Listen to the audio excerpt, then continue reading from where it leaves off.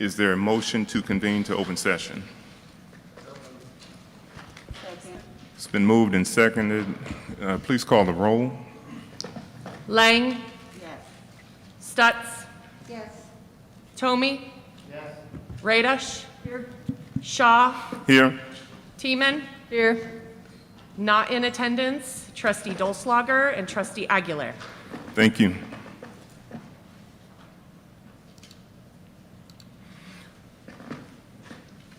Okay, we will now open the floor for public comment.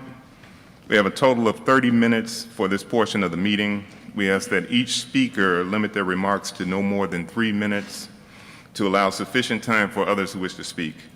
Athena will keep time and notify us when the time limits have been reached. We ask the speakers avoid redundancy in order to allow others time for comment. Speakers are asked to refrain from making personal attacks. Staff and trustees will refrain from commenting during public comment time. When your name is called, please approach the speaker stand and begin by stating your name. First, Jen Hamlin.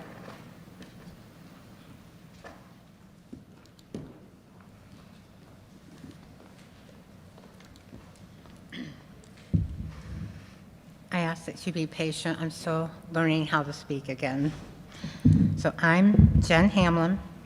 I'm part of the ASME bargaining team currently involved in a wage opener with the university. Last week, we received your best and final offer of 60 cents an hour. It simply isn't enough. I'm respectfully asking the president to reconsider. And here are a few reasons why. We have watched our coworkers being laid off from 200 members down to 70, while the remaining group of us took on their duties with no extra pay.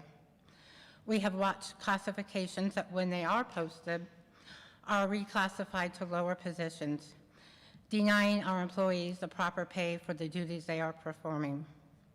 We have been asked to split our time between departments to do jobs that were previously held by 2, 3, 4 people.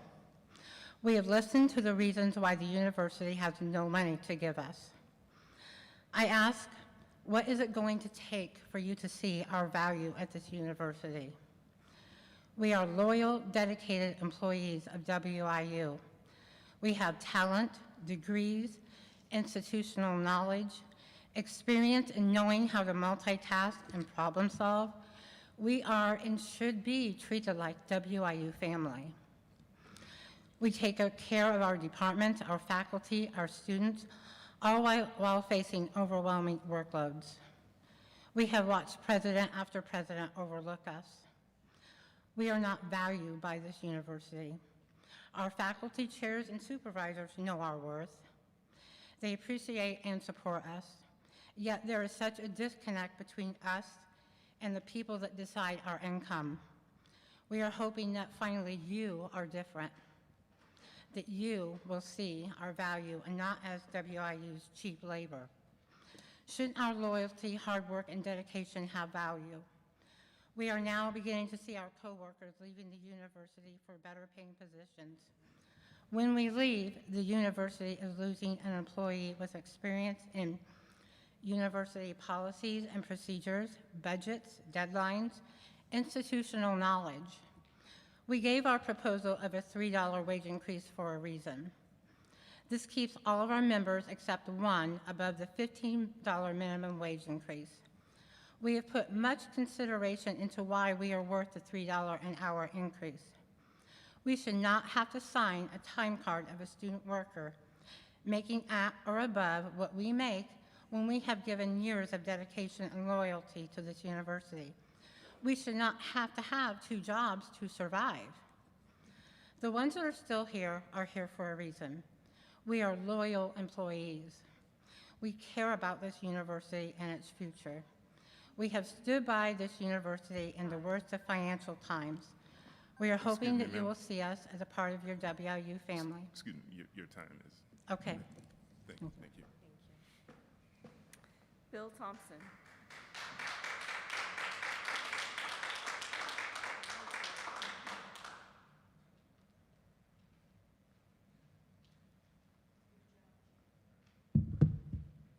This was not part of my prepared comments, but I just want to say amen to what Jen Hamlin just said.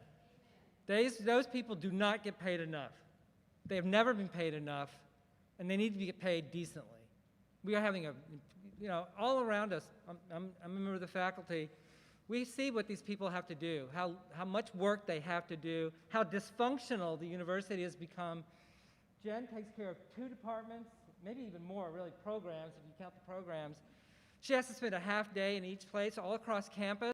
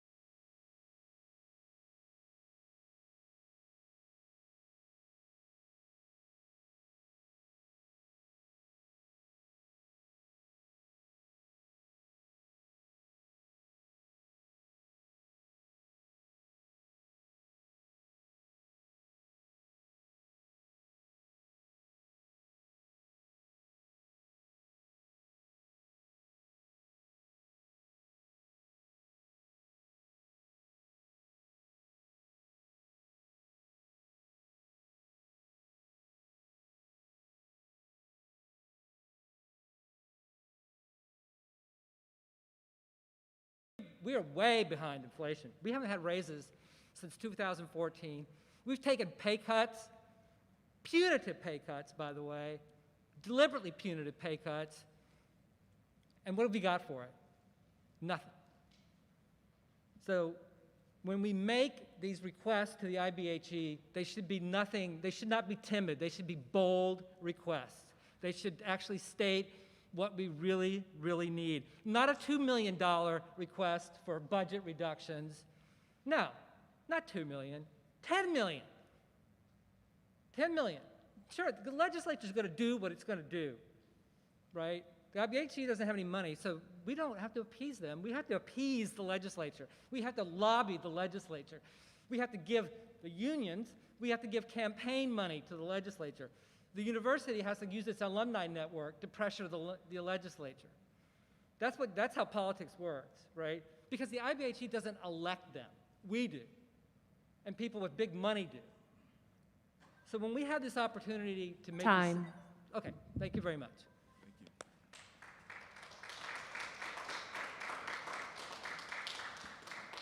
you. Jay Kramer.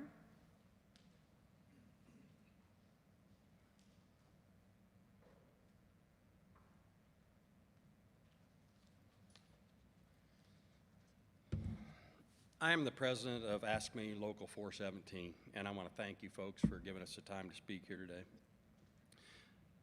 I'm talking about the COVID outbreak and how we have handled it. We've been on campus every day since the COVID outbreak. We didn't ask for anything extra from management. Management came to us and wanted to make changes and said, you know, we're going to have to do this, this, and this. We told them, you tell us what needs to be done, and we will get it done. We agreed to do whatever it took to keep COVID at bay. We made adjustments on the fly without asking for anything else or a new bid meeting. Management acknowledged these increases in the chores that we had to do to keep the students and the campus safe. And they told us, we won't forget this when it comes time for your wage reopener. We were the front line of defense on campus. We kept the students and the classrooms, the dorms, all over campus, the offices, everything safe and disinfected. Other campuses were being shut down because of outbreaks. We stepped up and took care of Bayless and Henninger, which was a hazardous zone. That's where the quarantined and the isolation was. We didn't ask for anything extra. It was our job. We did it. When the university got in financial trouble 3 years ago, they asked us to take a cut in pay. We gave up a 2%. We helped them to get through that tough time. And right now, they are offering us our 3% back. That right now amounts to, on the average, $35.25 a pay period. After taxes, it's $25.38. But with the BSWs, it raises us in our insurance premium, $19. We end up with $3.19 a week extra. WIU has received $30 million from the CARES and the ARP funding. We were told that half that went straight to the student funds, and the other half needed to be used for prevention and suppression of COVID virus. That is exactly what BSWs do. We're not asking for the other half of the $30 million. The numbers that we're asking for right now is in the neighborhood of $200,000 a year. That's a drop in the bucket. Some time ago, my granddaughter said to me, "Papa, do you know what integrity is?" I said, "Yes, I do, but why don't you tell me what you think it is?" She says, "It is doing the right thing, even when nobody's watching." I hope you folks will do the right thing. Take care of our BSWs. Thank you.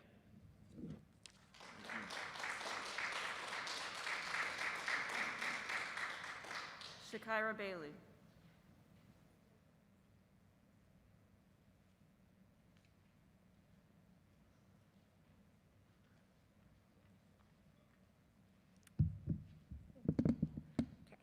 Good morning. Oh, okay. Sorry.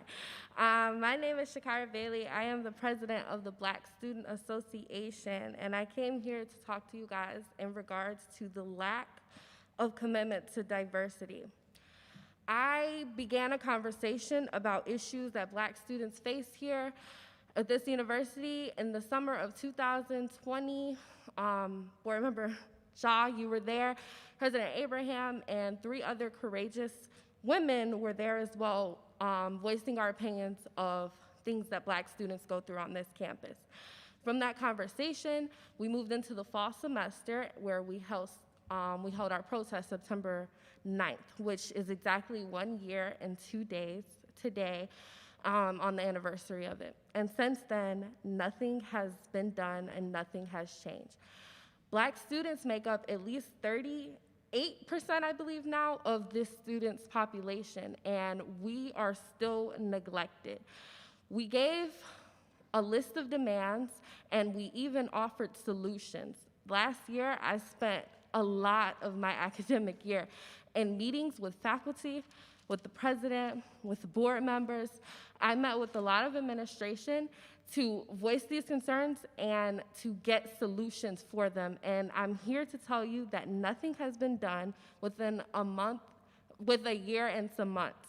And that's just unacceptable. Western has decided that they stand to say Black Lives Matter and has posted this on the university, has made statements, but how exactly does it matter if we're not actively doing anything? Our African American Studies department is not back. I cannot major in that. And not only do the students want this, it's needed. On top of that, we do not have representation within our faculty at all, and I am not including the grad students because they're students too, so they should not be counted in that quota of faculty, which I know is something that is being done. There is no reason that we make up such a large population and we're still being ignored. We've held a protest, we've met, we've shared our concerns, and nothing again is being done. When President Abraham was in office, it seemed like there was a change, it seemed like things were happening, and since that transition has happened, I have not seen anything. Western does have a no tolerance policy. That policy is more of a reaction instead of a prevention to these issues. I am coming here as a Black student myself and a leader of the Black students on this campus that I've met with several times about these issues. We are tired we are sick of being told that it takes time and we'll get there when nothing is being done. Since this year has started, I haven't heard absolutely anything. Thank you.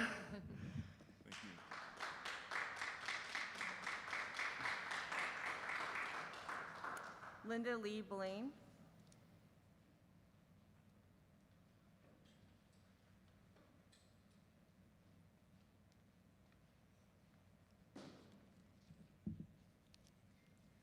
Good morning. My name is Linda Lee Blaine, and I work for the Illinois Institute for Rural Affairs. I have an MBA and 18 years of experience as a community and economic development professional. I've been at WIU for 12 years this month. A couple of years ago, my position was reclassified, or more accurately, misclassified as civil service. I love my job. Giselle Ham and I facilitate a strategic planning and visioning program with rural communities. I'm very proud of the program that we have developed over the last 12 years. In my opinion, we have greatly improved the program and its impact on the rural communities that we serve. I also manage an AmeriCorps Vista program.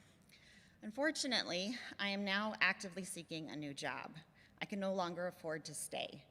In 2009, I was hired with a salary of $43,000. In 12 years, I've received one cost of living increase that raised my salary to $47,000.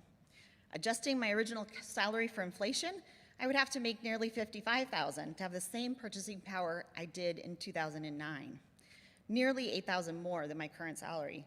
Keep in mind, this would not be a raise.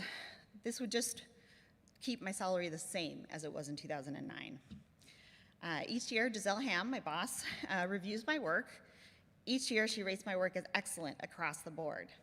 Unfortunately, at WIU, merit is not one of the considerations for eligibility for raises.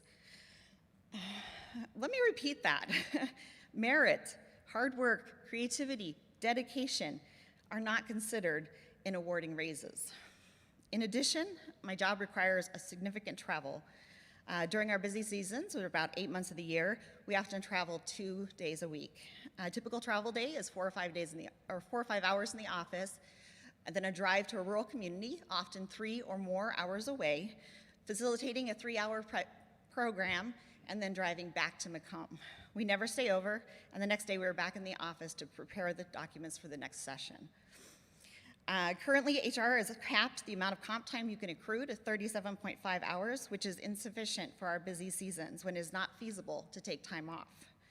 When we are working 2 16-hour days a week, we quickly reach that maximum and end up losing comp time. So for many of these very late nights, the only compensation I receive is $17 and a per diem for dinner. HR established one policy for everyone on campus. However, the Institute for Rural Affairs is not a typical department, and to meet the needs of our rural communities, we require more flexibility.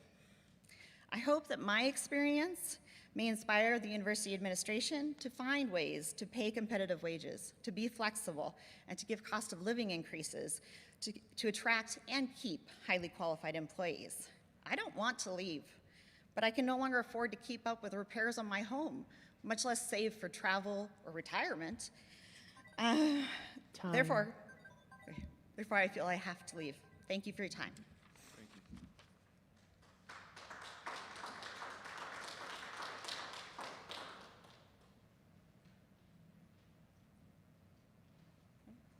We received 3 written comments, which I will now read into the record. Recently, this one is from Crystal Martin. Recently, we were contacted regarding our thoughts on annual raises, or the lack thereof.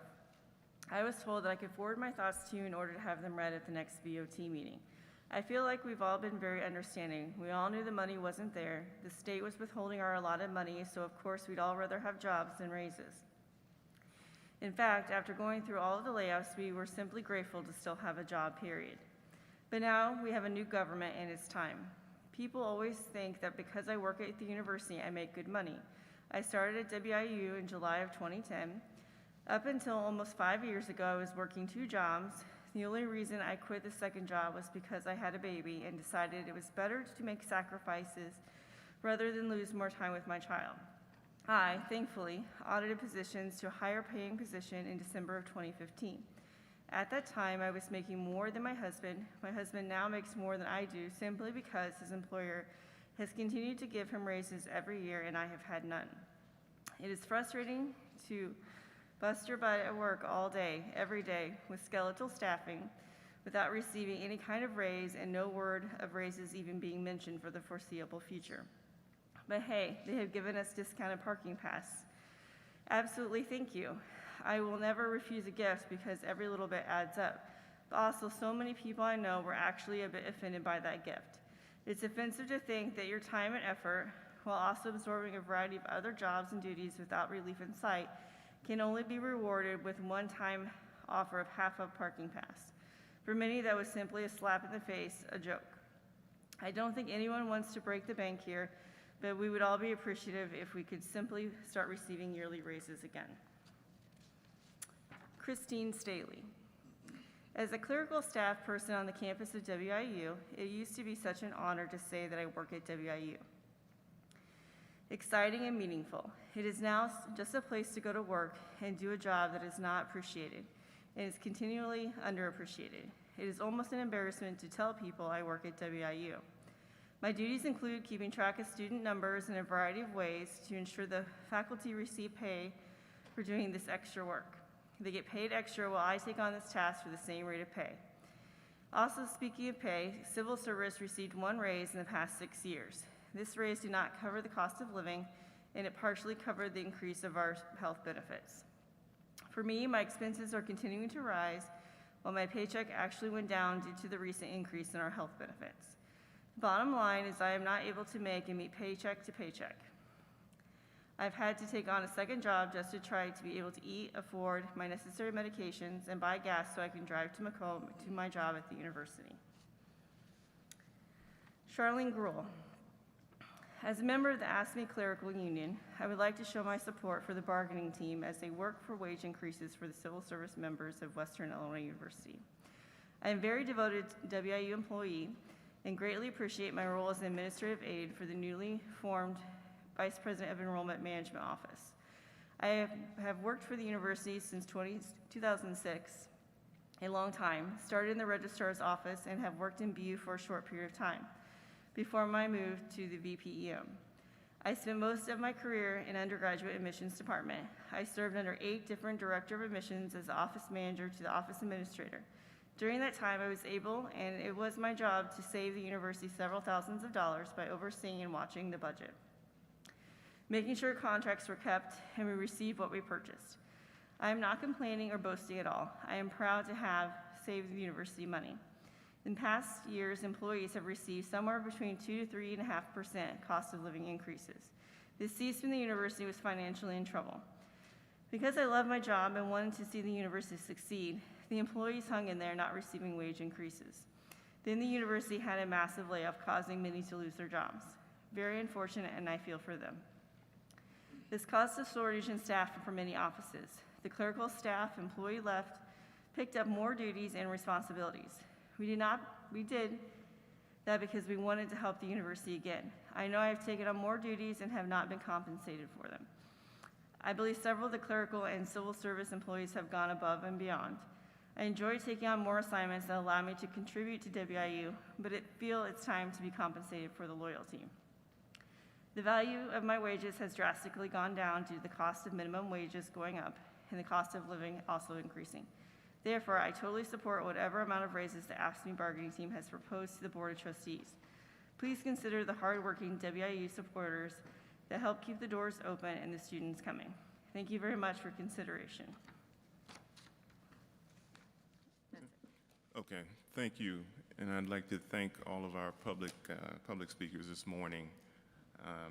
This is my first meeting and, well, my first regular meeting as chair, and I did prepare a few comments.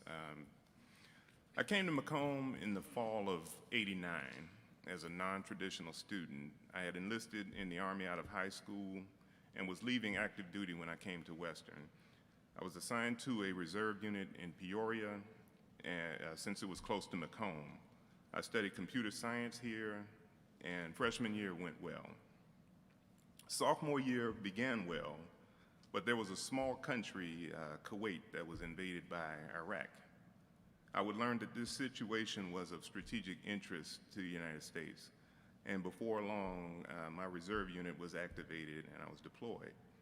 I left WIU so quickly that my dorm room was still left as is.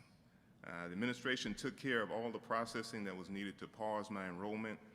My friends packed up my room for my family, and as chaotic as my world was, WIU made my departure as smooth as possible so I could focus on the task at hand. So when WIU is described as military and veteran friendly, these terms are special to me, and I know that we'll continue to serve those who serve. So 30 years ago, give or take a few weeks, I returned to WIU after the Gulf War and went on to complete my undergraduate degree in computer science with a minor in management a few years later. During this time, I learned about Tuckman's 4 stages of group development: the forming, storming, norming, and performing. Our board, this board of trustees, has done we did a lot of forming, and we did a whole lot of storming, if you've been watching, before any norming and performing. But this is board work. This is board work through university leadership changes. This is board work through political and social unrest, board work in a financial crisis, and board work in a global pandemic. Our first 2 years were extremely difficult, and our chair during this period, Dr. Polly Rada, should be commended. We're still in the pandemic, still working on enrollment on both campuses, still managing our costs closely, but I believe that this board has a great deal of talent, and we have come together. I believe that our president has the right strategies for enrollment, retention, diversity, inclusion, marketing, and the Quad Cities campus, and more, as you're familiar with his strategies and his State of the University's address. I was on campus all day yesterday. I work from the Multicultural Center, and I want to thank them for hosting me yesterday. And although we have a lot of work to do, the energy on campus feels different. I can see some optimism in some of the faces now where we couldn't before. I can take no credit for that. I think I'm just coming in at a time where where times are getting a little bit better all around. Either way, I look forward to serving the students, faculty, staff, administrators, alumni, and the Macomb and Quad Cities communities, and this board. Thank you. And now we're ready for President Huang's comments. Thank you, Mr. Chair. Good morning, everybody. I heard a number of comments. I took them down in my notes, and I thank you for thinking about these issues. They are important to you, as they are to me. So my comments today will be largely directed towards a number of major initiatives that we have been working on. So let me thank the chair of the board, the entire board for their dedication, their time, and their own commitment. Sometimes materials, other times monetary, other times time. A very valuable commitment to the university, to the future of this fine institution. I want to thank all of your attendees and the staff, the faculty, and the students for being a member of this important community. We have weaknesses, we also have strengths. We have problems to which we have some solutions, to others it will take time, right? I came from China where people often say thicker ice take longer to thaw. Believe it or not, it's true. So I also want to thank the community members who are here. You are here because you care about this university. You want to see it prosper, thrive, no less than me. If of all people, I wanted to see this university succeed, right? Because that means we will be doing well. I will be doing well as a leader, right? So leaders are here to tackle challenges, not maintain the status quo. All right, so I also want to thank many of the staff, especially the staff who worked on this meeting, like Liz and Nikki and Athena. They put this conference together this meeting together. A lot of efforts you wouldn't even see behind the closed doors, right? Behind the scenes. So they are important to the success of this meeting and this university. Let me start by talking a little bit of our enrollment situation. I'm very, very pleased to report that our enrollment looks really good. Right? We are even with last year's enrollment. Right? All the releases I have seen by other universities, U of I, ISU, and Eastern, Southern, the campus I have seen, with a couple of universities, they see some rise, some increase. With a couple like us and another sister school, we are flat. But for us, that exceeded my expectations. I have everybody to thank, especially the admissions team. They work day and night. They are on campus, off campus, doing a lot of effective work that brought us to today's results. We stand at 7,455 students total for this year, right? Again, basically even with last year's. The really bright spots for us, they are in two areas, international and graduate. Internationals have set a record. We are looking at 658 international students on campus today. That is a record. I have a lot of people to thank, in particular Dr. Randy Glean and his staff. They have been very effective working with admissions, with the grad school, and me, and results are here. They did a tremendous job in bringing so many internationals to our campus.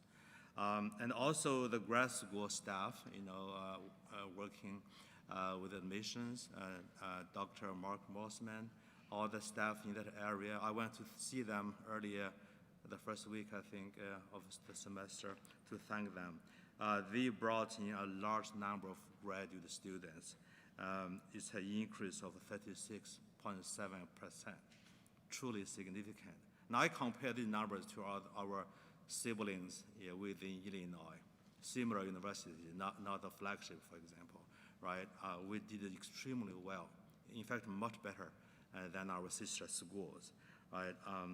Dual enrollment has also seen some increase, though if you look at another university, sister school, their enrollment with dual enrolled students is about 1/4 of their entire population. Ours increased by 47%, but only 1.69% of the entire population, right? So we increased, but that's a market we want to continue to utilize. Even though dual enrolled students don't bring in a lot of revenue, numerically they look good. But I don't need us to look good because we have the numbers. We want them to look good because we have real good, solid numbers on campus. So that is really good news to start the semester with. The time I made the State of the University address, these numbers were not available. At that time I was thinking, well, maybe we would be down by 100, but that was not true. Turned out to be great. So thanks to everybody, faculty, staff, and even some students who worked in those areas. You made a difference. Related to enrollment is retention. So as you may recall, over the last 8 months, I set a number of priorities. I will repeat in case you are not familiar. Recruitment, enrollment is one, retention another, diversity yet another, institutional distinctiveness, town-gown relations, and internationalization. I give the credit to everybody who worked hard in those areas. Again, we are still seeing early results of those efforts. So retention, as of today, freshman retention from last year to this year stands at 71.9%. 71.9%. Now, if you consider last year as an exception, that happened to almost every university. Last year I was at a different university as a president. We suspended all the policies on probation, suspension, academic standards, and many other things. So you saw a good retention rate for last year, and at many publics, WIU was no exception. You look back further, the university consistently performed at 65 to 67, 69% of retention for the freshmen. So this year truly stands out in terms of retaining our students. Offices like the retention initiatives under the leadership of Justin Shu, they worked hard with all the professional advisors in the colleges, at the university level, in the department, schools, and all areas of the university. It does take a village if you want to be, it does take a university. Retention, I've been saying loud and clear, is everybody's responsibility. Yours, mine, the faculty, advisors, staff. When we are good, the retention numbers show, and they have shown that we did well in that front. Can we do better? You bet. We can always improve our retention, because retention, in my mind, is as important as recruitment. Those of you who heard me say this, I have a very simple formula, so I call it a 3R principle: recruit, retain, and revenue. As a president, revenue is the last thing I should be talking about every day, but I do because in your comments, where's the salary increase? Where's the wage increase? I'm not oblivious to those questions.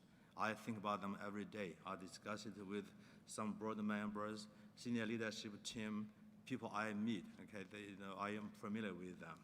I said it before. I'm continuing to say it until we can make it a reality. If we can, we will do something. When we can, we certainly will. Right. So on that note, Interim Vice President Shannon will give you more details.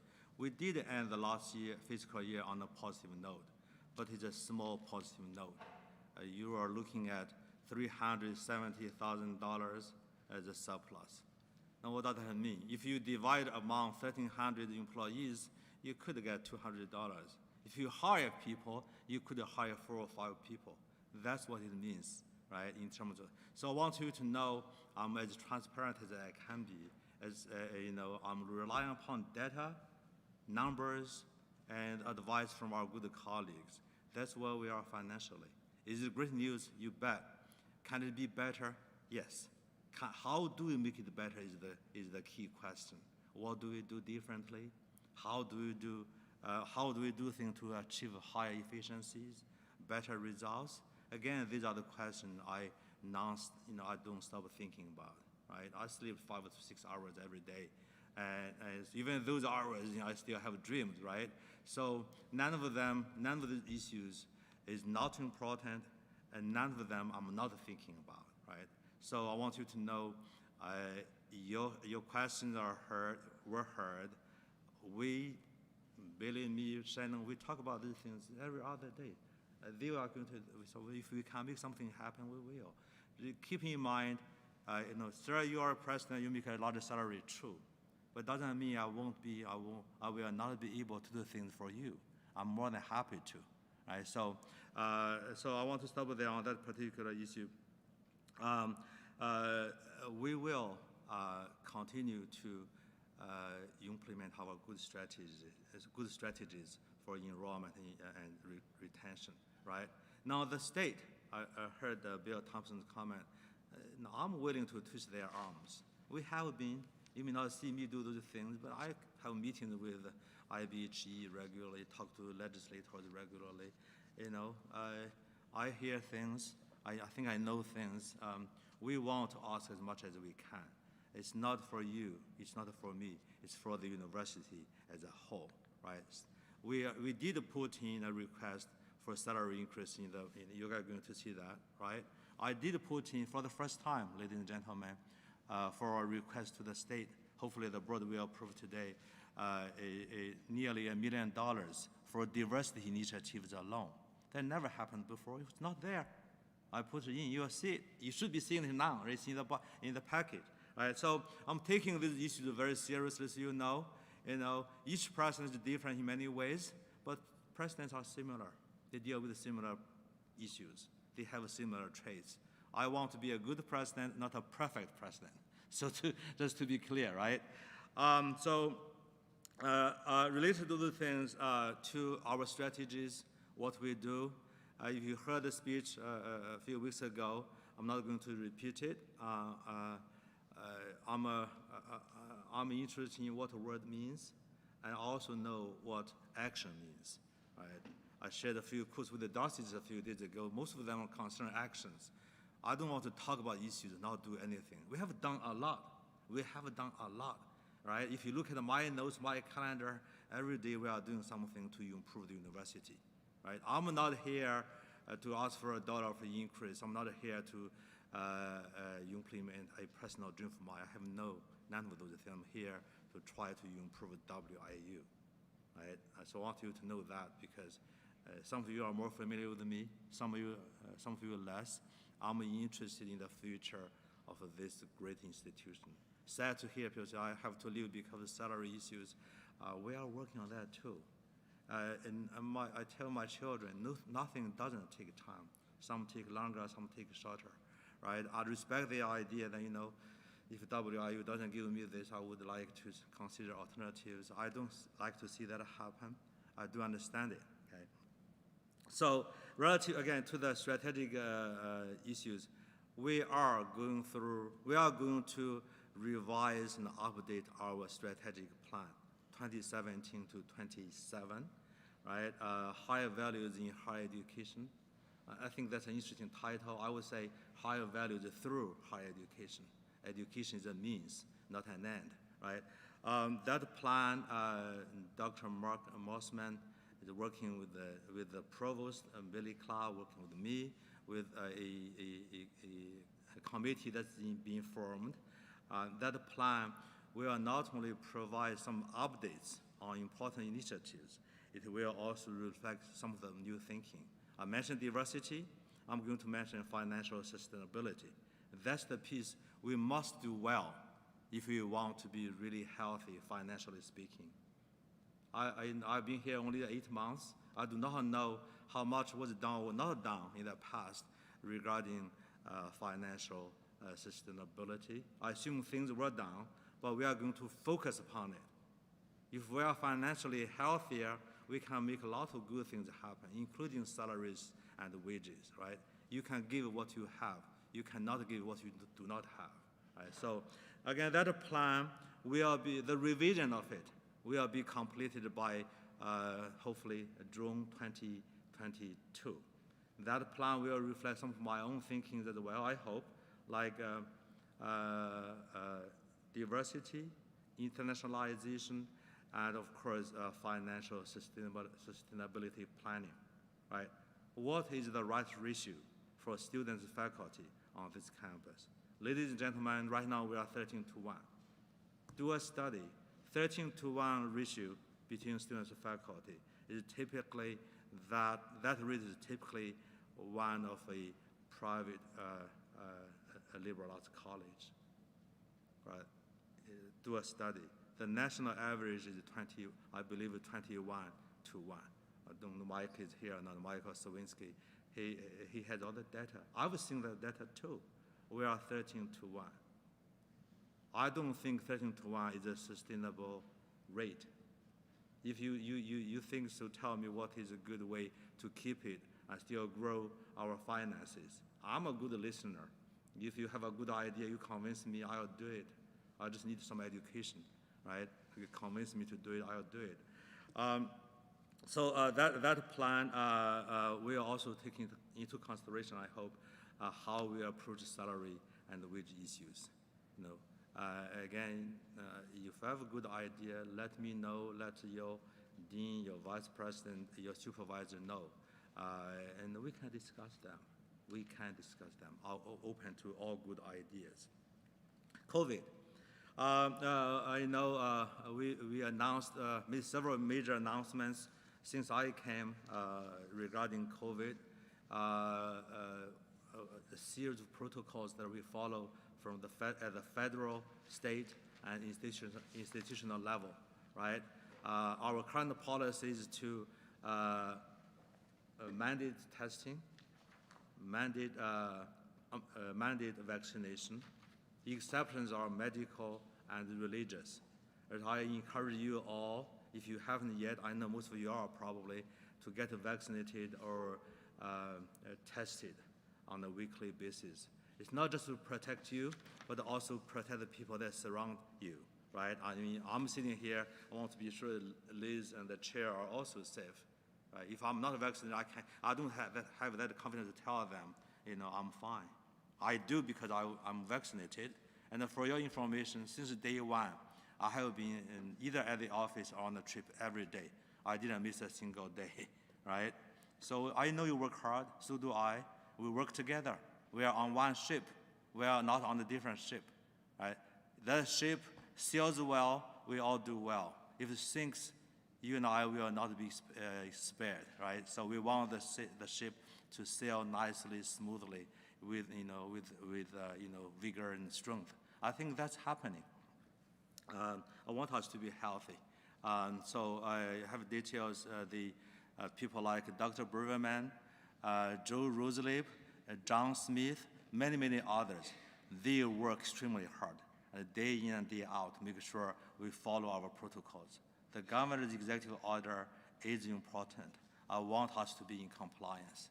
Again, for your personal safety and for the safety of the people that you love, the people that you work with, the people that surround you, or you surround them. Right? This is an important message.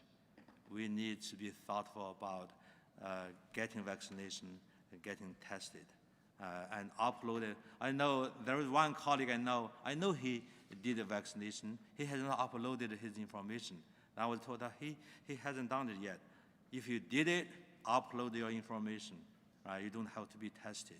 It's easy to get tested, right? Very easy. I did it 3 times in the spring. It takes literally a few seconds. It's much easier than the test a professor gives to a student. So this test is, it's nothing compared to a test you do in the classroom. I already alluded to diversity issues. So we are working very hard on it. We hired this year alone, the provost will tell you the same thing. We hired 4 CTVVN scholars, right?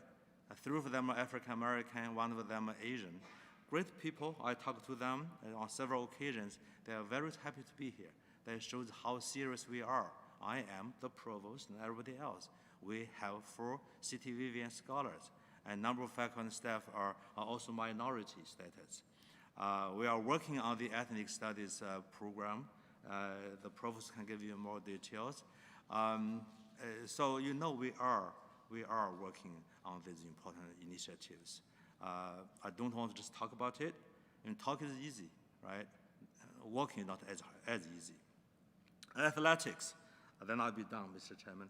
Athletics, if you hear anything, we are in Division 1. We are staying in Division 1. I have had a good conversation with the colleagues, with the AD, with many other interested friends, including our alumni. I have been on a number of tours with alumni, with Amy Spellman, sometimes with Kerry, sometimes with Brad Painter. We did great tours. I really enjoyed them. Heard a lot of very interesting things here and there, including comments about our Division 1 status, our league status. Where are we now? We are still with the Summit League. We've had a good conversation with Ohio Valley. Had a nice meeting with the commissioner in my office, very positive. So now, again, a lot of things require resources. So I share one of my favorite quotes. Thomas Edison liked to say, when he was alive, he invented all the light bulbs, right, everything else. A vision without execution is hallucination. You have to have a vision, and you have to execute it. One of my own former presidents says, he added, a vision without resources is hallucination. I want you to know that because those are important observations. We have a vision, we have priorities, we wanted both resources and execution to make that vision happen. So I'm going to stop there, Mr. Chairman, and turn it over back to you. Thank you, President Huang. And I need to back up. We have a couple of action items that we need to take care of. Can I have a motion to approve the June 10th and 11th, 2021 open and closed session minutes? It's been moved and seconded. Is there any discussion? Seeing none, please call the roll. Shaw, Yes. Stutz. Yes. Teeman. Yes. Lang. Yes. Tomey. Yes. Radosh.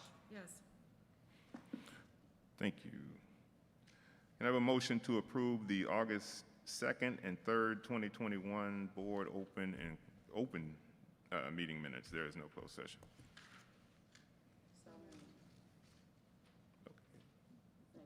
Okay, it's been moved and seconded. Is there any discussion on the open session minutes?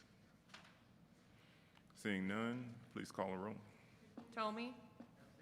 Oh, excuse me. Closed.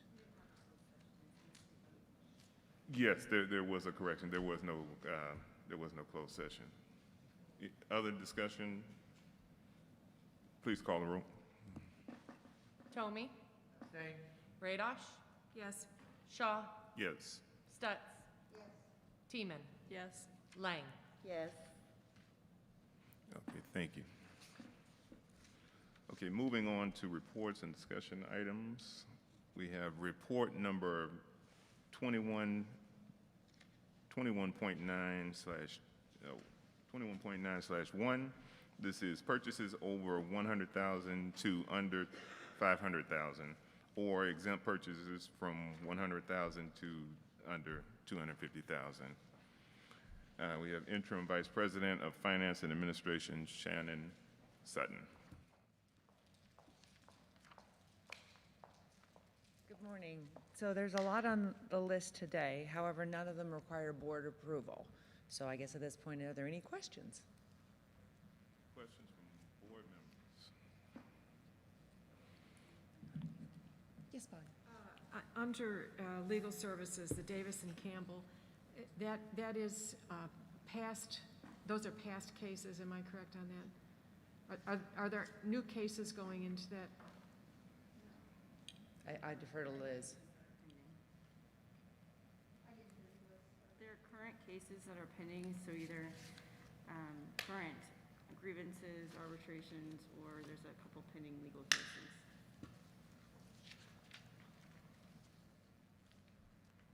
Other questions, other input from trustees?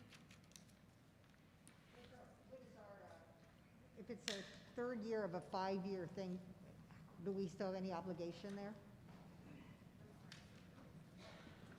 I said, just following up with Polly's comments. It says it's the third year of a 5-year agreement. Do we have any obligation for 4 and 5? We have the option to renew, and if there are anything still pending, we probably will renew. However, we have also an agreement with Forensic as well.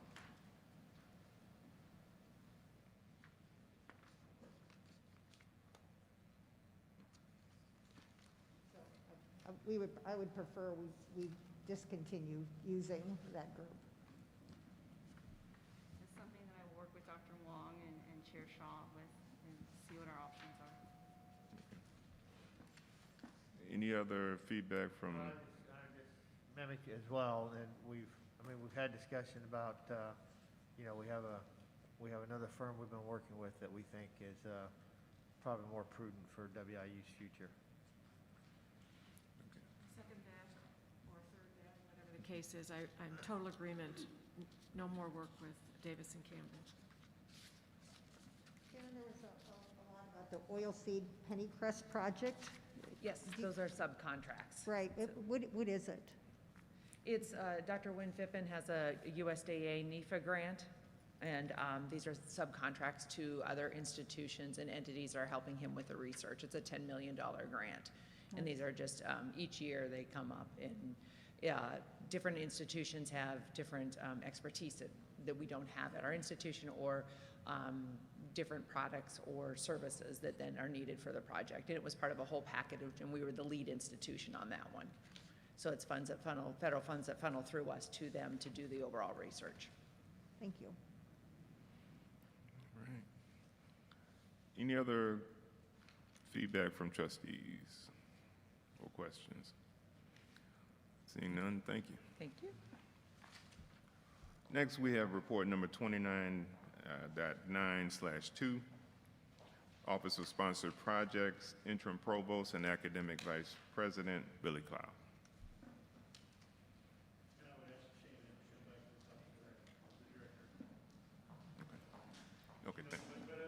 Okay, thank you. So this report and the next report are, well, this report is an annual report, so once a year, we just kind of give an update of the Office of Sponsored Projects and what has happened. So in this, Jill Marshall, who retired at the end of August, unfortunately, has prepared this report for the board today. So I would be happy to entertain any questions. Kind of gives an overcap of some of the highlights of what went through the office this last year. Questions on sponsored projects? Yes. There's a paragraph in here, WIU also submitted 8 federal earmark proposals for the 18.4 million. These were submitted to Senators Durbin and Duckworth. Do you know what those are? Not precisely, but just a general idea. Yes, and now I'm thinking, I didn't have that information. They are the grocery store for rural grocery store initiatives and community development in Quad Cities. Thanks. Other input from trustees? Seeing none, thank you. Okay. And I'll stay here because I think the next one. All right, report number 21.9/3, externally sponsored grants and contracts.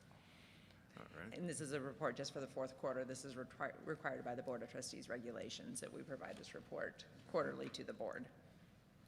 Questions? Shannon, could you explain where it says additional information on page 21? Can you explain how to read that? Okay, a former trustee had asked for this information, and so we've just continued to provide it. So they've asked for, when somebody submits, is it their first or second proposal or award? So for the fourth quarter, we had one person that submitted their first proposal ever and second, and then one person that had received their first and second awards, and then fiscal year to date. So for the last fiscal year, we had 9 individuals that submitted their first proposal throughout the year, 3 that submitted their second, and then 9 received a first award and 3 received their second award. So are these to the same agency or? No, these are completely different agencies. These are faculty and staff members. Repeating, okay. Yeah, so it's when to track like who's new in the process or who has either proposed or received their first award. Okay, while thanks. here at Western. Thank you. Does everyone submit their grant proposals now through McAllister and Quinn, or? No, they're all submitted through Western, through office-sponsored projects. Okay. Yep, even the ones that when we work with McAllister and Quinn. Any other feedback? Thank you. Okay. Next, we have report number 21.9/4, and that is the report on external audits. Executive Director of Financial Affairs, Keisha Rhodes to lead. Good morning. So in front of you have the report on external audits that concluded in fiscal year 2020, so June 30th of 2020. I'm here to entertain any questions you may have. Questions? Seeing none. Take it. Thank you. Thank you. All right. Report number 21.9/5, Enrollment Management Report. Vice President for Enrollment Management, Dr. Amber Schultz. Good morning. Greetings from the relatively new Enrollment Management Division at Western Illinois University. I've been serving Western Illinois University for about a month, and I am absolutely loving it. This is an incredible university that provides students with a phenomenal life-changing educational experience, and I have been so warmly welcomed by this campus and the community.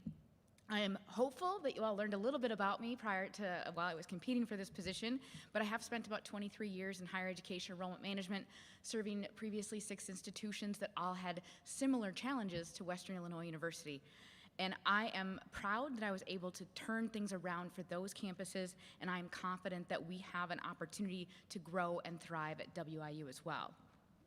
But due to the way enrollment cycles work and the fact that I arrived here on campus on August 1st, I had nearly nothing to do with this fall's enrollment results. I'm very proud of the team that was able to provide for stable enrollment in a very challenging time. I am looking forward to leveraging the forward momentum we have and adding some additional fuel to our fire to keep things going in the right direction. I'm assuming we've heard Dr. Huang's statements on enrollment this morning, the press releases on our website, and we do have stable enrollment at WIU this fall, which is super exciting in such challenging times. Due to fierce competition for students and the continued impact of a global pandemic, many campuses are viewing stable or flat enrollment as a new growth model in higher education, as growth is very, very rare these days. After 14 years of declining enrollment from 2005 to 2015 at Western Illinois University, we experienced a significant increase in our new entering student population last fall, in the fall of 20. And although we've declined in our new student enrollment for this fall, fall 21, we are better than we performed in 19. But as Dr. Huang has already pointed out, due to a record-setting number of new international students this fall, we were still able to achieve stable enrollment. So on page 24, the board report you just referred to, you'll see those numbers more in writing, but as Dr. Huang has already stated, we are 7,455 total students this fall, and that is a less than a 0.5% decrease in our numbers, just 35 fewer than last fall at this time, so stable enrollment is exciting. And although our number is a slightly tiny bit less than last fall, our retention is strong. So 71.9% retention continues an upward trend outside of the anomaly that we saw last year that many universities across the country experienced due to COVID-related policies and processes. Our new entering first-year student population, like I had mentioned earlier, we had a great year last year, and so we have declined some from last year, 13.5% decline from last year, but I'm very excited for the new ideas and the low-hanging fruit that I've encountered this last month, and so I'm excited to turn those things around as we have a goal for at least a 3% increase each year for the next several years on new entering student enrollment, and it is a 3% increase over 19. Our transfer student enrollment is down about 10%, but our new graduate student enrollment is up 36.9%, so very exciting, and I believe we have opportunities to continue to grow our graduate enrollment. Our graduate enrollment overall is actually 26% up over last year at this time, so that's also very exciting. We will be providing a more in-depth analysis and breakdown come December. I think it's really beneficial for you all to see how we compare to our sister institutions. Although press releases are out, hard numbers are not out quite yet, so it's hard for us to gauge that at this point in time. And we will be providing more of that information. Again, very excited about our international enrollment this fall. We are up 362 additional new international students over last fall at this time. Again, credit goes to Dr. Randy Glean and his work in recruiting those new international students, but we also know that due to the pandemic, there was some kind of pent-up interest and delayed students also. But we are excited to be able to continue to find ways to grow our international student enrollment. I'm very committed to continuing to turn the ship around. We have a monumental challenge to address in order to achieve our enrollment growth. But what I've learned so far in this campus is that this campus is tenacious, gritty, and determined to thrive into our future. We have set a goal to achieve 20% enrollment growth by 2027, and this year, stopping years in a row of enrollment decline is a step in the right direction towards achieving that goal of growth. I'm super excited to partner with the entire campus community to implement new ideas and best practice strategies in recruitment and retention. We have set aggressive recruitment and retention goals for the next few semesters. Like I've already stated, we intend to increase new entering student enrollment at least 3% each year and continue to increase retention rates by 1% each year.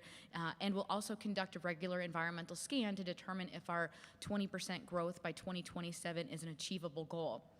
The previous interim AVP for enrollment, Gary Swegan, under the direction of Dr. Huang, got this team started in the right direction. They have developed an aggressive recruitment and retention goal and have identified strategies to get us there.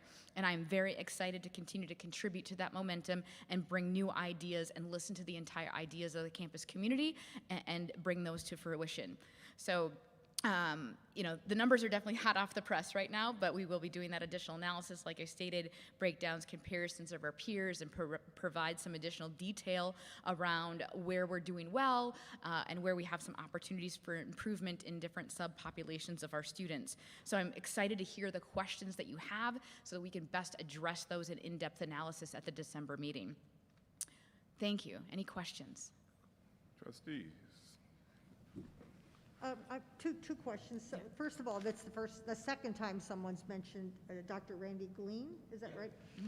What were some of the things that he did that worked to bring this, really close the gap with the international students? Great question, and he actually reports up through academic affairs, so Billy might be able to help me on this, but I've had many conversations with Randy about international initiatives.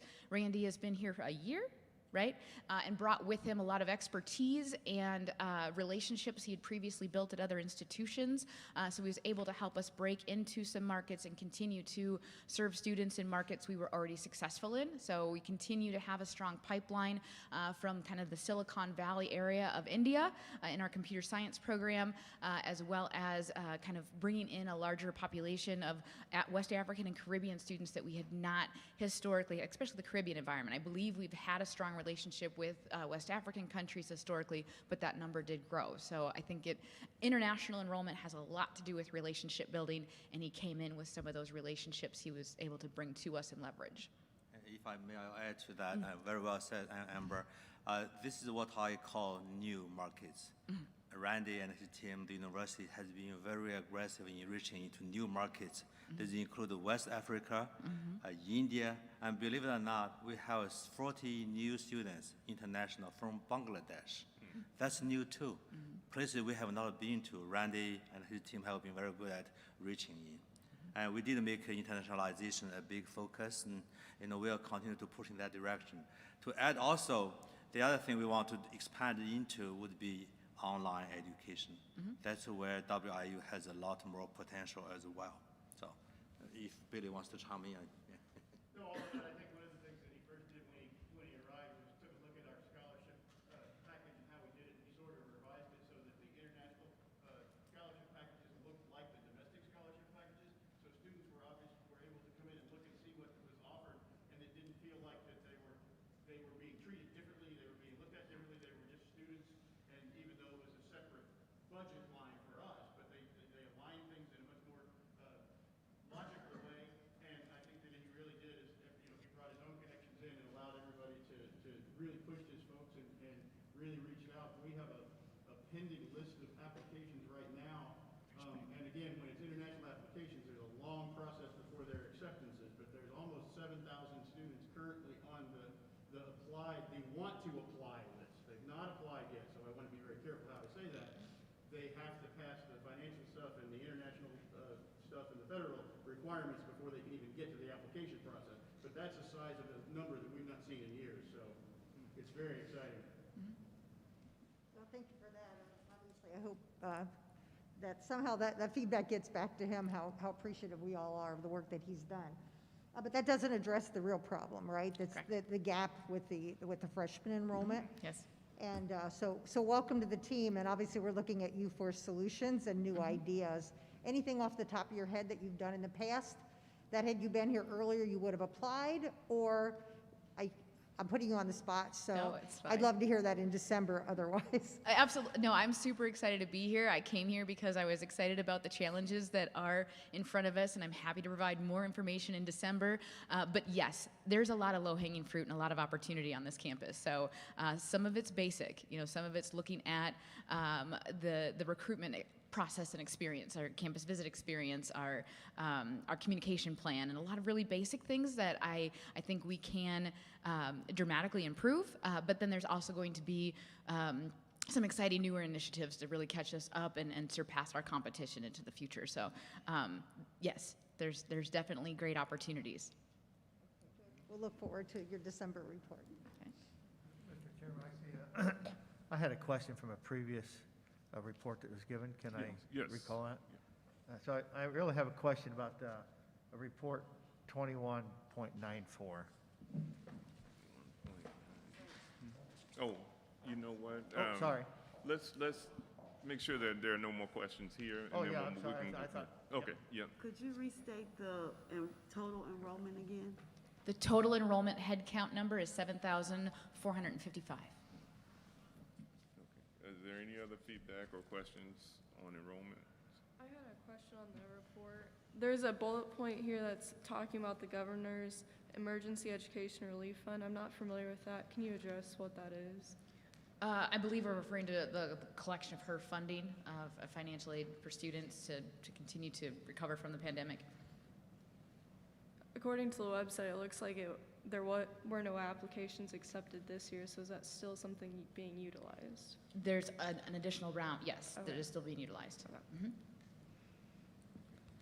Other questions? Okay, All right, thank you. Thanks.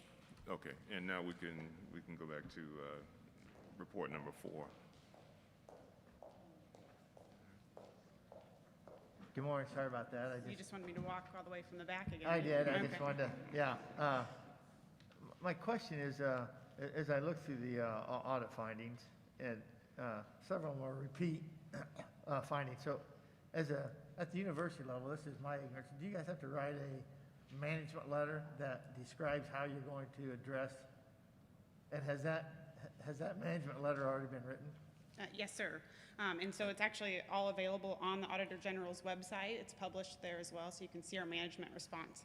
Some of these audit findings take multiple years for us to rectify, so our management plan would indicate that. Other things have been a management decision that we have chosen not to correct that audit finding for Okay, other. so this website here is where I can go and get the management letter? Yes. Okay, thank you. Yes, sir. Thank Mhm. Okay, were there any other questions? Teacher, could you give us an example of something that you might choose not to correct?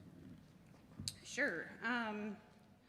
Well, let's talk about the noncompliance with university guidelines on excess funds.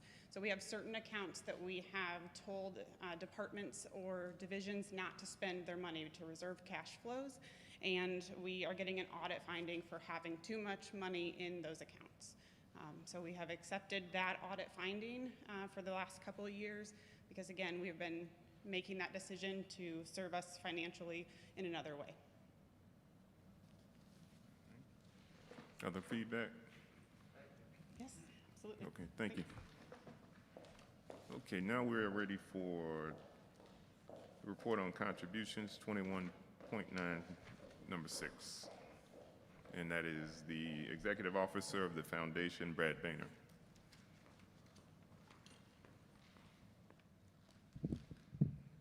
Good morning. Thank you for the opportunity to share recent foundation and development news. A report of contributions was included in your materials. First and foremost, I would like to thank the executive board of the foundation. They have pretty much given me a free hand to support the university any way we can, and I do believe we have stepped up, and probably a lot of things that we think that the university should be supporting, the foundation is actually stepping up and supporting, and so I thank them for that belief in what we're doing here. I also want to thank President Huang for his support of alumni development and his willingness to put a division back together that's very important to our future. I appreciate his willingness to travel with alumni programs and development for group and individual meetings. And it's especially nice to see him visiting the towns in our region. We need our region to support Western. With this support, we're in the process of filling 3 development positions, of which 2 should be finalized soon. We have been without a development officer in the College of Education and Human Services since April of 2020, and just completed interviews for that with an offer coming soon. We will soon complete the process to hire a corporate development person, and that position has been vacant for over a year. That position will be located on the Quad Cities campus, but will have corporate responsibilities for both campuses around the state of Illinois. Finally, we are in the process of advertising for a development officer for athletics, which is vacant now. These are important because major gift fundraising is all about relationship building, and the process of receiving a major gift can be a 3 to 5 year process from start to finish. As we explore the possibility of a much-needed campaign for Western, which will hopefully coincide with the university's celebration of the 125th year of its founding in 2024, it is imperative that we get all positions filled and training completed and relationship building started. To that end, and under the leadership of Executive Director Paul Bubb, the Foundation hosted a 2-day seminar for development officers, vice presidents, chairpersons, directors, deans, and anyone else who was interested in fundraising. The Foundation hired Advancement Resources out of Cedar Rapids, Iowa, to develop and lead us through this 2-day seminar. For Western to be successful in its next campaign, we need all areas of our campus pulling together, and quite frankly, we need the good news a campaign can generate for Western Illinois University. As I sit here today and listen, it seems like, as I've said before, the answer to every question we have is more money. And it's not coming from the state, it's not coming from increased enrollment right away. So it's going to come from one other spot, and that's our alumni. To assist with preparing for the campaign, our Director of Stewardship, Abby Pendarvis, has been working with our development officers. Paul Bubb has been working with the deans to plan what we call our Share the Vision program. We are bringing back donors and prospects who will spend the entire day visiting our academic colleges to hear firsthand the successes and challenges each face and how our alumni can help. This completes my report, and I'm happy to answer any questions at this time. Questions from trustees? Seeing none. Thank you. Thank you. For number 21.9, number 7, facility assessment report, interim assistant vice president of facilities management, Troy Rhodes.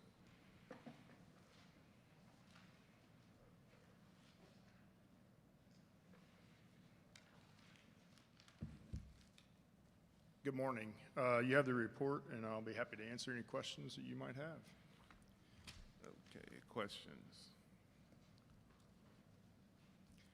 While you're looking, I would like to point out a nice positive comment that we received this week as our campus has been recognized as Tree Campus USA again this year, every year since 2012. So one of the things that we're extremely proud of, and we have been able to maintain throughout the not only the reductions and layoffs and so on, as well as the pandemic. So extremely proud for that fact. Thank you. What was the name of that again?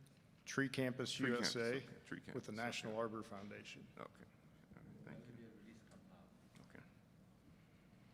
Okay. Trustee Rada. I'm going to beat the same drum I've been beating, and you've heard me say it many times. I'm going to say it one more time just for the record. The roofs, the 2.7 million, which is increased to 6.15 million, these are to repair flat roofs, and if we could just get away from those flat roofs that require so much maintenance and are so expensive and have to be redone so frequently, we could save a lot of money. I totally understand what you're saying and appreciate the perspective. And that I've said it so many times. And that's fine, and I get that. I have to say, though, that if that number was to install pitched roofs, it would be at least 3 to 4 times that number. Initially. And still continuing on. I mean, they still require a deal of maintenance, probably half as much maintenance as what the flat roof takes. So when you look at it overall in the long term, as well as maintaining systems, mechanical systems, and so on that are in the buildings, flat roofs are economically more cost perspective. And I hate to even say that because I know that they are a challenge. But I have to tell you and admit to you all that they're a challenge because the state has not kept up on deferred maintenance and kept up on maintenance properly.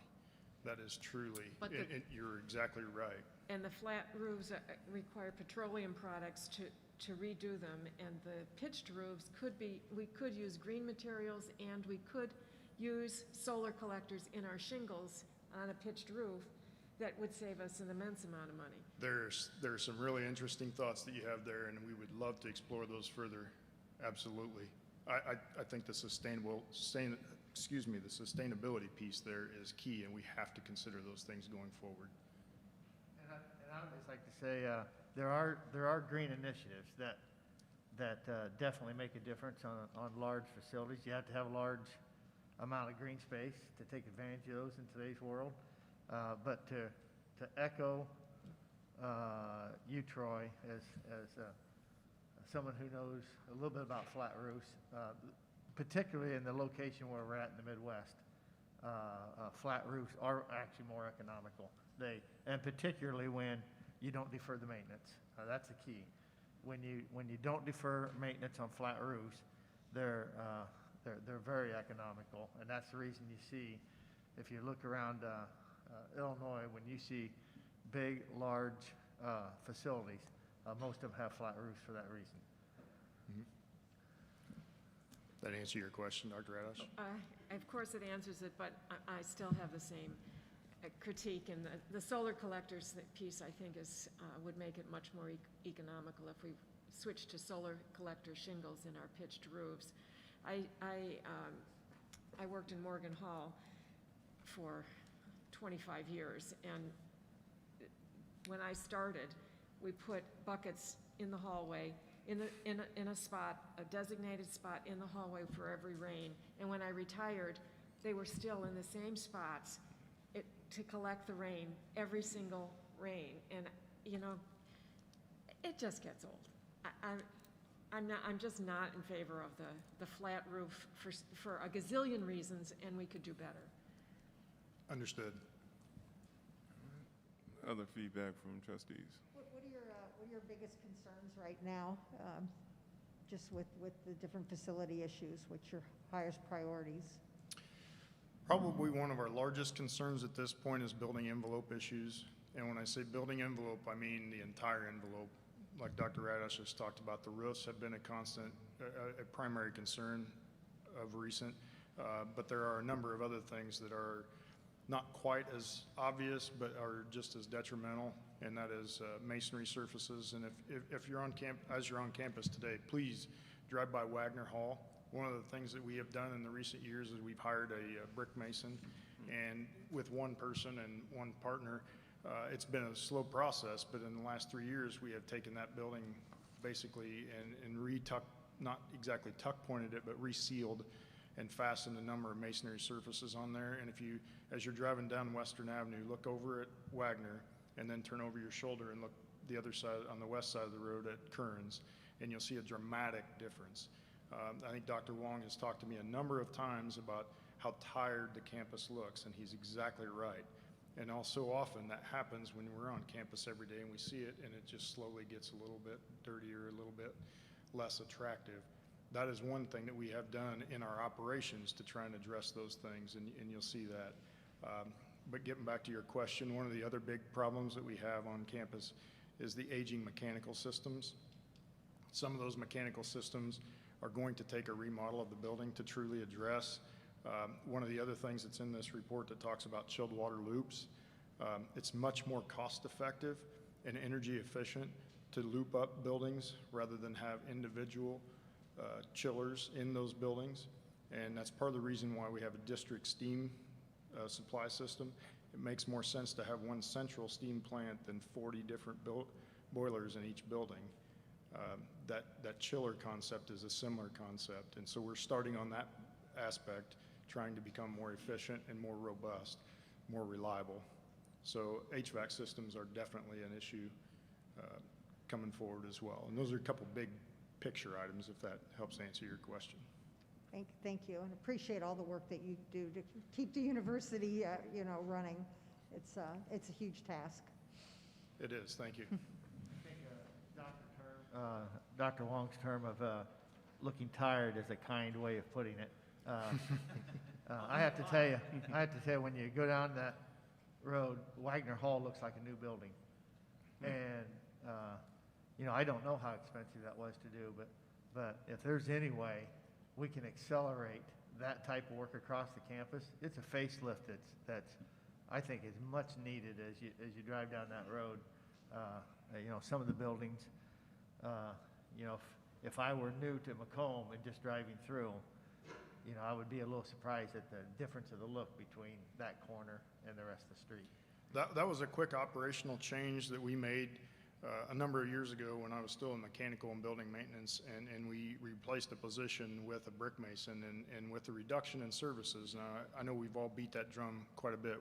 We've reduced about 25% in the last 4 years as far as our staffing, but that was one of the positions that as things were attrited and people retired and so on that we had to fill, we swapped that over to a brick mason, and that's only a 9-month-a-year position. And that individual has made a significant impact on this campus, definitely. Not only in that location, and that's one of the most visible, but that has saved us operationally considerable dollars. Thank you. Is our next building teed up for that? Right now, he is working on the breezeway at Sherman Hall. Sherman Hall needs some considerable building envelope masonry work. Simpkins is another one, and Garwood.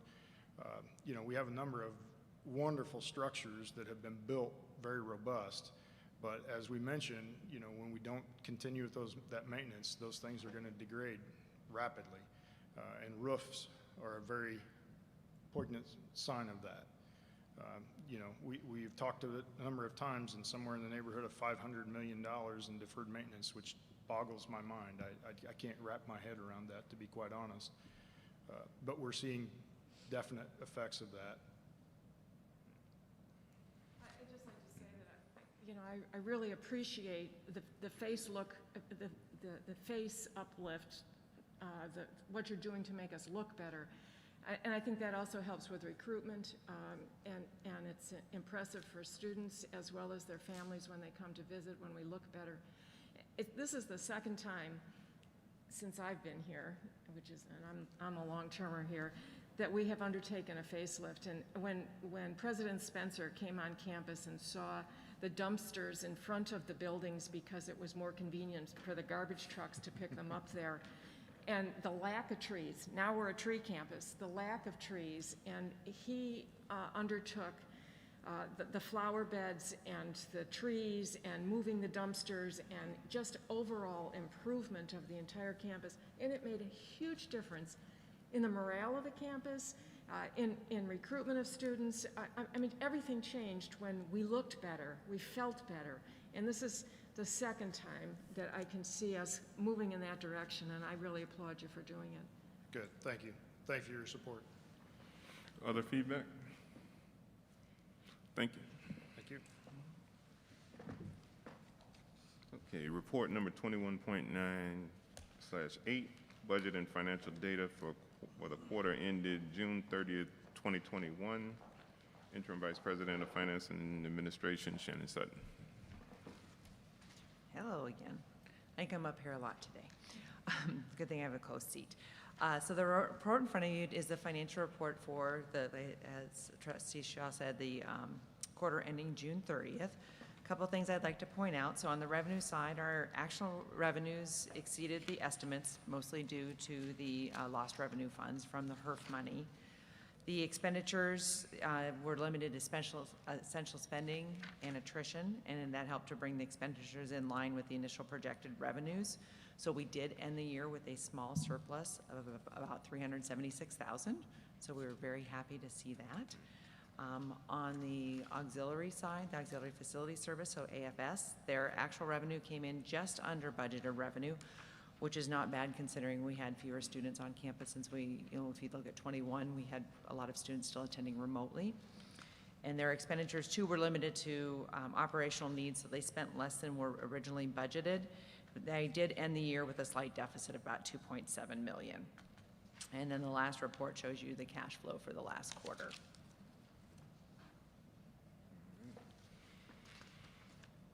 Any input from trustees?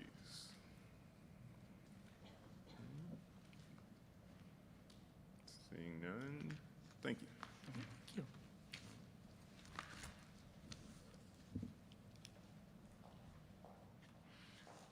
Okay, moving into general and advisory group reports and comments.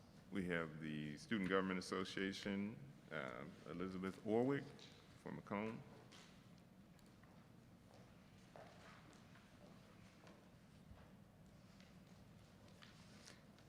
Good morning, everyone. Good morning.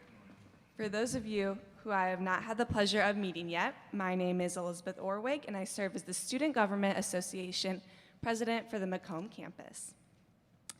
I'm excited to be here today and to give an update on what SGA has been busy with the beginning of the fall semester. SGA is currently growing as we have selected and are appointing at our next General Assembly meeting 8 cabinet positions. Due to the pandemic last year, there was not a full cabinet, so to be able to announce that all the positions were filled is very exciting and promising, especially for the future ahead with the more involved campus community. For our legislative branch, we are still looking to fill all the Senate seats. Due to just beginning, multiple colleges and organizations are still looking to recruit and appoint members. It is definitely a work in progress, but we are working on it. At our last meeting of the year last year, SGA approved a new meeting to the technology fee for all students. The amount was not changed. The legislation simply was that students were to have a 250-page limit for the entirety of the year. Should they go past that limit, printing was 10 cents per page after. The idea of this was to keep funds for other technological advancements across campus. SGA will be working on a forum where students can submit ideas, and then we, as the Student Government Association, will vote on said ideas. We are still looking to inform students and faculty in particular to prepare accordingly. SGA leadership has also developed a parking permit appeal form for second-year students considered freshmen by credit hours to upgrade their parking permit from Q lot to their respected residence lot, whether it's L lot, T lot, C lot. This form is live and available on Purple Post to those who qualify for it. Lastly, SGA has been made aware of the lack of students uploading their vaccination cards and/or getting tested weekly, basis per executive order made by Governor Pritzker on August 22nd. As of Tuesday, September 7th, I was informed that 2,400 students received a second non-compliance letter. As the SGA president, and also on a personal level, a concerned student who is attending university during a pandemic, I recognize the importance of getting to the bottom of this, questioning why students aren't complying. Where is the miscommunication happening if there is a miscommunication happening? How else is the university expressing the severity of this issue? And how can we let students know this is a state-level issue and not university? In attempts to bring awareness to this mandate, SGA sent out an email on September 3rd to all Macomb and Quad City students, encouraging them to either test weekly or submit their vaccination card. There was also information on this email describing how to do both. Complying with these guidelines is everyone's responsibility in order to ensure a safe academic year. SGA is committed to continuing to inform students of the severity of this issue, as well as encouraging the Leatherneck community to abide by their responsibilities in place. All this aside, SGA believes that we can have a successful year, and we look forward to a more lively campus community. We can't wait to serve the students during this legislative session, and will continue to be the voice for the students. Thank you, and I will take any questions.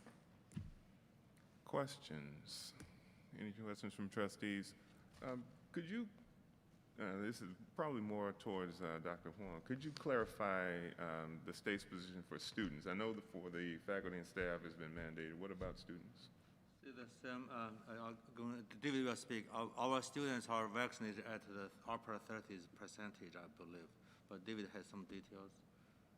I couldn't hear all the questions. Yeah, you want to repeat? Oh, well, basically, I'm asking, are students mandated by the state? Yes. They are mandated by the state. Okay. Okay, that was my question. Yeah. Okay. David, what is the rate? Is it 30%, did you say? We know at least 30%, we think it's more, but we have documentation of about 30%, a little over 30%. That was a week ago at least. Right, last week. So what are you hearing from students on why they're not? It's hard to tell. Right now, I do have a lot of students. I was vaccinated. I submitted my vaccination card the day it came out. I have a lot of students who come to me saying that they are having trouble submitting their vaccination card this past week, whether it is a system issue, I'm not sure. I encourage them to do it in person because not only can you upload it to the WIU Health portal, you just scan it and it goes. You can go in person and show them your card, and that's another way you can show that you are vaccinated. That's on the vaccination side. Should you be vaccinated? Should you choose to upload your vaccination card? That gets them out of the weekly testing, right? As far as the weekly testing, there is, I'm not sure if you're familiar with the program, but they are supposed to register, and then they go and do that. We don't know why students aren't complying. Maybe we do, but we are just doing our best to encourage students to do it, to register, go, whether they not understand the severity of the importance of it, because it is a mandate, or not. We hope. Additionally, too, when I got the 2,400 non-compliance, that was a week ago. I hope now that we're in week 3, students are getting the swing of it. SGA looks forward to getting some numbers as far as who submitted their vaccination card, who's complying with testing. But yeah, we're kind of waiting on the testing side of things to see why students aren't necessarily going. You know, I don't have the website in front of me, and maybe you've already pushed this information out, but there is a state website that everybody can go to, and you can download and print off your verification status. And I'm only saying that because there is a possibility, and I think about myself, you know, as a young person, as a student, maybe they're at home, their card, maybe they don't have it with them, maybe they don't, but there is a site, if you push it out to the students, where they can just go do their verification, they can print off at the state level. Yeah, SGA did receive multiple replies saying students either lost their vaccination card or did not have it. I'm glad you brought that up. That's something that we can encourage them to do. Other than that, we've been sending them to the hospital to get an updated card. But yeah, there's a few steps when you go online to do it. We've done it at the school district, but it is an easy way for someone who's technologically has the computer and stuff. You can just go online, print it off, and submit it. So how easy is for our students to go get tested? Is there more than one site, or they have to wait in long lines? I'm going to repeat the question just so I understand it. How easy is it for students to go get tested? Yes. So they register on a website and they schedule an appointment. They go to the rec center, the MAC gym, to do it. It's open, I believe, 8 to 4 Monday through 7? 7 to 6, thank you. Monday through Thursday or Friday? Monday through Thursday, thank you. And so that is how they do it. They're required to do that on a weekly basis. I haven't heard much as far as how easy it is to do, because I obviously haven't done it yet because I submitted my card, but that's what I've heard, and I'm aware of that process. So I wonder. I work out at the rec center, and I'm on the track above it, and I see it every day. And there are times when there may be 15 or 20 people in there, but most times it's 1 or 2 people waiting to make the round. They have to do a circuit to register or check in that they've registered, and then spit in the tube and then take it. So there's a little bit of a circuit, and it's rarely more than 10 or 15 people at one time. So can someone just walk in then without having to make the appointment to make it simpler? It appears that they do that. I don't know. David's shaking his head, Yeah, yes. they do that. They take an appointment, they can't just walk in. We ask them to get one so they don't have to wait in case they do get there, there's a big long line. But I've had people say, well, I couldn't make an appointment, just go down there and they're in now. We actually help the them. registration period might be registration process might be confusing, might take up to 10 or 15 minutes sometimes for people who aren't familiar with doing something like that. So we have them on site with people there to help them register. Once they're registered, it's 30 seconds. And one of my students went down, I asked him when he came out, but he's been tested yet. He said no. So get down there and do it. So he came back in 5 minutes. So have you thought of partnering with any of the other organizations, such as the sororities and fraternities or Black Student Association? So to partner with them, and then so that they can hold their group of students accountable? Can you repeat the first part of that? I apologize. Have you been able to partner with any of the other organizations, such as the fraternities and sororities, and actually some of the other organizations, such as Black Student Association, so that they can have some accountability within those organizations? Because now, with the vaccination, people are having requirements. So if you don't do this, you won't be able to do that. So maybe we need some more requirements. Yeah, no, for sure. And that's something that has been talked about, and thinking about how we can either give incentives to students to go get tested. That has not been an organization thing. That's been a general all students thing, and that email was directed to general all students. But partnering with the organizations has not been brought up yet, but I do see the value in that. Dr. Huang, are you familiar with the site that Trustee Toomey was talking about where you can get your status from the state? Yeah. Okay, okay. I just wanted to make sure that that got pushed out through the channel so that everybody, all the campus community is aware of it. I did not know about that site, so. Okay, okay, thank you. Other questions? Okay. First of all, thank you for taking a leadership role here at WIU, and same to Kinsey as well. We love to see the students step up, and hopefully it's the beginning of really some huge experiences that many of us never thought about as a student coming here, serving in a capacity like this. So really well done. Just because we want to hear from you all, because what we're really here is about the students. How have the first few weeks been on campus? Is it starting to feel like the campus experience that people come to WIU for? And just give us some little bit of an update about the culture here. Yeah, no, I am so glad you asked this question because, so I was a freshman last year, in my first year at college. It was different. It was very strange. This year has been amazing already, and we're in just week 3, right? We had the Rocky After Dark event, which is something I didn't get to experience as a freshman. Super fun, got to meet a lot of people. Also, something just as simple as walking to class. I am walking by so many faces, and honestly, that was not the case at all. I was either in online class or I just didn't really see a lot of students on campus. And like I touched on in my report, it is a very lively campus and a more involved campus community, and I love to see that, and it's a change that I didn't see last year. So it has gone very well so far, and I'm very pleased to see and honestly feel a more traditional college experience, even though it is my second year. Thank you. I'm really happy to hear that. Any other feedback, questions? Thank you. Thank you. And do we have Kylie White available for the Quad Cities? I don't see her. Online, maybe? I don't see her online. Okay, okay, thank you.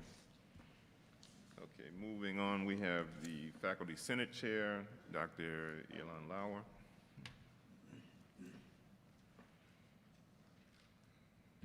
President Huang, members of the board, good morning. My remarks will be fairly brief. The Faculty Senate had its first meeting 10 days ago on a Tuesday, and we primarily focused on our reports. The reports were from the CAGIS, Council on Graduation Admission Standards, Campus Planning, Council on Curricular Programs, General Education, Instructional Technology, International Education, and the Writing of the Disciplines Committee. All those, the agenda is also, and our earlier minutes are on our Faculty Senate website. And so we're primarily in the informational gathering stage. At this point, there are a couple continuing actions. Those are working with the completion of either the ad hoc committee or sort of reassembling it to do our peer institutions report, as well as we've been working for a couple of years with the Senate Nominating Committee on council restructuring and recommendations. And that's where we're at. My remarks are concluded. If you have any questions, I'll be happy to answer. Questions? Dr. Lauer, when you hear Dr. Wong talk about, the current ratio, faculty student being 1 to 13, so to speak, and you hear about those ratios in other institutions or what the average is, how do you look at that, and how does your group look at that number as where's the sweet spot? Well, I'm going to defer from commenting directly on that. But what I would say more broadly is that, for example, one of the goals of having the peer institutions a more accurate peer institutions and updated peer institutions list is that we could create something through there. I don't necessarily agree with that 22 to 1. That strikes me as a little bit high. And in my own experience, I think that obviously something is lost as the ratio gets higher in terms of the relationship between faculty and students. Another thing is that those things, these ratios go across the board, and that there are particular disciplines where they are higher, they are lower. So, having a stock number, I understand that there might be some sort of broader reasons for that, but or desire for that.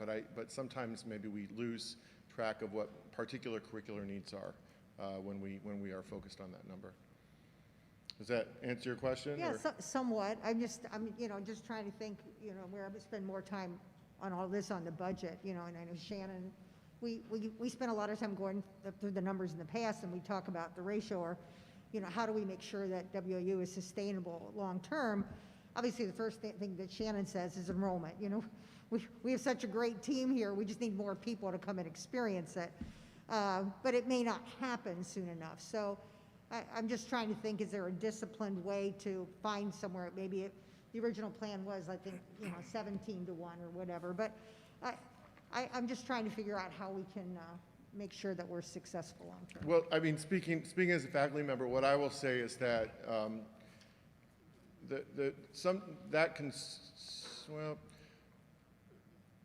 more faculty equal more course offerings and equal a broader experience. And so sometimes fixating on a particular number inhibits you from developing faculty, which I find to be problematic, and I think that sometimes it can be quite counterproductive.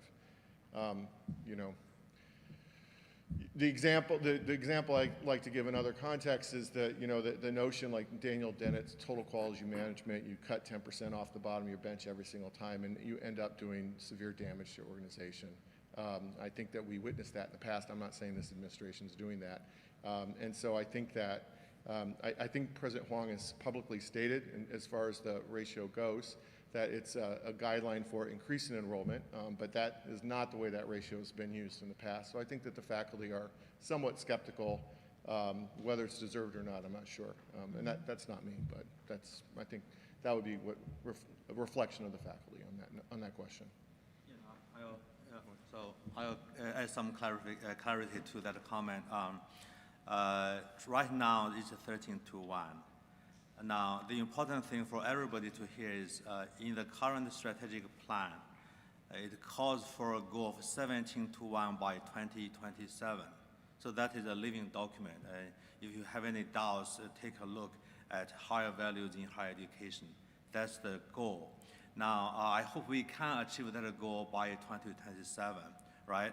I did cite the national average. In other words, many universities are way above our ratio. That's a national average. We are way below the national average. Now, having said that, it's not my intent. I don't think it's the board's intent. I can't speak for the board, nor the, you know, our senior leadership team to reduce the faculty complement. That's not the intention. The intention clearly is to grow enrollment so we can also grow faculty. But enrollment has to grow first before we increase faculty. I'll say it again. We want to implement the strategic plan such that we achieve 17 to 1. Let there be no doubt. 21 to 1, 22 to 1. If other universities can do it, we should be able to too. However, I do not know at this point. So that's my clarification. So in case anyone has a doubt walking away from this conversation. Thank you. I appreciate your perspective. Thank you. Just trying to learn and absorb it and see what makes sense. Thank you. You're welcome. Okay, other feedback? No. Oh. Elan, during the pandemic, when we lowered or removed the academic standards that required that we suspend or warn students temporarily during the pandemic, is that gone? Well, there have been a couple of different things. I believe you're asking about the pass, no pass, and yes, right. that is gone. That was just a one-time. That was simply for the spring of 2020. Do you see any effects of that? I think, yeah. I think our retention went up as a result of it. I mean, in the classroom among faculty. I don't think you can gauge it. Honestly, that was a very strange semester, and so if you mean lingering, like afterwards. I guess that's what I'm trying to ask. Lingering. Yeah, I'm not. I don't think so. I'm not sure. Honestly, personally, if I can speak personally, I'm in favor of pass options in some cases, because it actually can encourage students to be adventurous in their curricular choices. But that's not what this purpose was at this time. Right. But no, I don't believe I've seen anything in terms of. I believe you're asking like in terms of standards or conduct in the classroom. Right. No, I think it was appreciated by the students, and I think that the faculty recognized that it was important. Could you explain that? Are you saying the no pass? So because of the disruption, I believe Trustee Radosh is asking about the disruption in the spring of 2020. And so because of the disruption, we had students that were dealing with sickness with their own family members. We had students that were dealing with sickness on their own. We had classes that were disrupted in various kinds of ways, and faculty who are working on putting their coursework online to give the best quality offerings. And we had students maybe whose living circumstances or financial situation had changed. And so we made the decision, administration made the decision in coordination with the faculty to, for that year, give the students the option to simply pass and not have a grade that was reflected on their grade point. And so many students, I don't know the number, I believe, this is totally off memory, it was pushing 1,000. I don't think it crossed that, took that option. And so I don't think that there were any sort of, I think what I said was that it positively impacted our retention. That could have been a very damaging year for a lot of students, if they suffered academically on top of whatever their personal issues were. And so I think that we successfully avoided that in working with the administration. So if I understand correctly, hello? Yeah, if I understand correctly, is basically holding the students' GPAs where they were? It doesn't count. So you will get the credits. So let's say you're earning 120 or you're 130 credits and you're taking 12 credits. Yes. Then you have the option. So those credits would have went toward your graduation, Okay. but there was not a grade reflected that then affected your overall grade point average. So that your overall grade point would be, instead of 130, it would be 118, taking those 12 out, calculated without that one semester. Okay. Keisha, in our world, at the high school level, sometimes you have situations at high school level where a student or a teacher will work with a student and give them a pass-fail versus a letter grade. It's kind of the same concept at the higher ed level. Okay. Got it, thank you. Any other feedback from trustees? Okay, thank you. Thank you. Next, we have Council of Administrative Personnel President Sarah Lytle. Good morning. My name is Sarah Lytle, and this year I'm serving as the president of the Council of Administrative Personnel, or as we affectionately call it on campus, COAP. I'd like to thank the WIU administration and the Board of Trustees for allowing me to speak today, and I plan just to share some brief updates this morning. First, I'm happy to share that we, again, have a full executive board. As you may know, our executive board meets monthly with representatives from 6 areas across campus. These areas include academic affairs, enrollment management, budget and finance, student services, the president's areas, and the Quad Cities campus. Along with our past president, vice president, and our secretary-treasurer role, we try to represent our membership across campus. The COAP Exec Board has started to focus on plans to enhance professional development and to keep the lines of communication open this year for COAP members. We will again offer virtual open forums for members to hear from strategic leaders across campus or about campus-wide efforts. We will provide representatives to many university committees, and we will also help on approved searches where our voice is helpful in that process. I'm most excited to share this morning about our launch of the Employee of the Month program within COAP. We're very thankful for the support and for the partnership that we've had to streamline a nomination process, which is now housed on the WIU website for user convenience. We hope that this program is a chance to spotlight some of the great works and the quality professionals that are serving in administrative roles here on campus. We will, of course, continue our Employee of the Year program, which is well established, but we hope that a more regular spotlight will help celebrate some of the extra efforts that administrators perform on campus. Thank you for your time, and we all look forward to working with you all this year. Thank you. Any input from trustees? Thank you. Thank you. Next, we have Civil Service Employees Council President Nikki Frederickson.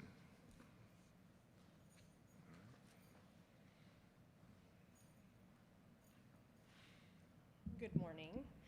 Thank you for allowing me to report on behalf of the Civil Service Employees Council. This past quarter, CSEC has been encouraging and supporting coworkers and has been working to plan a social luncheon or event. An event such as this is an opportunity for all employees, civil service, co-op, administrators, and faculty, all to have fun, feel valued, and win some great prizes. This is also one of 2 ways we continue to raise scholarship funds for the various scholarships we're able to award. Even before the pandemic, our scholarship contributions from employees has dwindled, mostly because employees do not have much left to give financially. But we have continued to award the scholarships because it's important. It's a priority. During the recent financial difficulties, the university civil service employees have compromised, accommodated. Collectively, we took pay cuts and some took furloughs as a trade-off in hopes of getting these things back in the future. We did not know at that time that we would be left hoping for 6, 7, 8, or 9 years. In recent weeks, I've heard stories from dozens of employees who have used words such as dedicated, love, exciting, family, and joy when referring to working at WIU and in working with students. I've also had the heartbreaking experience of speaking with coworkers who have shed tears and have used words like sad, loss of institutional knowledge, punishment, lack of motivation, defeated, unappreciated, and disposable. We all understand the financial issues of the university, but many just cannot afford to stay anymore. WIU cannot afford to lose great people because it will surely negatively impact our students. Retention is one of the highest priorities when it comes to students and should also be when it comes to employees. Institutional distinctiveness is another priority. The people of WIU are what makes WIU stand out. The Civil Service Employees Council represents all civil service employees, those who are in a union and those who are not. We are committed to working together with the administration to retain quality employees and to keep elevating WIU to the highest levels. And does anyone have any questions for me? Questions? No questions, thank you. No, Dr. Radar? So Nikki, when Jen Hamlin was up, she said that all but one would be brought above the $15 an hour raise if they got a $3 raise. How do we, maybe this is not the answer for you, but how can we employ people at less than minimum wage? So I cannot speak to what the union is currently negotiating because until this meeting I was completely unaware as to what those figures were. But I will say it's elevating existing employees' salaries up to the minimum wage level, bringing it up, that have just been there. I also do know that there are some positions that have recently been posted that are posted at an acceptable according to the standards level, but in a short amount of time will be below what the minimum wage So from my own experience, I know that many of the office personnel and secretaries and clerks have master's degrees and will be earning less than their student workers? That is correct.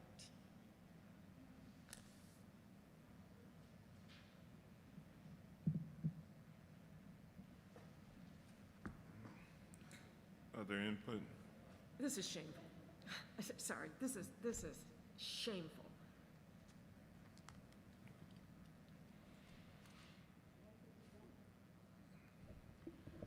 What could be done about it?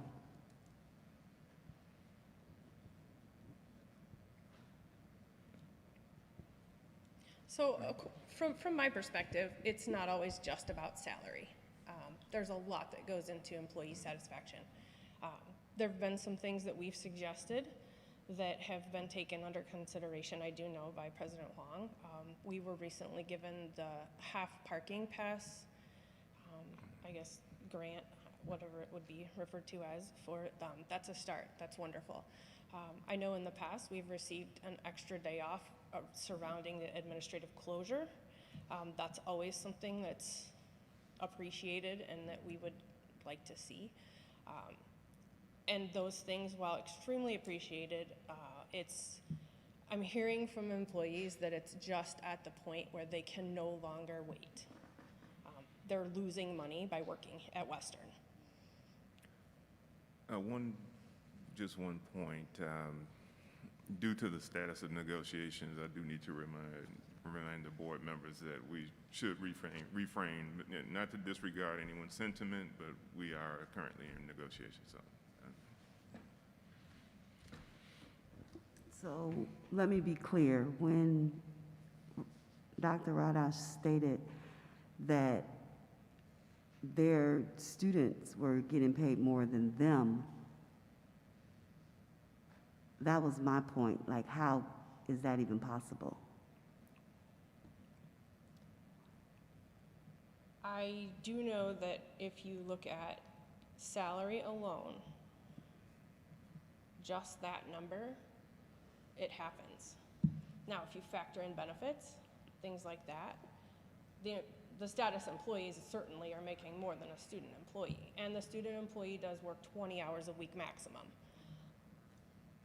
But when you're looking at that number, that's often the case, that there's a student employee that, when you factor in the workload and the extra duties that people have taken on for the greater good, the status employees are making less. Right. Just hearing that is kind of misleading, though.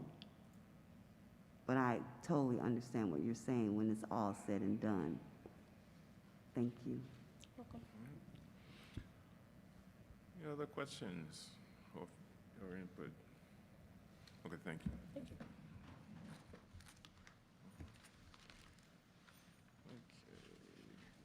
Okay. Moving. Oh, we need a break. Okay, what is customary? We take 10.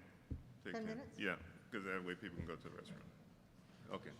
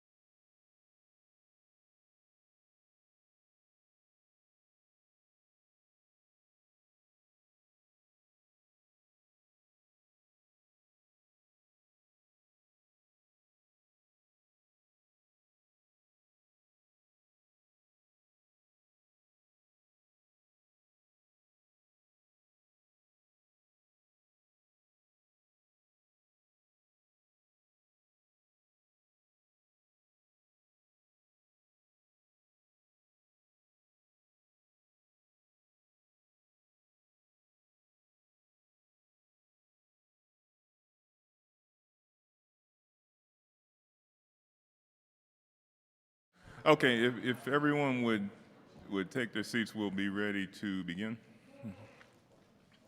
Oh, one second. We have one thing we want to take care of before you go. Okay. And I just had one housekeeping item. People on the side table, if you could come to the microphone, your voices are not being picked up by the live stream. Okay, so Karen, you had a question. Yes, I just wanted to follow up from some of the comments that were made on minimum wage and pay. So I did go back and ask Shannon so if I could ask you, Shannon, just to give an update on the accurate information so we feel better. So I was able to touch base real quick with the Director of Human Resources, and she said she was able to confirm that we are paying all of our employees minimum wage. So all of our employees are making actually above minimum wage, but we are not in violation of the Minimum Wage Act. So we are making that. And the students, the vast majority of the students do make minimum wage. There are a handful of students who make 50 cents an hour more, but they have their special circumstances that require and there are 2 to 3 who teach in the music department who do make more, but that is because they have, again, the knowledge or the background to be able, I assume they teach lessons or something and have the expertise in those areas. But the vast majority of our students do just make minimum wage. Thank you. Minimum wage here in Macomb and the state is currently $11 an hour. It does go to $12 an hour effective January 1. That rate will change as of January 2022. Correct. To the $12, yes. Thank you for following up on that. Thank you. Moving on to other reports and updates, Interim Provost and Academic Vice President Billy Cloud. Good morning. Happy to be here this morning. Glad to see you all. You have my report in front of you. The semester has started, so there's not a lot to report out yet from Academic Affairs. There will be a bunch more come December. So I'm happy to entertain any questions you might have. So I know I'm going to keep asking the same question, Billy, that I asked of Dr. Lauer as well, kind of with this ratio. And where we find middle ground, if 13-to-1 is relatively low, with a high level of respect to what he said. But after we've known what the students have signed up for, what majors they're in, are we right side, I guess I don't even know how to ask the question properly, but is there the balance of the right faculty in the right majors? Or, you know what I'm saying? It's like, we don't know until after everybody's signed up. And if there was, X number of students in a science program and somebody, and a lot more in technology, now do we have too many faculty in science and not enough in technology? I'm just making that up. So how are we balanced out? Right. So part of what we're trying to look at is is where we have more capacity in programs versus where we don't. And so that's how we've been trying to look at it recently. For instance, I can tell you right now, computer science is bulging at the seams because of the influx that we've had, especially in the international students. And so we're really we are literally bulging at the seams, and we're working on that. We had a faculty member who had to leave for medical reasons right at the beginning of the semester, so that complicated the situation, and we're working to fix that. And so those are the areas we know. We have other areas that probably have more capacity for us to grow that we need to focus on and we can look at. Some of those are in high growth areas, others are not. And so that's the decision that we have to look at as we go forward, is how we work in those areas that don't necessarily have as much growth opportunity. A lot of it is, you look at a program and you decide as faculty leave if there's that ability to grow, and therefore do we need to replace that faculty member there? Or, for instance, if somebody leaves in X department but Y has a huge need and we can see that need, then perhaps we shift that line over there for the time being until the other program has a chance to catch up and rebuild itself as well. And so that's what we're trying to look at and try to make those determinations. So if you have a program that's bulging at the seams, like technology, if I'm a 4-year student, will I not be able to get my classes to be able to graduate on time, or will you be able to accommodate everyone? No, at this point, we can get people graduated. I mean, we ensure that when they come in, and so Okay. we make certain that happens. Okay, thank you. We've had to add, a few extra sections because of COVID regulations. We've had to space out classes. We can't have as many people in classes and in classrooms. And so when we do that, we've even gone out and hired adjuncts where we needed to and could get them. It's sometimes hard to get in a smaller town, qualified adjuncts, but we work it out or we do overload where we need to ensure that students can get graduated. We're not holding up student graduation. Okay. And then obviously, technology, great example there. There are a couple of other programs out there that we've had high demand that are at capacity or close. Sure. I mean, there's a number of programs that have high demand. I mean, one in particular I know of is the master's program in speech pathology. I mean, it always has a huge waiting list. We're limited partly in the number of faculty, but we're also limited because it's a clinical program in a rural area. We only have so many clinical placements we can reach before we're saturated. And so that's a program that is almost, I mean, it's like being landlocked, right? So, you know, when they're still taking courses and doing their clinical placement, it's hard to place them in Chicago or in Des Moines or something like that. They have to be within driving distance because the faculty have to be on site to supervise those. And so that makes it limits what you can do in a rural area like this. And then there's probably no graceful way to ask this question, but LEGA has been, you know, huge for Western for so long. And with the I guess, social challenges that we see with people wanting or wanting not to be, you know, police officer, whatever, are we seeing an increase or decrease in people choosing that for a career? At the moment, it's fairly stable. I think the program itself is looking at how it can adapt to the current needs and requirements that we need moving forward and trying to be a much more modernized program that allows them to really create the majors that we need to be putting out into the world this day. They've also done some things where they've diversified in terms of it's not just law enforcement now because we have emergency management, we have fire protection, and a number of other things that all fall under that sort of homeland security blanket that's out there. And so we can meet all of the different pieces of that through LEJA now.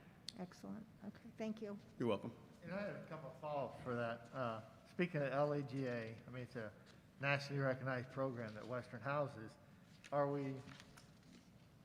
there steps being taken? Because I get it's a big program, but sometimes big programs, you kind of get that mentality, well, it's big enough. It seems like there could be opportunities to expand it even more. Are we doing things to try to expand those ones that are already busting at the seams, I guess? And then I have a couple other follow-ups for something else. Yes, we are working at how we can expand those programs that are full or have capacity to build in a much more easier way, perhaps, or a much easier draw because they are big programs and they're high-demand programs. So we're taking all of that into consideration. We're also looking at options where we can put some programs online, a few more programs. It's a little trickier because you can't just convert them overnight, but we're looking at ones that are easy to finish at the moment and put online so we can deliver a few more of those immediately online and then work to have other ones that we know we can build easily. The other question I have is, speech is the second clinical that I've heard in the last week that, you know, in a rural area it's tough. The Energy Nursing Program, it's kind of confined because of the clinical opportunities available. I know locally here we had a CNA and it kind of died for the same reason, lack of clinical opportunities. Any thought about expanding those two programs specifically and other clinicals in the Quad Cities area where there's more clinical experiences available? I think both of those are part of the process of looking at how we do in this Quad City strategic planning process, and Christy might be able to speak a little more later on to that as well. But there are options that we know we need to partner up there because they do have the I think it's UIC nursing school that's there, correct? So we have to be careful how we walk into those sorts of areas so that we're not going in and being, you know, taking over territory and doing that sort of thing. Right. We have to maybe partner with them or other options that might be available up there. We don't know. We've not had conversations with them yet, but I think those are options that we can consider. All right, thank you. Yes, ma'am. I don't think we have a report from you. We don't have a report from you. Could you summarize what you? The report's not there. I don't think so. I don't have one. Do you have one? Report that went out to everybody.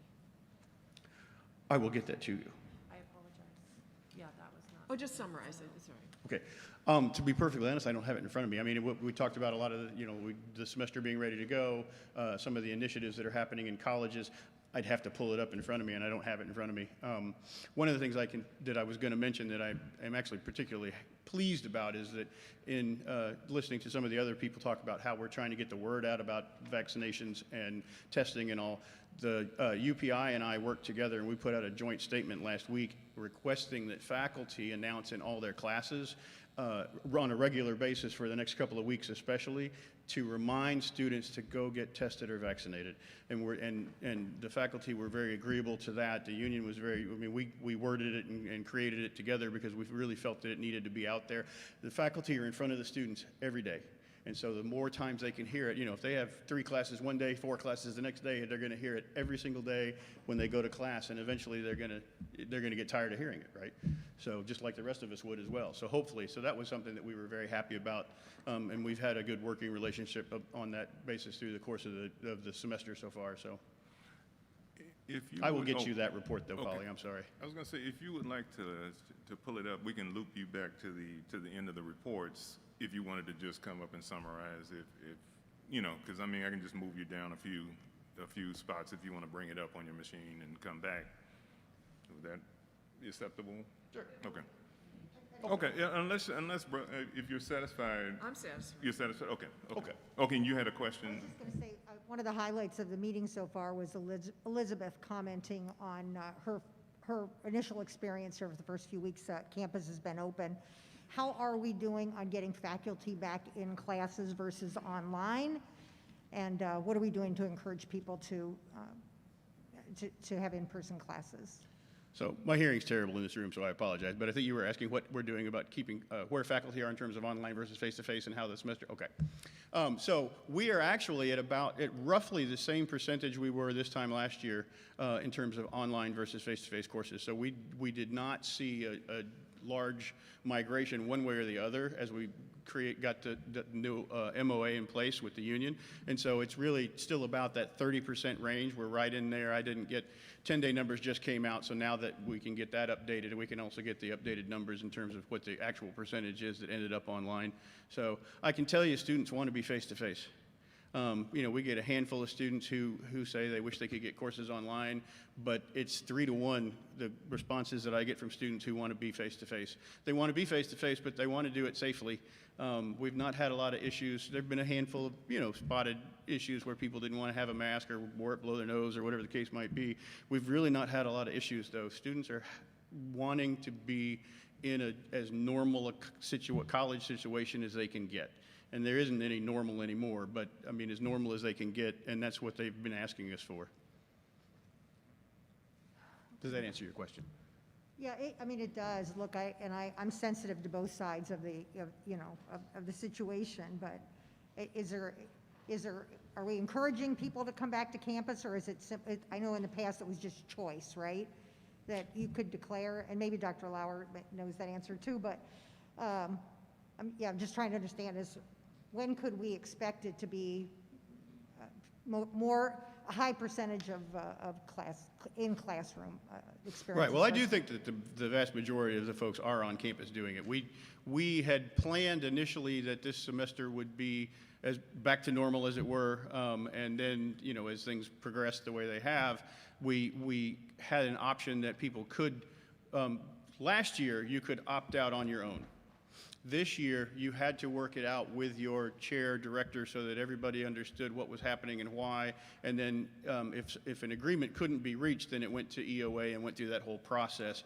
I don't know that we had any issues with that, to be perfectly honest. Most of the faculty, if they did have, you know, mitigating health reasons for not being able to be on campus, I think the faculty worked it out with them, or the chairs, I mean, and the directors worked it out with the faculty, and we managed to come through with getting everybody what they needed. Thank you. And still try to keep everybody safe. All right. Other questions, other feedback? Thank you. Thank you very much. And another housekeeping item. Someone texted me over the break and asked, where is this being live streamed? So I've never accessed the live stream. So can someone tell us where they can access that? And I can text them at some point. Okay. Okay. Okay, I'll get to that. Yeah. WIU YouTube page, okay.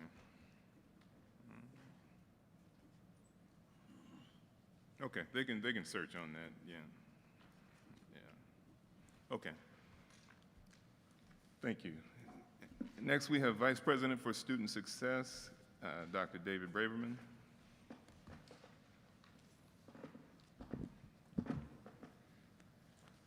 Hello, good morning still, I think.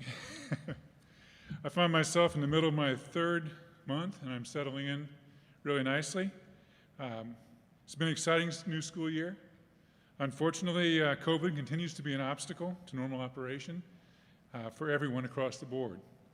We're working to provide the best experience possible for our students and support our faculty and staff. We do continue to struggle with the impact of budget issues, and you all know that better than I do, wrought on WIU over the past several years. You know, I've been having some great opportunities to have personal interactions on campus and get my feet really wet. You may be aware I'm living on campus in Lincoln Washington Hall.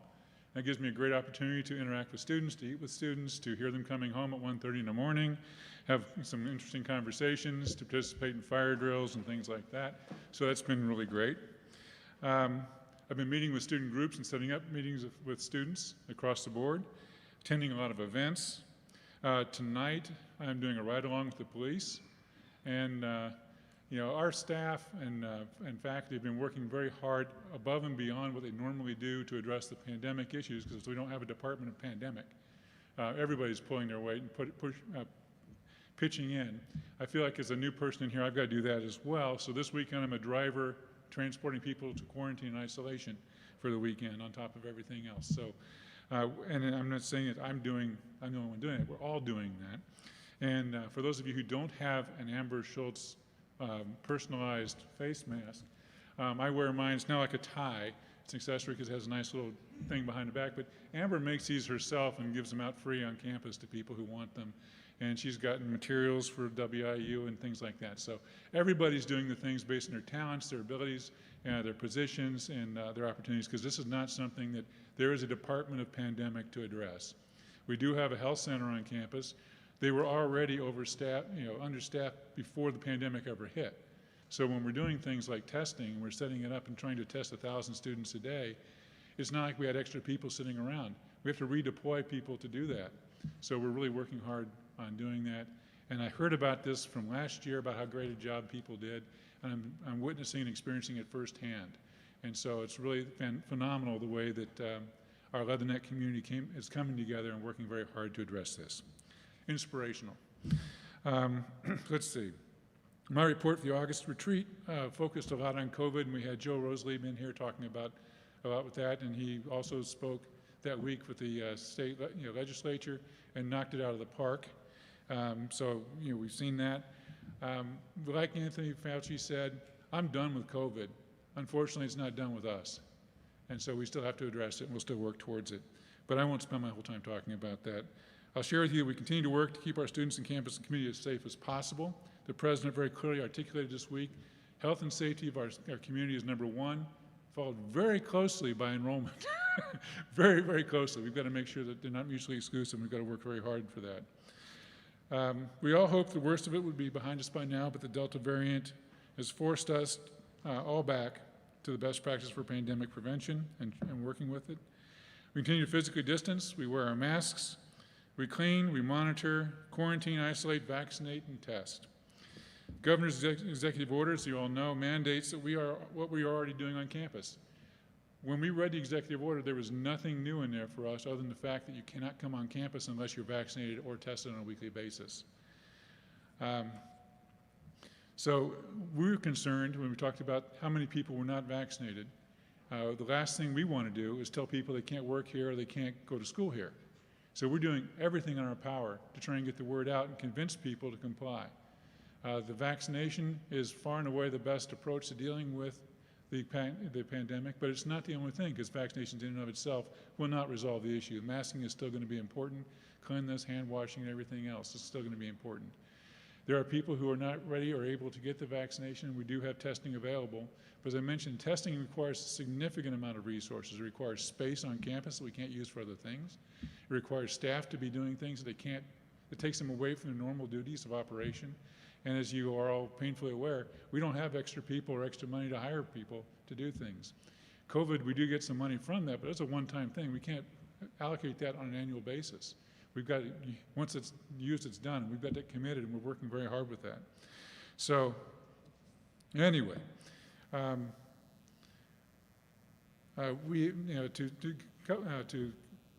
give some examples of shout-outs across the area, so a lot of people think about health services and housing and things like that.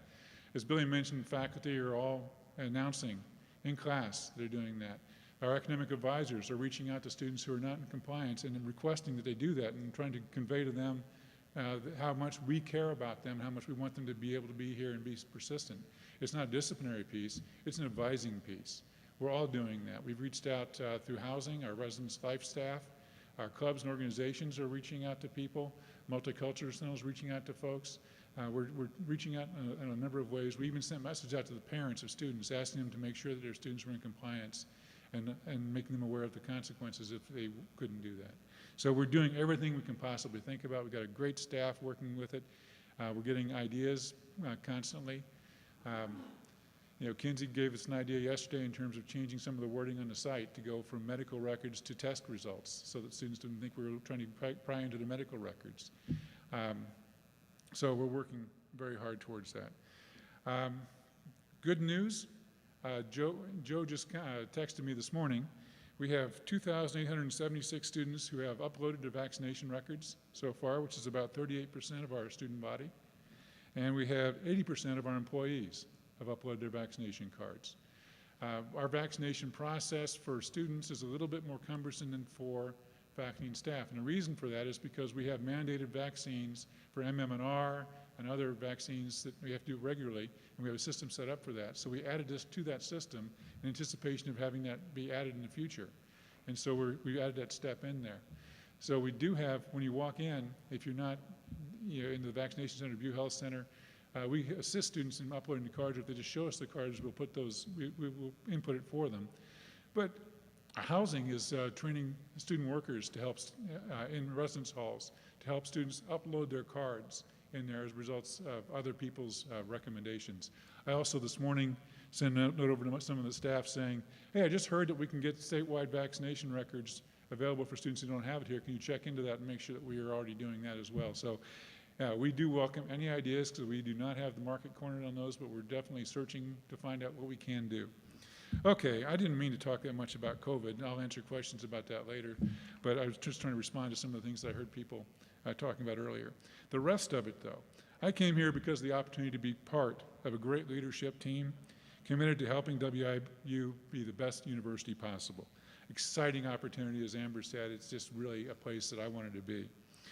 Although COVID's put a strategic planning and initiatives on hold that I would usually do as a new vice president coming in here, COVID, health and safety has got to take priority over everything else we're doing right now. But this year, we do have 1,900 students moved into housing on campus. So that's been good, and it's very smooth. Operations, pro operation, and they did a great job with it. Enrollment continues to impact our auxiliary service funding, so we can't do what we were doing, but we're dealing with that. We did open Qdoba and the Daily Drool. I don't like the name Daily Drool, but that's what the students came up with. But that's our Starbucks in here. We presented a ton of events across campus and a lot of activities. We're proceeding with some activities with anticipation of being able to do them, but we're trying to do them in a safe way, like family weekend, like homecoming, and other things. We're watching. We're ready to pivot if we have to, if circumstances prevent us from being able to do it. But right now we're planning on trying to have these traditions that we all enjoy and love so much. We have fraternity and sorority rush. It's done a little bit differently. I went to sorority rush open house the other night and had my mask on. All the women had their masks on and people going around the room and tables and getting to know each other. Went to bingo. We're sitting around the tables. The place was full, but everybody had their masks on. And you couldn't have the chit-chat you would normally have going on because you couldn't hear each other with the masks on as well. But it was still happening. People were still enjoying it. We just, all of us can't wait till this event so we can get the pandemic under control. Student clubs, organizations are engaged. We have intramural programs up and running. Veterans organization, we mentioned earlier what a veterans-friendly campus this was. We had a great event last night celebrating veterans, as well as our first responders in their 20th anniversary of 9/11. I shouldn't say anniversary, remembrance of 9/11. And even our director is going to be deployed today and will be gone for 3 weeks. He's going to Texas and then going off to Japan for 3 weeks. So we're really supporting those. And I'll just shout out to our student veterans and Guard members who are being deployed as we have the crisis happening in the Middle East. So anyway, I'm putting together, working with the Student Leader Advisory Group, multicultural students and programs. And let me give just one example that's pretty cool. That we have a dedicated cricket field now. Because of the international students, we have over 300 international students from Commonwealth countries that play cricket. And thanks to facilities, they put together the field, recreation, pulling together things, and global studies, working together as a collaboration. We have one of the few cricket fields, and the students are really kind of excited about that. And if you've never been to a cricket match in person, this is your opportunity to come out and witness some cricket. So that'll be a lot of fun. We participated in our second House hearing. This past summer, Joe did it, as I mentioned. This time it was on mental health services on campus. And I just want to give a shout out to Amy Buick, our director of our counseling center, who again was a rock star. And I think she was the best presenter that we had on there. It showed very well how we're addressing student mental health on our campus. The one thing that I learned is watching that I wish I'd paid a little bit more astute to was that we should have talked about how our limited resources are having an impact on what we'd like to be doing, because we really just talked about all the wonderful things that we're able to do in spite of our limited resources. And we were phenomenal on that, I have to say. The semester continues to be a challenge as we address COVID on the campus and struggle with the limited resources. We have a great staff in the division working with a great group of students. It'll be a tough year, but we'll get through it and provide the best experience possible to our students. Any questions you'd like to? I actually have a couple, and they are COVID, well, most of them are COVID related. One would be, how comfortable are you with your account of the students and their status? Do you feel like you have a good handle on a report that's accurate? It's got glitches. The system itself that we use through the system, it's the saliva test, and it's free to us. And when we upload through there, but there are glitches that come up with the uploads. And when it comes down, there's always going to be issues because there are students who may be 100% remote, but we don't see it recorded somewhere. So they may get a notification where they didn't do it, or there may be a misreading on something, or some may be. I have one student that was out for an injury this semester. He had hurt his ankle and has not been on campus yet. And so how am I expected to go get tested when I can't even leave my bed? And so I'm sorry, we didn't know, but have you talked to our Student Development Success Program to work with faculty members to help you with accommodations? They didn't know about that. So we got them connected through that, and we made the accommodation for them and working with that. So there are going to be glitches with that. And then the same thing with the vaccination records. There are people who couldn't get them uploaded or just haven't bothered yet, thought, well, I'm vaccinated, so I don't need to do that, without realizing I need to provide the proof. So I think there's a lot more people that have been vaccinated than have been reported. And I think there are more people testing that have been reported. So I feel better about that. And when we find an error, we try and fix it. And so we've been getting better every semester, every month. But again, our AIMS group, our IT, they're doing more with less people as well. So this is another pandemic requirement on top of everything else. So it's been good. But there's a lot of questions that come up too about the data, like the demographic information. Nationally, we hear that there's some hesitancy among some underrepresented groups. We ran numbers on our campus, and our campus demographics are uniform across the campus. There's no group that's any more reluctant than any other group on campus. But we're also looking at ages. Should we be targeting seniors? Should we be targeting freshmen? Are we looking at people residential and things like that? So we're trying to find that out. The data is not perfect, but it's as good as we can get. Because we got from yesterday, from the last 4 days, this is what we got 20 minutes ago. Okay. Thank you for that. Before I go to my next question, I do want to get in line, raise my hand for, I want at least one of Amber's mask, because that's very helpful with the WIU stuff on there. so I just want to get my order in soon. My follow-up to that is, the 19th, that sounds, it's only 9 days away. And if we have 5,000 students approximately still not accounted for in terms of that upload, and does the university have a plan, I guess? What are you going to do come the 19th to determine who's not in compliance and who can't come on campus? Yes, and it was originally the 5th, and it was Yeah. moved back, so thank God for that. Thank God for that. But our plan right now for the students, because we'll keep the testing going, but it's not really sustainable, because we can't keep testing every week, and then you have somebody who misses 1 week and then is compliant 2 weeks and misses the 3rd week. And if you miss that 3rd week, it's not like a 30 strikes. You're not allowed to be on campus. Right. And so the plan for working with the students right now is Monday, Tuesday, we'll be getting academic advisors the list of students who are not compliant. And they'll reach out to the students and once more make sure that every single student who's not compliant knows that they have to be and that we want them to be. And that punishment is not something we're looking to do. We want to avoid that at all costs. By Friday, anybody who's not compliant will be receiving a note from student conduct informing them that they're not allowed to be on campus after that in violation of college policy, and they'll be brought up for disciplinary action and subject to suspension unless, and they can appeal to me, and the appeal process will need to include their test date. Anybody who agrees to test during that week, then I will grant that appeal. And I will let them know you can be on campus, but you cannot be out of compliance. So if you're out of compliance, you're not going to be able to be on campus. So we're going to do everything we possibly can to try and do that. So that's why we're putting a full court press on letting people know, letting the students know, because with the governor's executive order, we really don't have an option. So that's what we're looking with that. And I'd like to mention one other thing that people asked about, why aren't students testing or compliance? And that is the million-dollar question, because there's no one answer. People like to have a simple one. Oh, they're either against it or they're for it, or they just think it's a political thing, but it's really not. It's different for every student, because students are not a unilateral group. Some students, I talked to one of my students who was 2 times out of compliance, works in my office. And I said, what's going on here?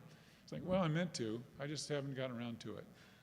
So it's just one of those things. So I said, get down and do it. He did it. He was back in 5 minutes. We have a lot of people who have the cards they haven't gotten to yet because they didn't know we were really going to do it. I live in Lincoln Hall and the testing center's down in Mac Gym. Can we get a testing van around? Well, if we had more staff and we had more resources, we could probably do that. But right now, with what we currently have, this is the best option to try and hit the people as best we can. So, and there's people who just didn't think we were serious or whatever else. And also there's different approaches. So some folks, if you reason with them, they'll understand, they'll get to it. Other folks need to be threatened because they're coming in and they think, I don't have to do it and you can't make me, kind of a thing. And so how do we get there? So there's just so many ways, and that's what makes it so challenging, is there's just not one set of students that are not compliant. Thank you. My last question is, you'd indicated that it was somebody else's report about mental health for the students, and clearly mental health is an issue on the rise for young people. Can you give me some examples of what the university is doing to address the mental health issues of the students? Well, there's a lot of them, and the first thing people think about is the counseling center. And the counseling center is a phenomenal resource, and it's really helpful with retention and helping student success. But not every student who's having mental health issues needs therapy. And so we have a lot of mental health first aid. People have been trained specifically with that in the residence halls.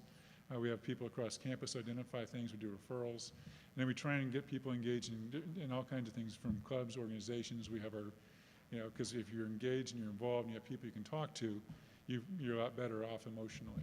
We do things like we have the wellness programs on Mondays where we get around and try and get, we have a lot of different programs, initiatives for students. We have Fridays events. We have outreach. We do a lot of collaborations with our counseling center with people across campus.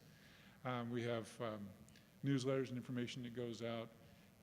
We have everything from athletics and recreation, getting people to be healthy, eating well, just everything we can do across the gamut, even down to we have sunrise yoga and sunset yoga in the recreation center. So there's a lot of initiatives like that.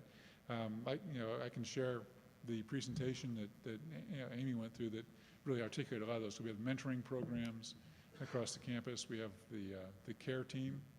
And so that's one of those things that if a student or faculty member is concerned about a particular student, they can fill out a form, goes to the care team, and if it's a crisis emergency, they jump on it right away. Otherwise, they'll discuss possible interventions and reach out to the students and what's the best way to reach out to that student and get them engaged and involved.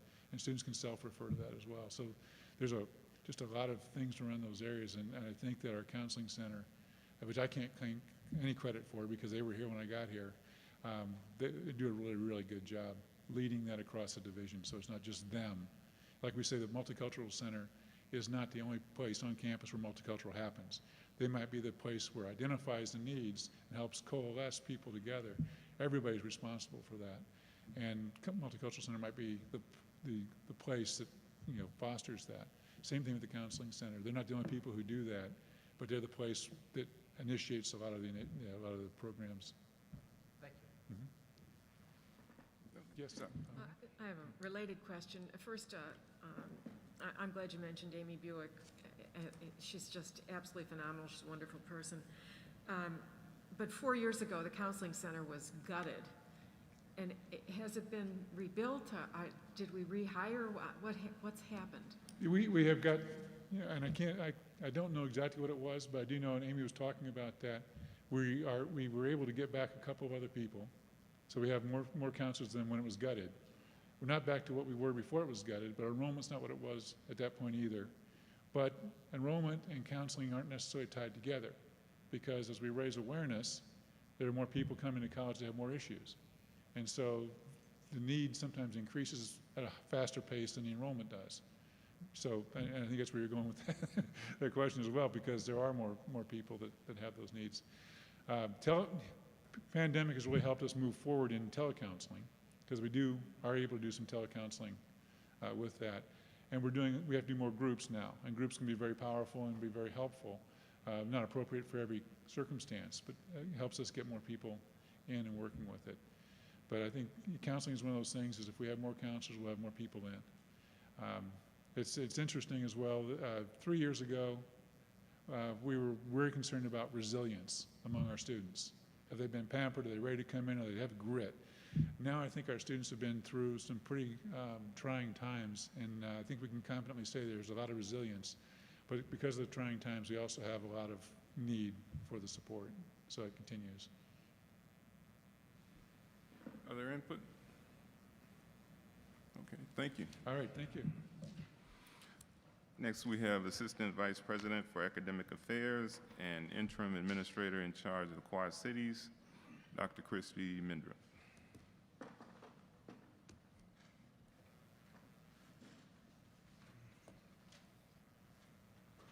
I had to check my watch so I know whether to say good morning or good afternoon, but it is still morning. So good morning, Board of Trustees, President Huang, WIU community, and thank you for this time to share with you highlights from Western Illinois University's Quad Cities campus.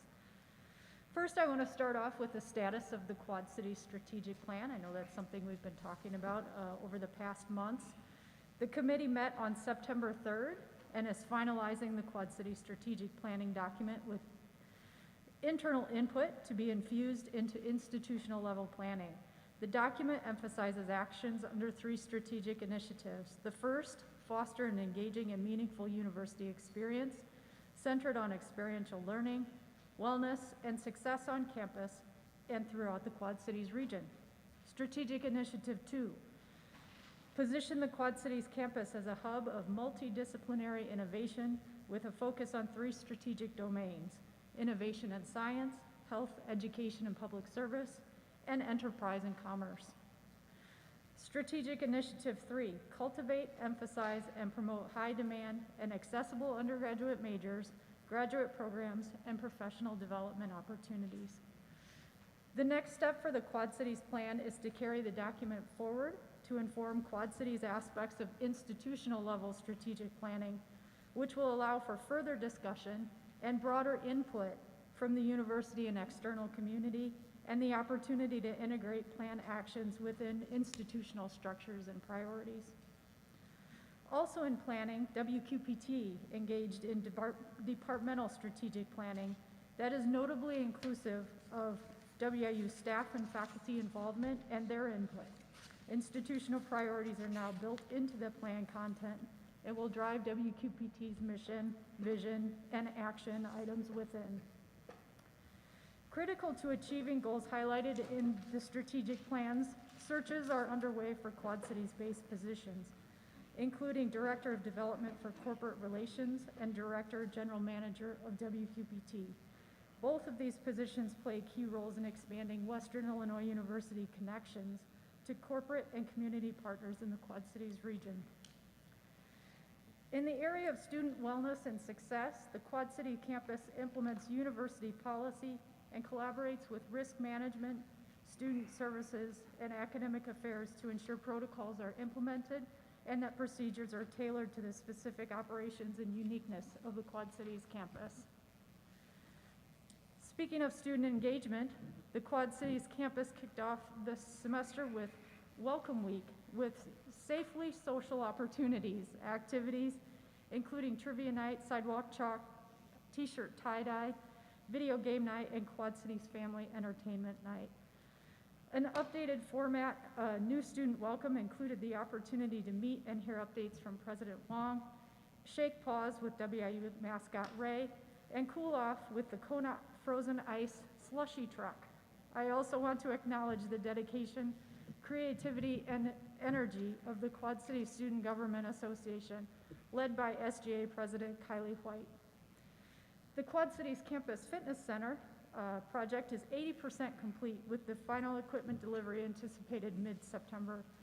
This is part of our commitment to wellness for students and also to create some attractive amenities on campus to help both with recruitment and retention of students. The Social Justice Summit was held this summer on June 16th. The program included 200 participants and 18 speakers who led conversations surrounding diversity, equity, inclusion in higher education, elementary education, sport management, and museums. The event was a partnership between the College of Education and Human Services, WQPT, and the Quad Cities Graduate Center. In academic and career-focused experiences, which are also going to be a critical part of the Quad Cities strategic plan, sport management and graduate admissions in partnership with the Quad Cities Graduate Center formed and maintained partnerships with Augustana College, TBK Sports Arena, Visit Quad Cities, and other entities to create partnerships and opportunities for students in sport management, sport marketing, and assistant coaching. These partnerships and internship opportunities have generated renewed interest in the WIU Sport Management Program, which is based in Macomb, but connects to the Quad Cities for this exact purpose.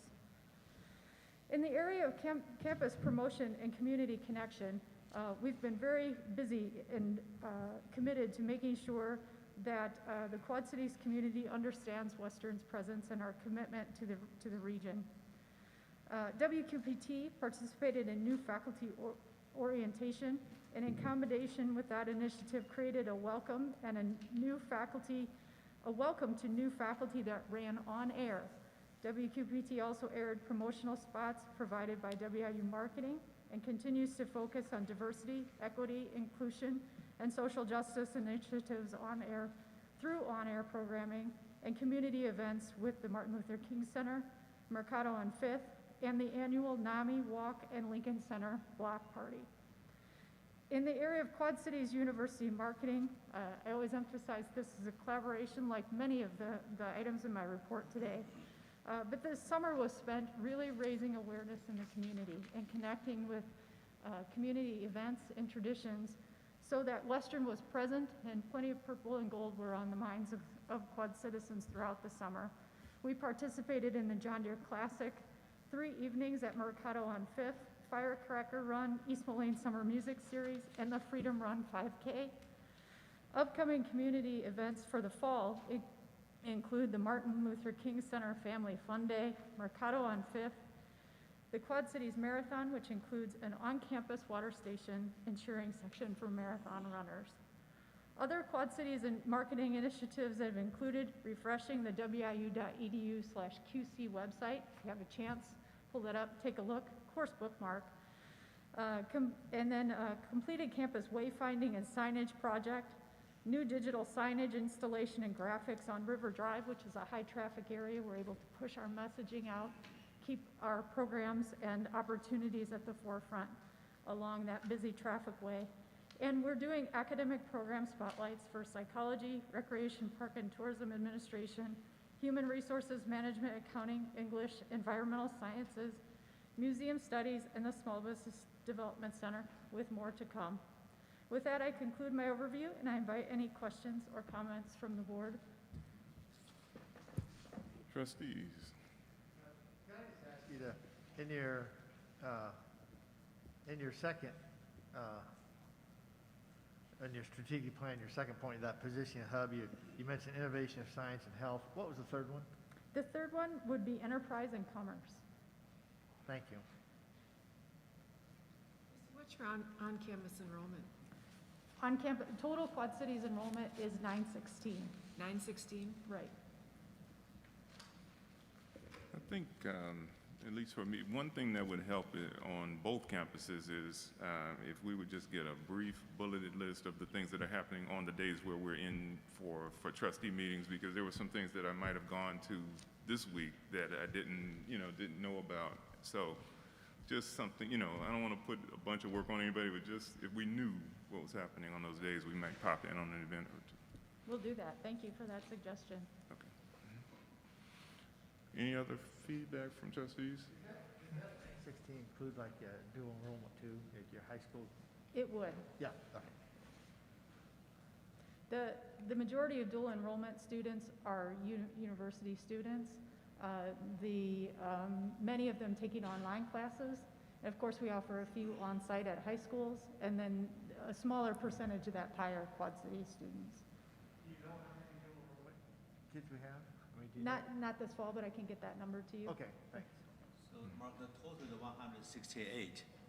I'm not sure how much is Quad Cities or the main campus. 168 dual enrollment? Yeah, it's a very small percentage, very tiny compared to another sister school in the thousands. But I'm not saying that's not a weakness at all. We can do better. It's just a pipeline for new students. Yeah, thank you. Other questions or feedback? Yes. So probably a couple months, well, yeah, maybe a couple months ago, a couple meetings ago, all runs together. It was mentioned about NASA and working with the engineering program in the Quad Cities, but we haven't heard anything else since then. And I'm just curious as to what are the next processes? Is anything coming up, or, because I know we were working with them on some type of project, but it hasn't been any other talk since then. I missed the first part of the question, I think your question involves marketing of the engineering program, but I missed the first part. Maybe it was an acronym or something. So someone had mentioned, can't remember, about NASA, the space. Oh. And we were partnering with them with our engineering program. We were making equipment. I'll have to look into that a Okay. little bit further. We do have partnerships with the Rock Island Arsenal and the Quad City Manufacturing Lab. Okay. So I'll look at that and see what's in the works, and I'll make sure to get that information to you. Okay, thank you. Yeah, thank you. Any other feedback from trustees? All right. Thank you. Thank you. Next, we have Director of Intercollegiate Athletics, Danielle Supernot. Angela has no report, but if you had a Oh, question for her. I meant to mention that. Oh. Yeah, I did mention it. So Angela, go ahead and tell them what you want. Okay, so there is a report. Okay. There was no report, but Okay. she's going to ask questions. Okay. Good morning. I think most of you know me. I'm the Director of Institutional Research, Angela Boniface. I don't have a report today, but I just want to maybe introduce myself and my office and let you know what we do. So the Office of Institutional Research analyzes institutional and related data to assist in performance measuring and planning. This fall, we will publish the University Fact Book, which is a commonly used data source for current and historical institutional data. And so I will make sure that our Board of Trustees has their own copy of the University Factbook. In December, the Office of Institutional Research will collaborate with the Division of Enrollment Management, Grad Studies, and International Admissions on our annual enrollment, retention, and graduation report. And so you'll have a lot more detail at our December meeting regarding our institutional data and benchmarking data. I am tempted right now to weigh in on some of the conversations this morning regarding student to faculty ratio and other metrics, but I've taken some notes and I will follow up on some of these items with the president and with the board to make sure that you have that information in your hands. And so I'll just take any questions right now if you have any or any clarification on anything that's come up or anything like that. Is there something we said that was inaccurate? Please correct us.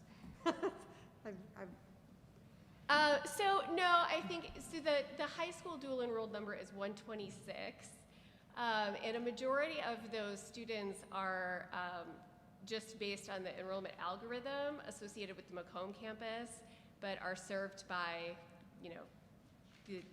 both campuses. Mm-hmm. And this is an increase over last year, and each year we see an increase in our dual enrolled program, which is amazing. There's just other things that like the student to faculty ratio, I'll follow up on benchmarking, the national ratio. We're a little closer to that for four-year public institutions. It's a 14-to-1 ratio. And then the president and I have looked at our border states, and I'm happy to share that information with the board. Trustee Radash. I don't know if it's for you or WIU, Dr. Wong.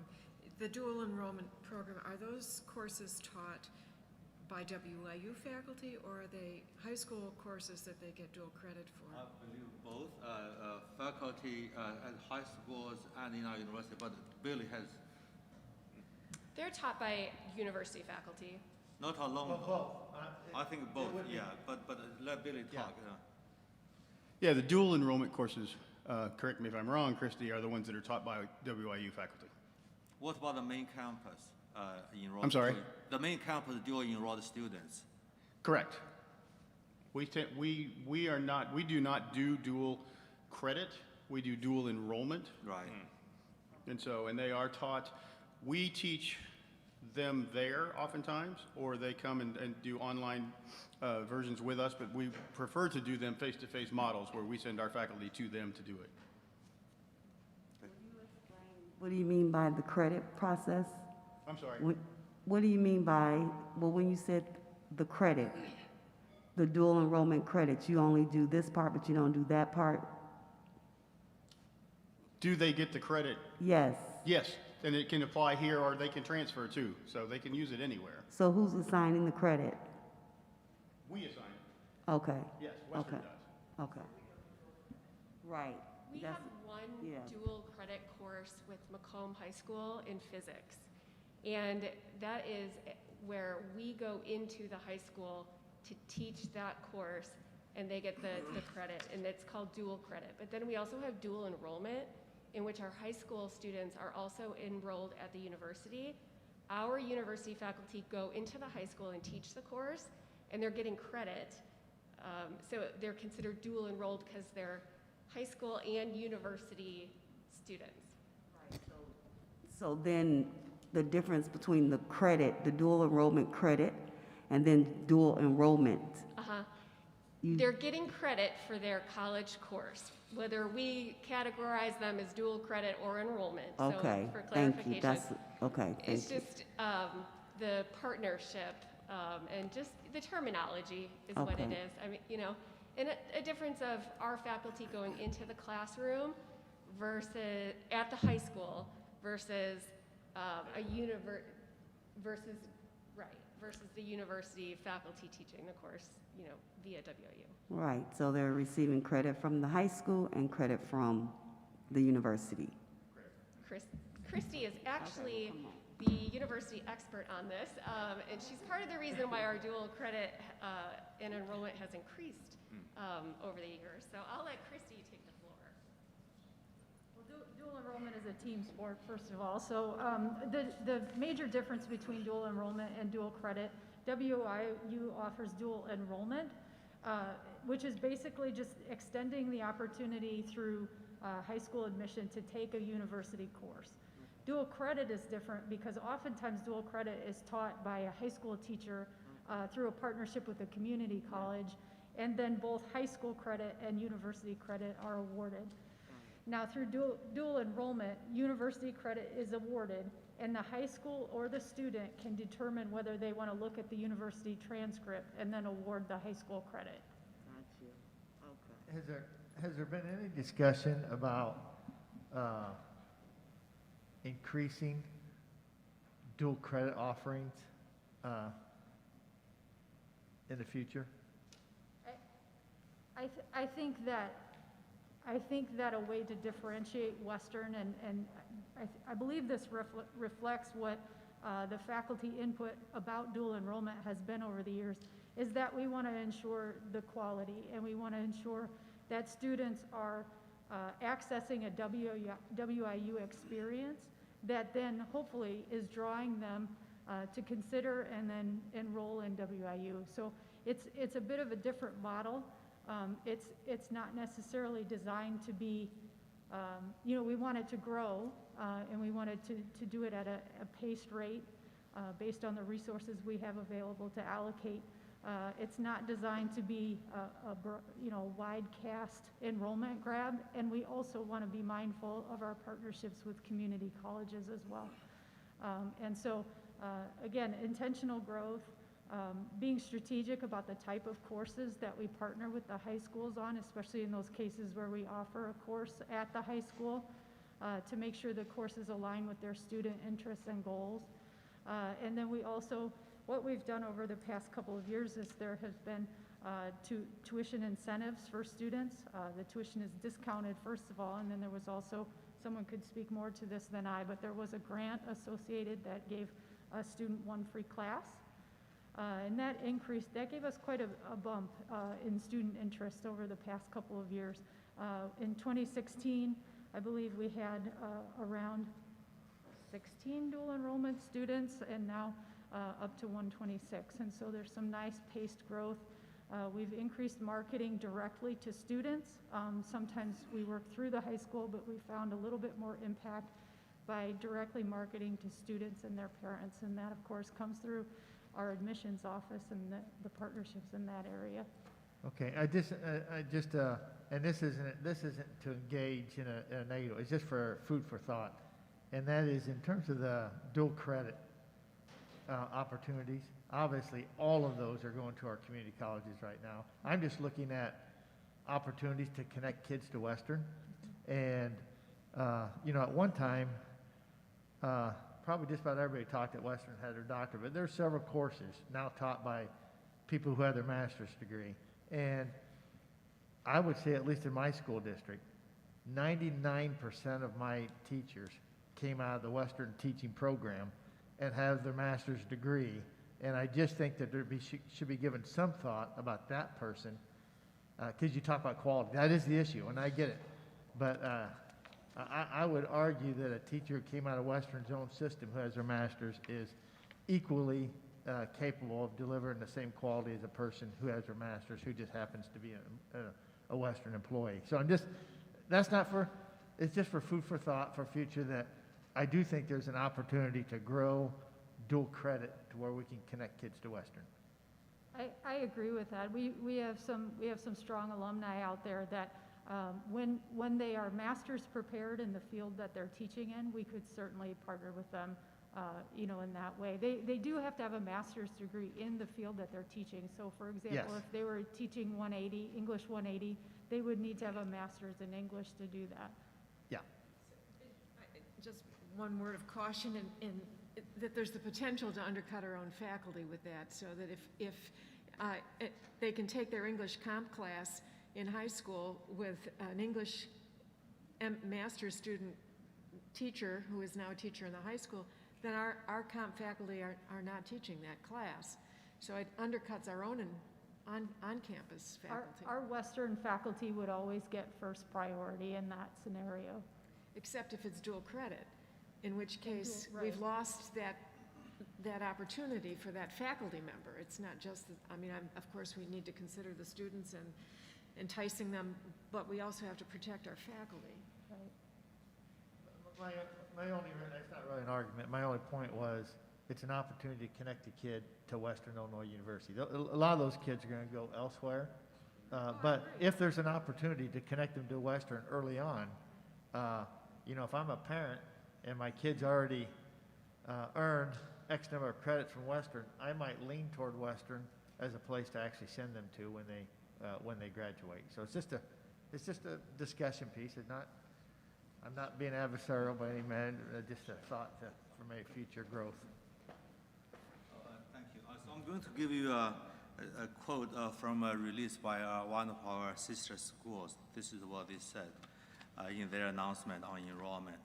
Students who enroll in dual credit courses get a jump start on college by either registering for online sections taught by their instructors or enrolling in innovative face-to-face dual credit courses that are taught in partnership with highly qualified high school teachers and coordinated by ex-university faculty.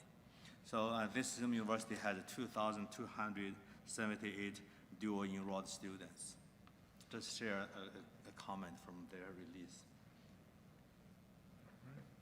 Other feedback? Okay, thank you. Okay, now we are ready for the Director of Intercollegiate Athletics, Danielle Supernat. You got me the first time. Good morning. I'd like to, first of all, thank you all for allowing me to join you here this morning. I'd like to start off by sharing that in late July, it was announced that Western Illinois had 62 student athletes named to the Summit League's Commissioner List of Academic Excellence. A student athlete must carry a 3.5 or better cumulative GPA to receive that honor. And that obviously does not include football because they're with the Valley Conference. In addition to that, 118 were named to the Summit League Academic Honor Roll, which requires a minimum GPA of a 3.2. Shortly after that, the Missouri Valley Football Conference came out with their announcements on academic awards, and we had 55 football student athletes who were named to the Academic Honor Roll, which was a minimum of a 3.0 GPA for the semester. In addition to that, we had 12 named to the Commissioner's Academic Excellence Award, which requires a 3.2 for the previous 2 semesters, and 3 student athletes named to the President's Council Academic Excellence Award, which requires a 3.5 cumulative GPA and a minimum of 2 years participation at our institution. Overall, the athletic department boasted a 3.13 GPA during the 2020-2021 academic year. And while a 3.13 isn't our highest, I can honestly sit here before you and say, I'm not sure I've ever been prouder of a group academically than I was after this last year. They achieved all of this while facing the constant challenges and unknowns brought on by the pandemic. Wondering if I was going to walk into their locker room that day and tell them that a game was canceled, wondering if they were going to get to an institution and have to turn around and come home, and everything else that came along with that.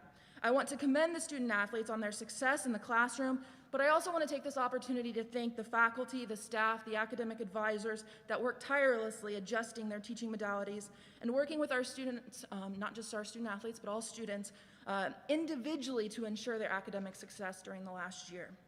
As for this fall, though, we have welcomed 98 new student athletes to the Leatherneck family. That's a combination of both freshmen and transfers, some of those transfers being graduate students as well. Overall, our fall participation number is at 361. That is a combination of 17 NCAA Division I sport programs and cheerleading, which athletics oversees as well. 69% of our student athletes this fall are either on a partial or not a scholarship at all. And so we have a large number of student athletes. We do fully anticipate that we will see a significant jump here to get us probably closer to between 375 and 400. Mid-year, we have a couple of new coaches that have already hit the recruiting trails, but we fully anticipate getting some transfers here mid-year. As mentioned at the board retreat, we have been working on filling a number of positions in athletics. I'm excited to share with you all the additions of Kyle Steinacher, who is our Assistant AD for Marketing and Game Operations. Kyle comes to us from Northern Iowa. He has hit the ground running. This is week 2, I believe. His first big test will be the home football game next weekend. We've also added Trey Brokaw as our head men's and women's track and field and cross country coach. Trey is a local. He was away at Akron for a while and has now come back, and he's done a great job so far. The student athletes really have enjoyed the transition of him onto the coaching staff, but him and I have talked about a lot of growth opportunity within our track and field programs. He has rounded out his staff with the hiring of LaRon Williams as our assistant men's and women's track and field and cross country coach. We also hired Taylor Sheriff as our assistant baseball coach, so I'd like to welcome all of them to our staff. We have several other vacancies that we're still working through. Many of them are still in the search process at various parts of that process, and we hope to fill a couple of those vacancies here within the next couple of weeks. We have already begun hosting a number of events on campus. Specifically, our men's and women's soccer programs, as well as cross country, have all competed at home. The transition, still in a pandemic, has been very smooth. We feel good about the protocols in place this year, and especially with trying some of the, being able to implement some of those with our smaller sport programs before we get to our first large one next weekend with football. I would like to make a note that our women's soccer team is off to a really strong start this season, currently on a 3-game win streak. They have a big game against Valpo tonight on the road. And our football team kicked off their season against Ball State last Thursday, while they dropped the season opener 21-31. Against a good Ball State program. There was no doubt, I was at the game, that we were a much improved team in week 1. And so the schedule doesn't get any easier for us. They're on their way to Montana to take on the Grizzlies tomorrow night at 7 p.m. Obviously, if you guys have ESPN, please tune in and cheer on the Leathernecks. As we shift into football season and prepare for our first home game next weekend on Saturday, September 18th, we'll take on Eastern Washington at 3 o'clock here. We are excited to announce that we will be in attendance. We will have tailgating involved and a lot of different things going on campus that weekend to really creating a really exciting atmosphere. So as we talk about things to do for our students and our local community, please come out to the first home opener next weekend on September 18th. Like I said, tailgating will be permitted, full attendance at Hansen Field. We have a lot of different protocols in place to try to keep people safe during this time. Not only is it our first home football game for the season, but it's also the annual Food, Family, Farming, Football barbecue competition. That's a mouthful. And it's a great opportunity. There's, I think, 8 to 10 groups that come out and barbecue. It's really an exciting time. It's tied in with our tailgating lot. That starts at 10:30. So like I said, there's a lot going on campus on the 18th, so come out and enjoy. I would also like to mention that Western Illinois will be hosting the Men's Soccer Summit League Championships on our campus on November 11th and 13th. This is a great opportunity for our campus to bring different groups. The top 4 teams will come, as well as our local community, because they'll be here for a number of days, so giving back to the hotels, the restaurants, and everybody else that will be impacted. This comes from, in the fall of 2019, our men's soccer team won the regular season Summit League title, and so they were supposed to host last year in the fall of 2020, but due to the pandemic, that has shifted to the fall of 2021. So we're really excited about that opportunity. I'll end kind of my report by sharing that we're moving forward on several facility enhancements right now. All of these projects are based on outside funding. A new scoreboard, video board, and sound system will be installed at Hansen Field this fall. Not for the first game, but hopefully for the second or third here. And this will allow our current video board to go into Western Hall on a permanent basis, and we won't have to transport them and transition them back and forth. In addition to that, we have a couple of new scoreboards being installed at soccer and softball. The soccer one will be in advance of the Summit League Championships that we will be hosting. So some exciting news going on, trying to get back to that new normal for us, and obviously a lot of opportunities for people to get out and take part in it. So I will pause there and yield to the group for questions. Questions from trustees? Sure. Dr. Raydash. Last week, I stopped by your office 3 times to drop off my form for my emeritus pass, and I couldn't catch anybody in the office. How are you getting by? That's a great question right now. There's a lot of days where I'm in meetings and my door is shut, and unfortunately, the only other full-time staff member in my suite is going on maternity leave next week. So unfortunately, there might be several instances where that happens. Our hope, we have posted for some student employment positions, and our hope is to fill. We have a couple of graduate assistants that we have transitioned from other locations in the building down to the main office, but we are still working through those processes. I'm not complaining, I'm just nervous about, so you've hired 3 in the coaching staff and 1 marketing and game ticketing person, so what else is empty? So we have currently an assistant athletic director for communications, which is open. I did bring back our previous assistant AD for communications on a kind of a temporary basis to help us transition, because that is an intricate excuse me, an intricate position as we enter into seasons. We have a business manager position. We have a office support specialist position in that main office, as well as an athletic trainer. And I'm sure there's at least 1 or 2 that I'm forgetting at this point. Is the staffing impacting the division? Yes, yes. And we also, I should say, while it doesn't report to me directly, we do have an assistant AD for development position open as well. Other questions? And I should have included this in there, as we've talked about, vaccinations and stuff. I would say athletics does kind of have a one-up because the NCAA came out very early with their stance, so you are mandated to have either the vaccine or be tested every single week. If they don't get to play. Most of our teams are at 85% vaccinated, and the majority of our staff is at this point. And so we really pushed for the 85 because we felt as a group on campus, if we got to that point for a program, we could consider that herd immunity within that team. So that would allow them to loosen up some travel restrictions and things like that. And so we feel really good about where we're at right now from a vaccination standpoint. Thank you. Thank you. Okay, next we have Assistant to the President for Governmental Relations, Jeanette Malafa.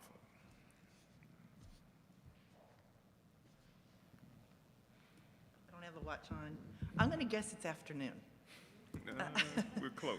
Well, it's actually right on. Oh, there you go. Since August is now over, which signifies for me the period that the governor has expired for him to work on legislation, the President's office just emailed you all a copy of my 2021 passed public acts that affect the university.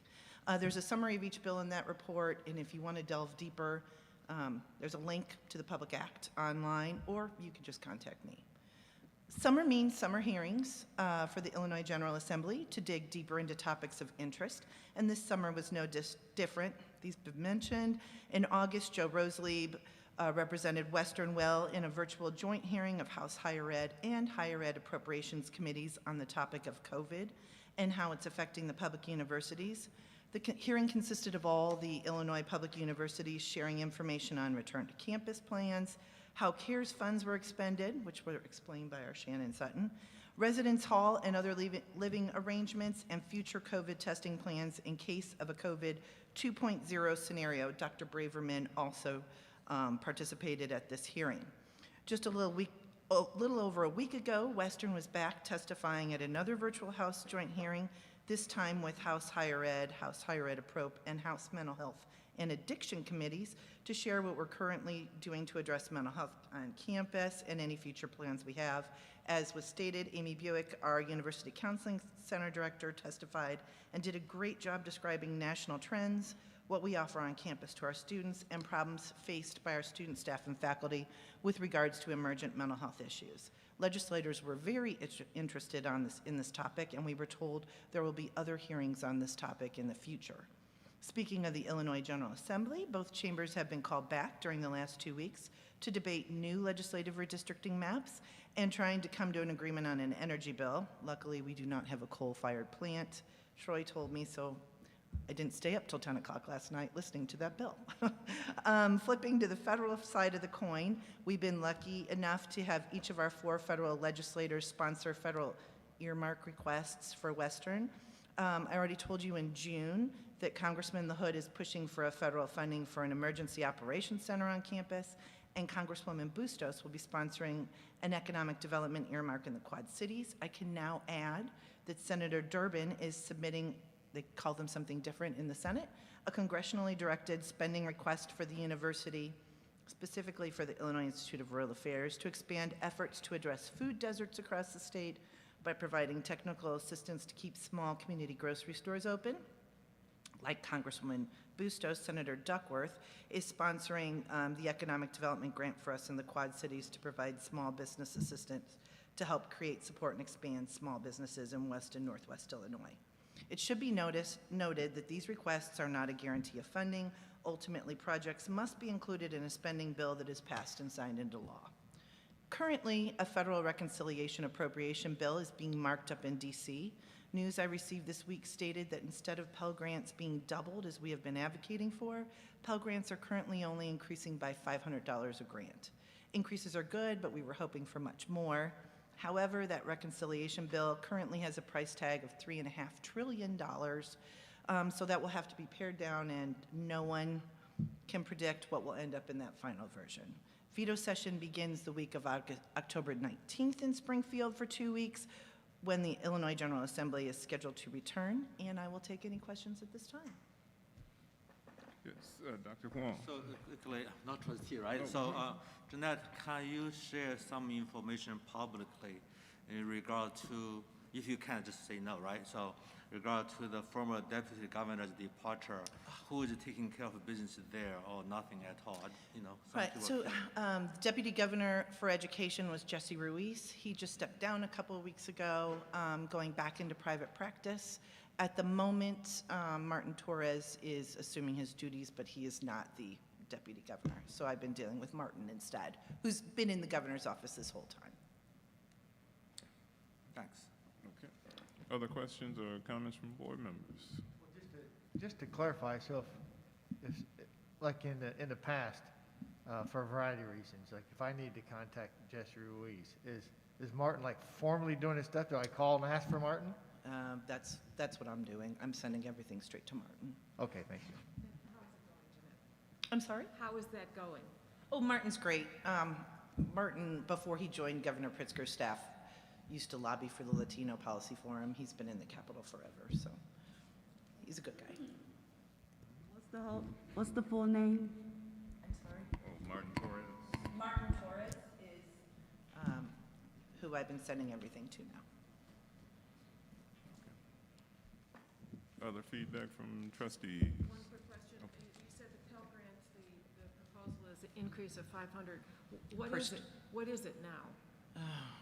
It's just a ballpark. It's a very Sliding? specific number. 65. I can't. I'll have to get that to you. I don't know. I'm so sorry. It doesn't matter. Just curious. Any other feedback? Okay, thank you. So we are at a little after 12. We have 3 options. We can take no break and keep going into resolutions. We can take a short break and then come back and do resolutions, or we can take a long break and do lunch. So what is the pleasure of the trustees? That might be the key, does the staff have lunch ready? I'd hate to delay them, but. Is ready. So, Oh, we could, yeah, I have no problem with that. We could eat and keep going. So let's take a break anyway, like a 10-minute break, and then we'll come back and keep going. Should we come back with our lunch or should? Yeah, yeah, we'd come back and just keep going with lunch, yeah. Okay. If trustees are okay with that? Okay, with that. Okay, so we'll The come mic is back, on. we'll take a 10-minute break, and we'll come back.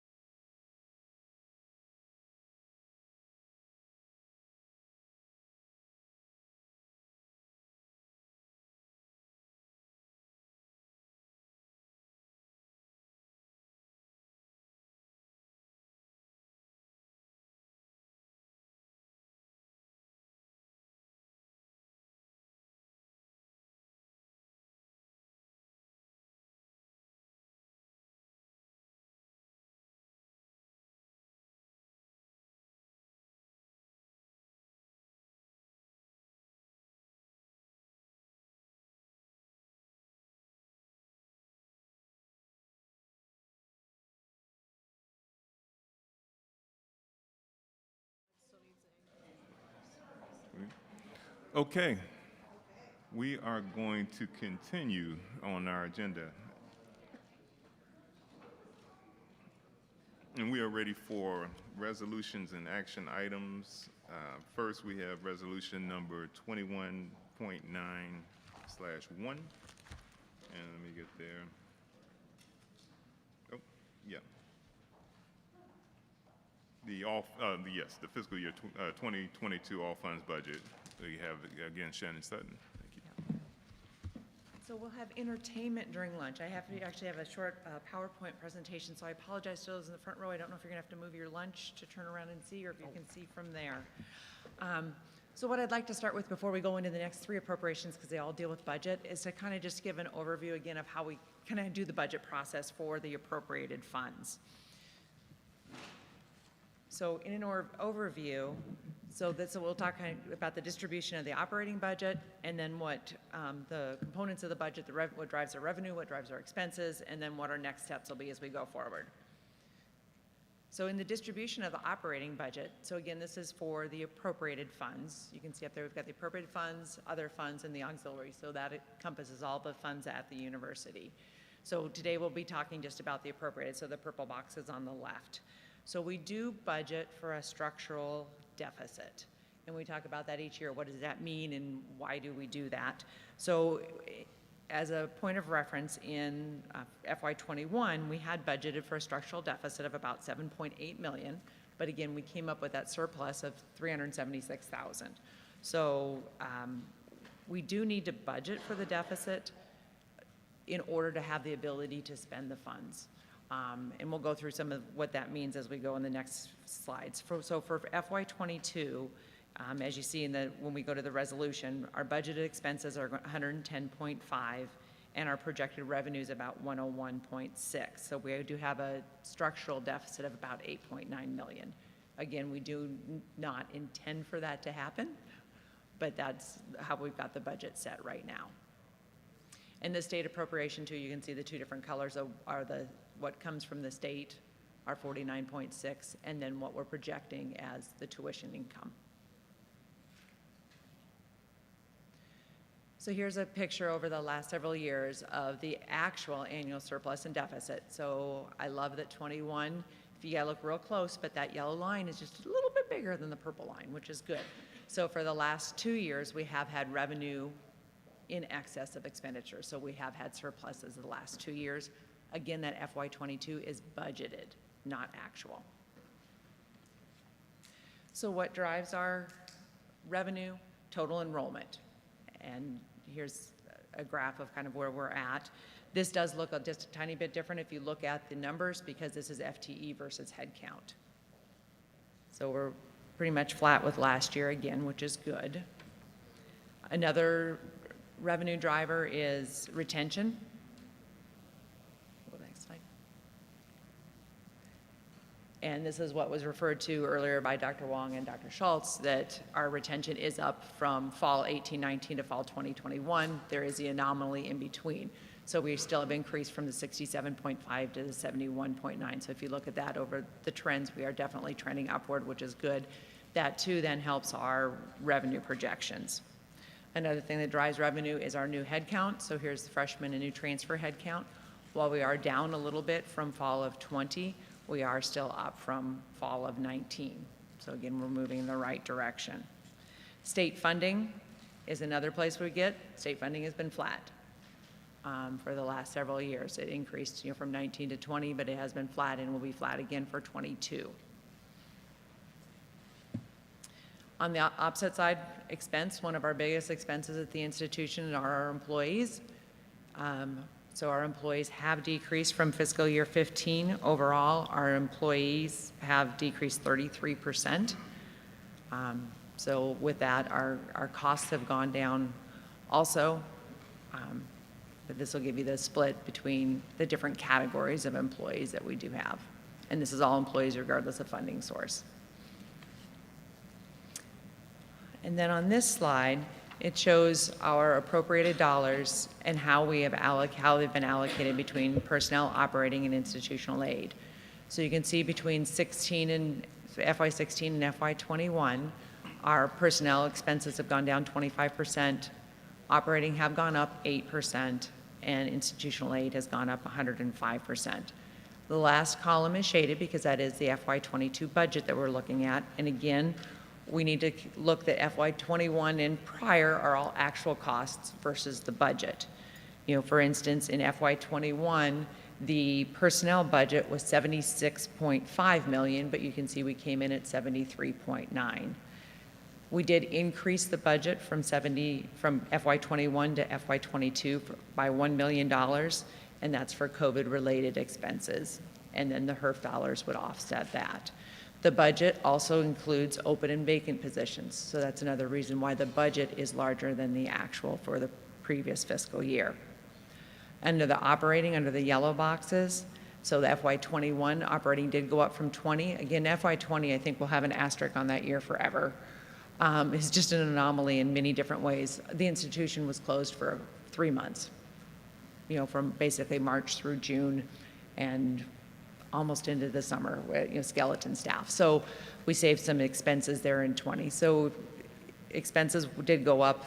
If you went from 19 to 20, they went up a little bit, but that is due to the COVID, some of the COVID expenditures that we had, some of which were, again, reimbursed with HERF dollars. FY22 increase includes $3 million to recognize the lost revenue assistance from the HERF dollars. Institutional aid, there's been a plan to aggressively grow enrollment and increase retention, and there's a recognized need to increase institutional aid to be successful. Let's go to the next slide. And that is all of what I talked about on the slide before, just the picture of it.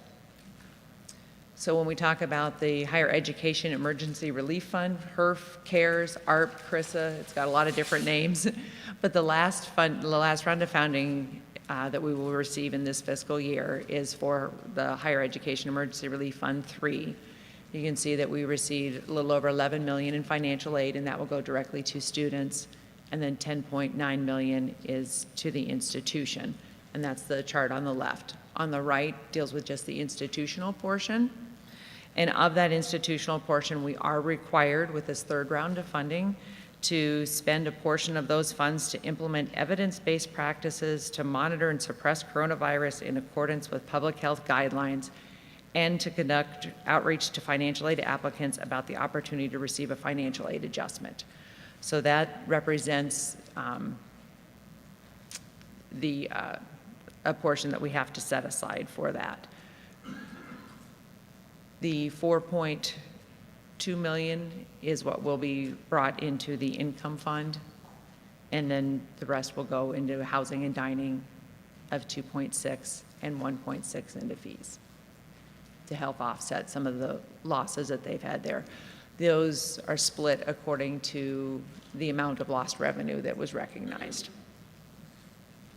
What are our next steps as we go forward? As we've heard today, increasing new student headcount, improving retention rates, investing in targeted and strategic marketing initiatives, looking at institutional aid. What is a good number there? What do we need to do to assist our students, as we know that that gap grows between what they have and what it costs for education.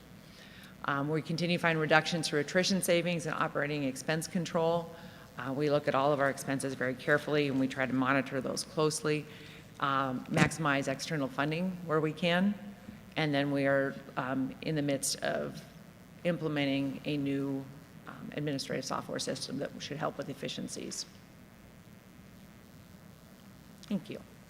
So that's kind of the budgeting process overall, and kind of a 20,000-foot level of what we're going to talk about next. Okay. Is it okay if I go forward with the resolution, or? Yes. Are we good? So in the resolution, you have the FY22 all funds budget.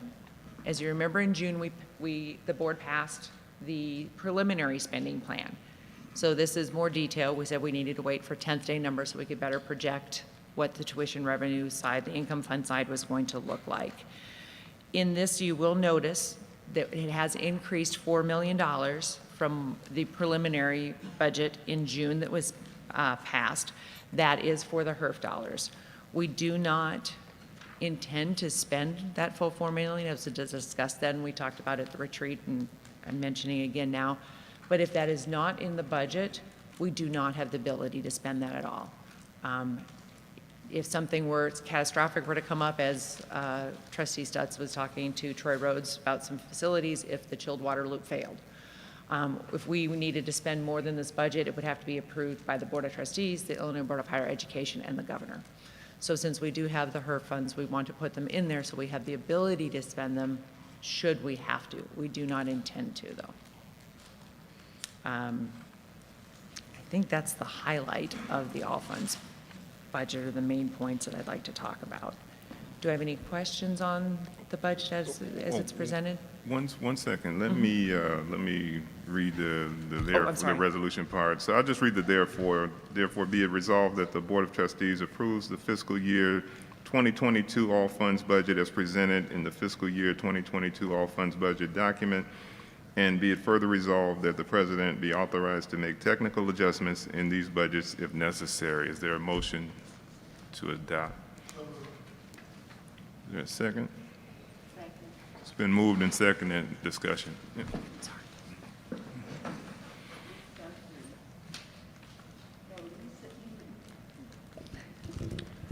You mentioned the HERF income fund, and you mentioned $2 million? 4 million. 4 million. Thought I saw 2 somewhere. Okay, so the BSW was asking about that earlier today, and probably everybody else. So when you say income fund, is that for salaries? The income fund is part of the appropriation. So we have two sets that deal with the appropriated funds. So the appropriated funds that come from the state, and the income fund, which is the tuition revenue.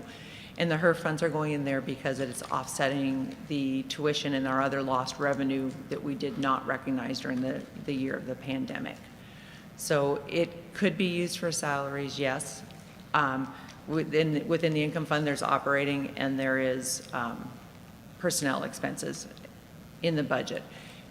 The one thing we need to be cognizant of, though, is those are one-time funds. So when they're gone, they're gone, and they can't, and raises carry over from year to year. So if we increase our personnel expenses, that will increase, every year going forward. Right, no, I totally get that part. Because when you're using these funds, it's like a one-time deal, so more or less a bonus as opposed to a salary increase. Is that an opportunity? We've looked into that in the past, and I'm not sure. I know when Teresa Smith was in this position, they looked into it, but I'm not sure the results of that. Okay. But I think it's something that we can look into. Thank you. Other questions or comments? Dr. Radosh? You said the personnel is down by 33%.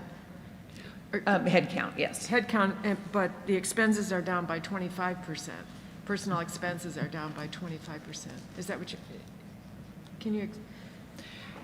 It depends on the makeup, and there are still bargaining units who have been receiving raises. And I think over that year from 15 to now, I believe there have been some raises across campus in different bargaining units. There hasn't been an overall raise, but different units may have received. And it also depends on the makeup of that. Okay. All right, so in light of the earlier conversation, and I don't mean to put you on the spot, even though I am, by saying this, in the budget, page 20, it says, as guided by higher values in higher education, funds will be applied to the university's highest priorities, including increasing faculty and staff salaries to meet and exceed the average of peer institutions.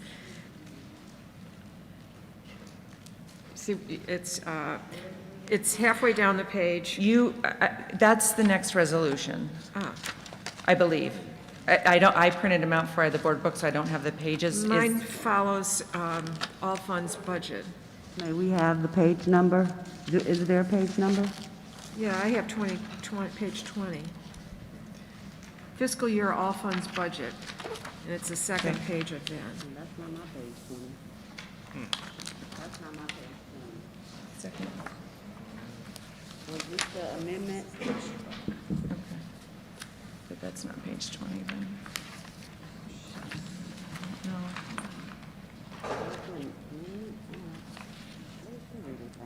Okay, I see where you're talking about. Yes, yes, I found it. I found it, Dr. Radash, I'm sorry. 48. Thank you. So if that is the highest. Mine says 20.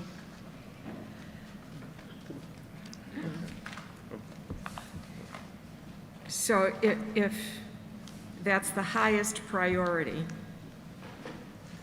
how does that fit?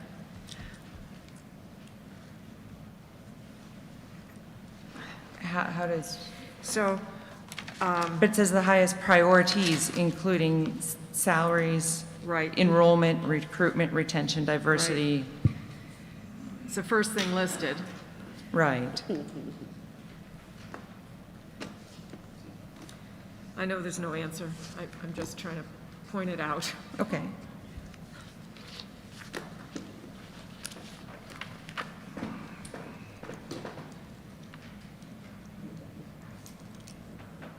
And it is one of our, it is one of our priorities, and it's something that, we've been working with Dr. Huang on. I know, and I know he's very committed to it. I guess I'm trying to underline what's been said earlier. And excuse me, I'm sorry. Oh, it's, I can, thanks. I like that. That's just my, in that realm, and here's what I get. There's nothing more emotionally charged in terms of an institution, any institution, than the salaries and the livelihood of the people who work in those institutions. And we're no different.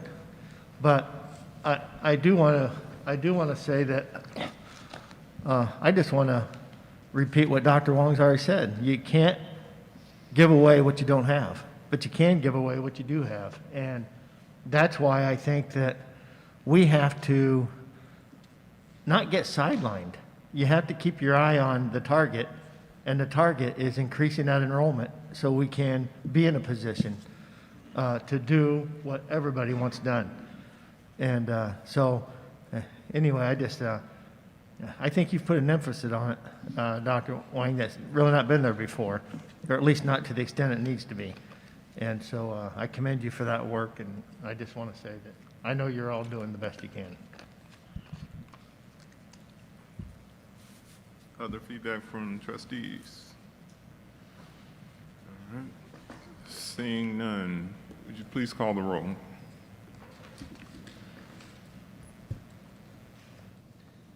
Radosh? Yes. Shaw? Yes. Stutz? Yes. Teeman? Yes.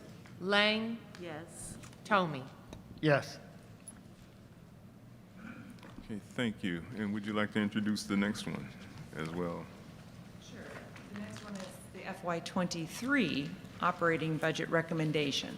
So this, once passed today, will go to the Illinois Board of Higher Education and then to the governor's office.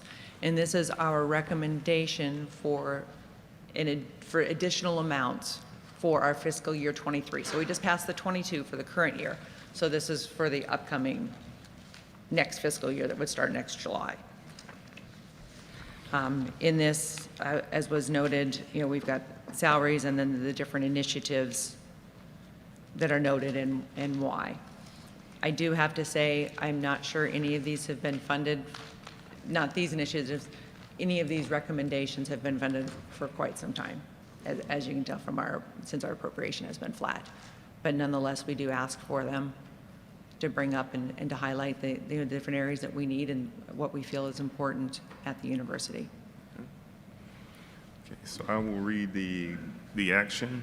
Therefore, be it resolved that the Board of Trustees approves the fiscal year 2023 appropriated operating budget recommendations as presented in the fiscal year 2023 appropriated operating budget recommendations. And be it further resolved that the President be authorized to make technical adjustments in the operating budget recommendations if necessary. Is there a motion to accept? So moved. No. It's been moved and seconded. Is there any discussion?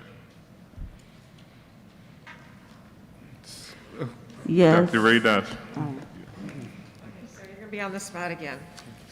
Sorry about that.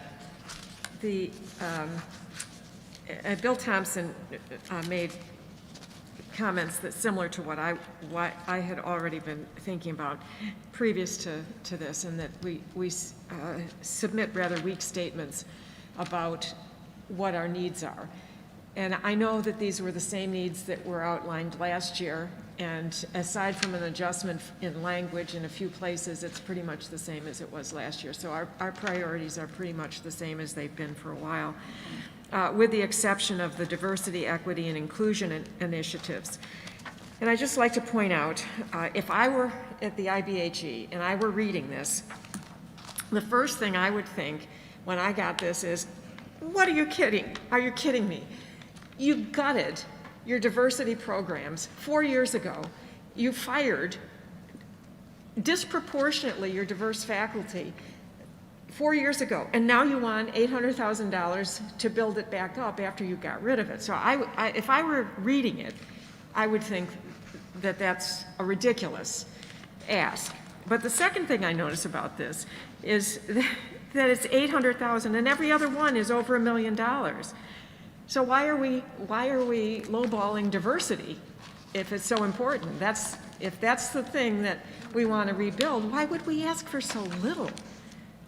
The $800,000 was based on the university budget officer met with the diversity, equity, and inclusion. They met with Dr. Sterling Stadler and said, what would it take to build this office or to enhance this office? And it was based on what he had suggested as proposed staffing and operating expenses. Okay, so this would build the office. It would not do many of the things that are listed in here, because it's not nearly enough money to do the things that are listed here. And I don't want to be disrespectful to Sterling or anyone else, but it just seems to me odd that we would gut it and then we would ask to have it replenished within a 4-year span. That is a possibility to ask for an amendment to increase the amount, and that is a possibility. So that is basically what I was going to say. Thank you, Dr. Radash, because we keep saying equity. Equity is equal, and we keep lowballing, and we have the BSA come up and say that nothing has happened, and then we show right there that we're not being equitable, we're not being fair, just in that one quote. But again, to what Dr. Radash said too, is what Bill Thompson was saying. Why are we asking for 16 and we need 50? And so I believe we go for the sky and then we'll fall somewhere in the middle. That's just how I've always seen things. When as a teacher administrator, I would go for the big budget and then hope that I would get at least half of it. I don't know all of the history behind it, and maybe Jeanette can add to it if she's still here. But I do know, in looking at the past, we have significantly increased what we've asked for. In like 16, 17, and 18, we asked for 9, 8, and 9 million total. And then we went to 15, 17, 18, and 18. So, but I don't know if we go too high, I don't know that piece of it. So what you vote on usually becomes our appropriation testimony. So this document is actually important for the president next spring. And last year we had maybe an 18% increase. I'm pulling that number off the top of my head. But anyways, it was very high in comparison to all the other public universities. So then staff says, why is Western asking for 18? I totally get your point, because if you don't ask, people aren't going to give it to you. So you do have to have your hand out, and that's basically my job, begging for money. But it has to, it has to be reasonable, yeah. But I agree with all the points, and diversity, and how we've been cut in salaries, everything. It all needs to be on paper so the president can present it. But we were one of the highest requests last year by a lot. Percentage-wise, not dollar-wise. Exactly, and I was insisting on putting this initiative in. It was not there before. Now, of course, one of you could say, let's amend it to increase to $2 million. I would be fine with it, but I'm not a trustee. Okay, so. And if you decide in your wisdom that you want to have that much money in there, then we don't talk about percentage, we talk about the dollar amount instead. I mean, it's our job to spend what you want. I think the thing that we should be careful of as a sitting board of trustees is that, yes, the program was gutted, but it was gutted 4 years ago, and there's nobody sitting at this table who was sitting at that table. So I don't think we can go back in time and second guess decisions that were made by another group of administrators and another group of BOT members. It's easy to throw darts at other people, particularly in the world of cuts. I think we're heading in the right direction. We've put it back in. We've put an appropriation to it. I don't know, yesterday, this is a little off topic, but yesterday, when I came to campus, I saw a tremendous number of students over to Multicultural Center. So I just went over to see what was. I was beyond impressed. The activities they had going on over there. I met the nicest young lady. She even told me she was not an officer, that she was in the, let's see, it was the National Association of Colored Women's Club. And she should have been the president. She was knowledgeable about what's going on in campus. She walked me all the way through there and kind of told me what they had going on. And so I'm just saying that we are heading in the right direction. And then I think this board does have a focus on that. But I think we just have to be careful of going back and saying somebody before us made a mistake, because we're going to make mistakes too. But it's not about identifying that. It's about what is our target and how are we going to get there. Just to clarify, I don't mean that as an indictment of the past. I understand the crisis that faced the university forced horrible choices. It did. But that's the way I think we should write it. We were forced to make decisions that were not in our best interest. We need to rebuild it. We need to get it back and build better than it was before. And the same would be true, I would think, with each of the other ones that are in here. I mean, why can't we say that our civil service staff have not had raises in 6 years?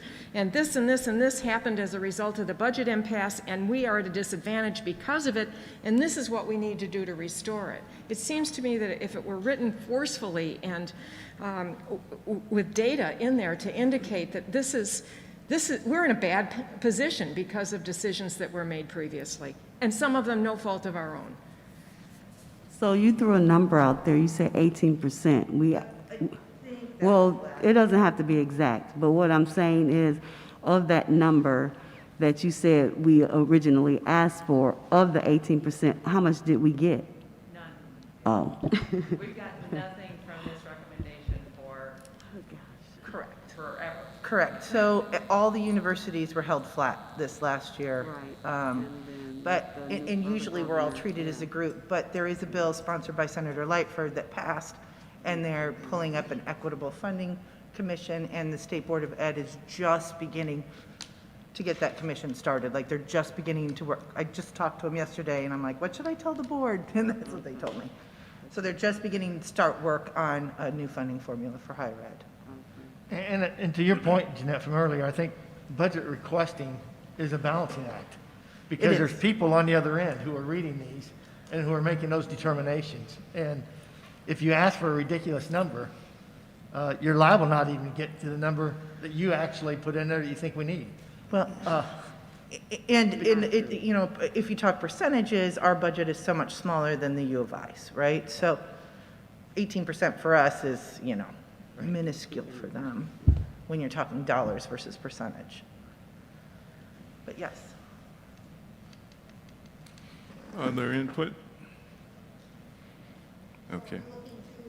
Amend this for more dollars, or let it stand, or let it stand with the more aggressive ask in the I think our words should match what we say. And if we're saying diversity is equal and as important, then it should reflect that in our language. And so, if nothing else but to take all of the numbers and divide them up by however many items there are, and that's the number. If it's all 8 going across, then it's all 8 going across. But to just equalize it.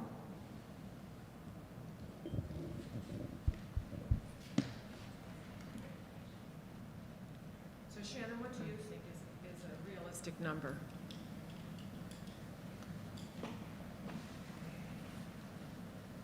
I mean, based on what needs to be done? Well, based on what, Dr. Sterling said, the 800,000 would be realistic. But I also understand what you're saying, because that's the lowest dollar amount on here. I don't see a problem moving it to $1 million. I think what's missing is how that number was derived. What rolls up to that number? I think that's what we're missing here. Yeah.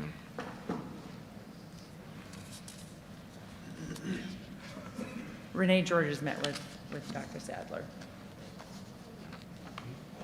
Good afternoon. I'm Renee Georges, the University Budget Officer who worked on these resolutions. I met with Dr. Sadler and also spoke with Rocio. And this is comprised of, I think, about 4 staff members. I can get you the specifics of what the target was. And then after the staff members, there was just a proposal of a proposed operating budget. So that's how we got to the 800,000. So to answer your question, I mean, I don't see any issue in increasing the amount to $1 million. It really can be anything that we would like it to be, considering it's kind of pie in the sky. Okay. Is that enough? Probably not, but it might be a good starting point. Well, we know we're not going to get anything. We're not going to get much of anything Correct. regardless, but it's symbolic. And if we're submitting a symbolic request, we should at least submit a request for diversity and equity that is at least comparable to our lowest other level, I would think, which is $1 million. Okay. No, the only last thing I would say, because I don't disagree with that, but the only thing I'd like just for us to consider moving forward, because all of you deal with this equity issue. Equity does not mean the same. It means fair. And so the reason I point that out is because if you had an equity issue, which you need to hire 3 people, and you had another issue, which you need to hire 10, it would make no sense to fund the equity 3 people the same amount as a group that requires 10. And so I'm only pointing that out to say I have a lot of faith, by the way, and I know everybody does, but I know a tremendous amount of work goes into these proposals. And so I, for one, am not in favor of just arbitrarily seeing it and saying, well, I think it should be different, because I know you have far more information than what you can even present here today. I haven't sat in the meetings with Dr. Sadler, and I trust him as well. It's a position that the previous president created to address this issue in a very serious way for this campus. And anyway, I support the resolution as it is. Okay, So, go ahead. One Go ahead. more. To that point, in the writings, it says that they needed to hire new staff. Even that alone is not 800,000 isn't enough with also building up the program, because you have to sustain it. You're building it, but then once it has to be some type of sustainability. So if you get it, and then we're going to be back where we were 4 years ago, where we have to cut everything. So the $1 million is very much a basic number. which that's- probably wouldn't even cover what you really need to cover. This is just for 1 year. Right. So it's 1 year of operating, because it's for the 23 recommendation. So yes, we would need to get it that year, and then we would need it to be funded, every year after that in order to keep it sustained. You're absolutely correct. And if you grow it faster than what revenues can sustain it, that's what would put it in jeopardy down the road again. You can only grow it at the same rate by which you can afford to fund it. And if you exceed that, you're going to find yourselves down the road in a position where you say, well, now we don't have the revenue to maintain it. And then we're going to have this conversation 3 years from now saying, well, 4 years for that, we got it, then we brought it back, now we're going to cut it again. And I'm just saying, be careful, because we are committed to this topic. But we should also be very cognizant about how fast you can expand programs and people, because if you expand quicker than what your revenue allows, you're going to be in a position shortly down the road to have to make cuts again. Okay, so procedurally, we don't do amendments. As a board, we have agreed in our board agreement not to do amendments. So if we wanted to increase the number, we would have to withdraw the motion, put forward another motion with the increased amount, or we could just leave it as is, move forward, and just make notes of what we're talking about going forward for the next cycle. So it's really up to the pleasure of the board what you want to do. I would make a motion to accept the resolution as it is, recognizing that we keep our eye on that target, and that as we're able, we grow all the programs across the university. Any other input? I disagree. So you're in favor of withdrawing the motion, changing the amount? I believe we have to vote it down, and then, because we already made the motion. No, it can be withdrawn, right? Is it? Okay. It can be withdrawn. I think it has to be voted down. Does it? Okay. Okay. Yeah. Okay. Okay. We'll get clarification. When does this need to be submitted to the state? I was just looking, for some reason, I think Because we it have goes to make some October- decision. October 15th. Okay. So we can't postpone it to the next board meeting. Okay.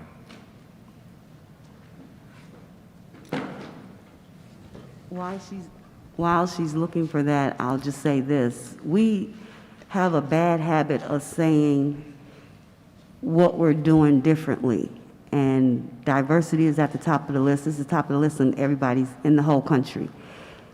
But if we say that we're about it, then we have to be about it. You cannot keep saying that you're about equity and then you don't require equity. And then you tried to make the equity comparison, which I totally get it. But when you go over to the Multicultural Center, that's one place. If you look inside of the other opportunities for funding, they've already been funded for many, many years. So no, they would not require as much as the diversity will require, because it is something that's fairly new and needs to be built. And so you're going to need a little bit more attention towards that, which requires funding and resources. Resources require funding. Therefore, you're going to need at least $1 million to even make it make sense. And then for you to try to compare the two, there's really no comparison when you think about it. When a process has been neglected for so many years, it requires more. Radosh talked about the roofing. Same thing, when you've neglected it so much, it's going to require more. So for you to try to make the comparison is no comparison at all.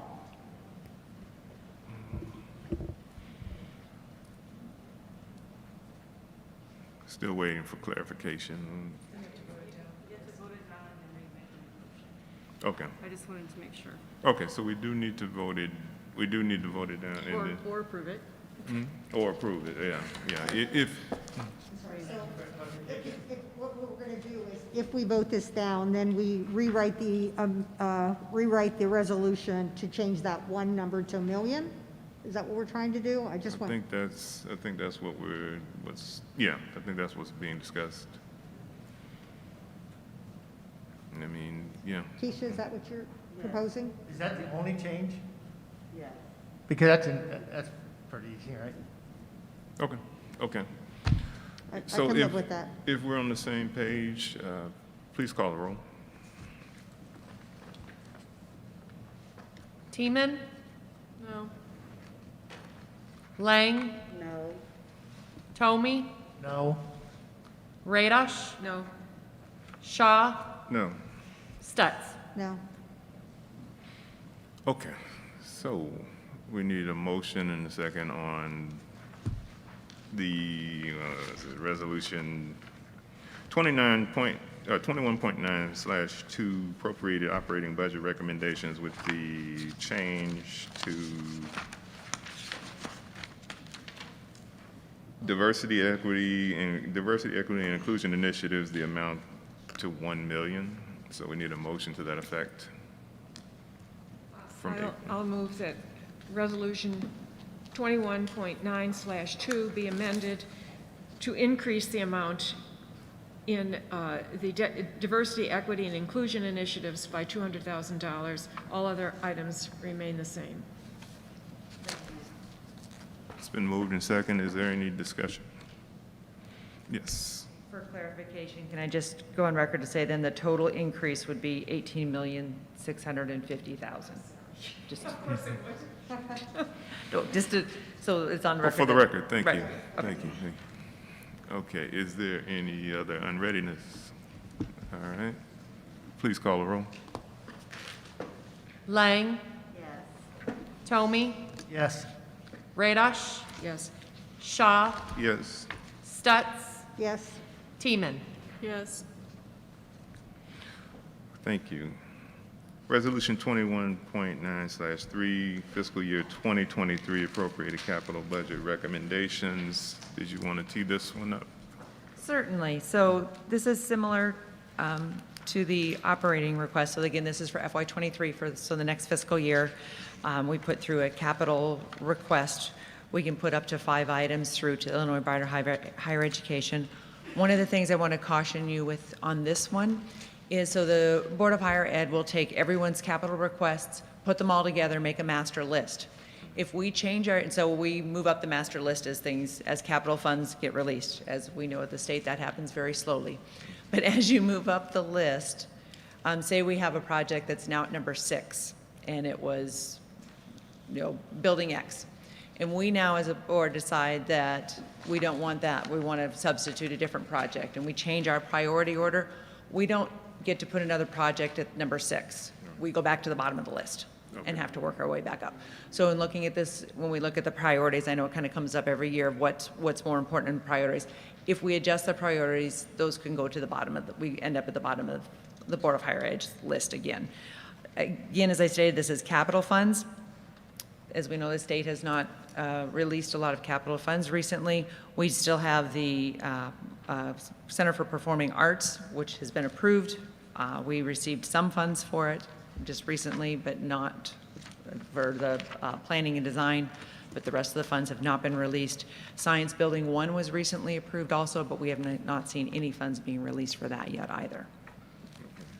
Okay, let me give you the action. Therefore, be it resolved that the Board of Trustees approves the fiscal year 2023 appropriate capital budget recommendations as presented in the fiscal year 2023 appropriated capital budget recommendations document. And be it further resolved that the President be authorized to make technical adjustments in the capital budget recommendations if necessary. Is there a motion to adopt? It's been moved and seconded. Discussion.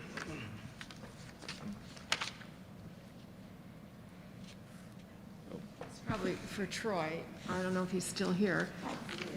The new science and the Quad Cities are not listed as meeting lead silver. Is that just an error, or are we not going to build to LEED Silver?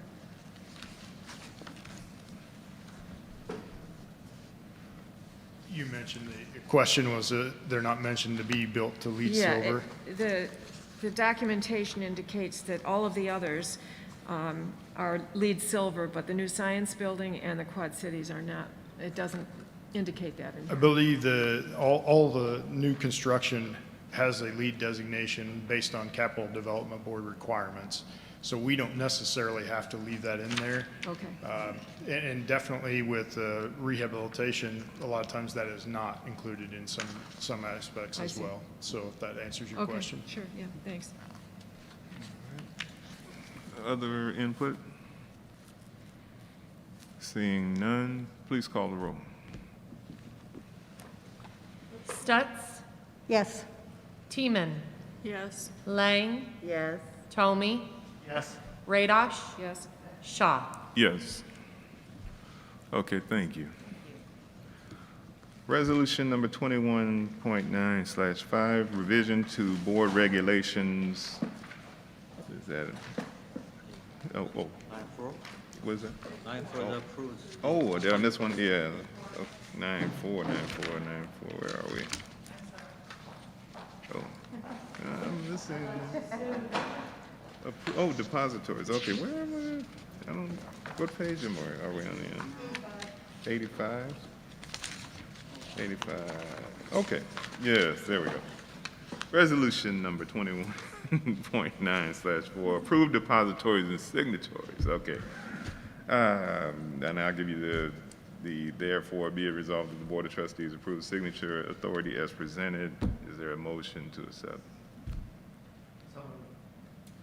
Second? Okay, discussion.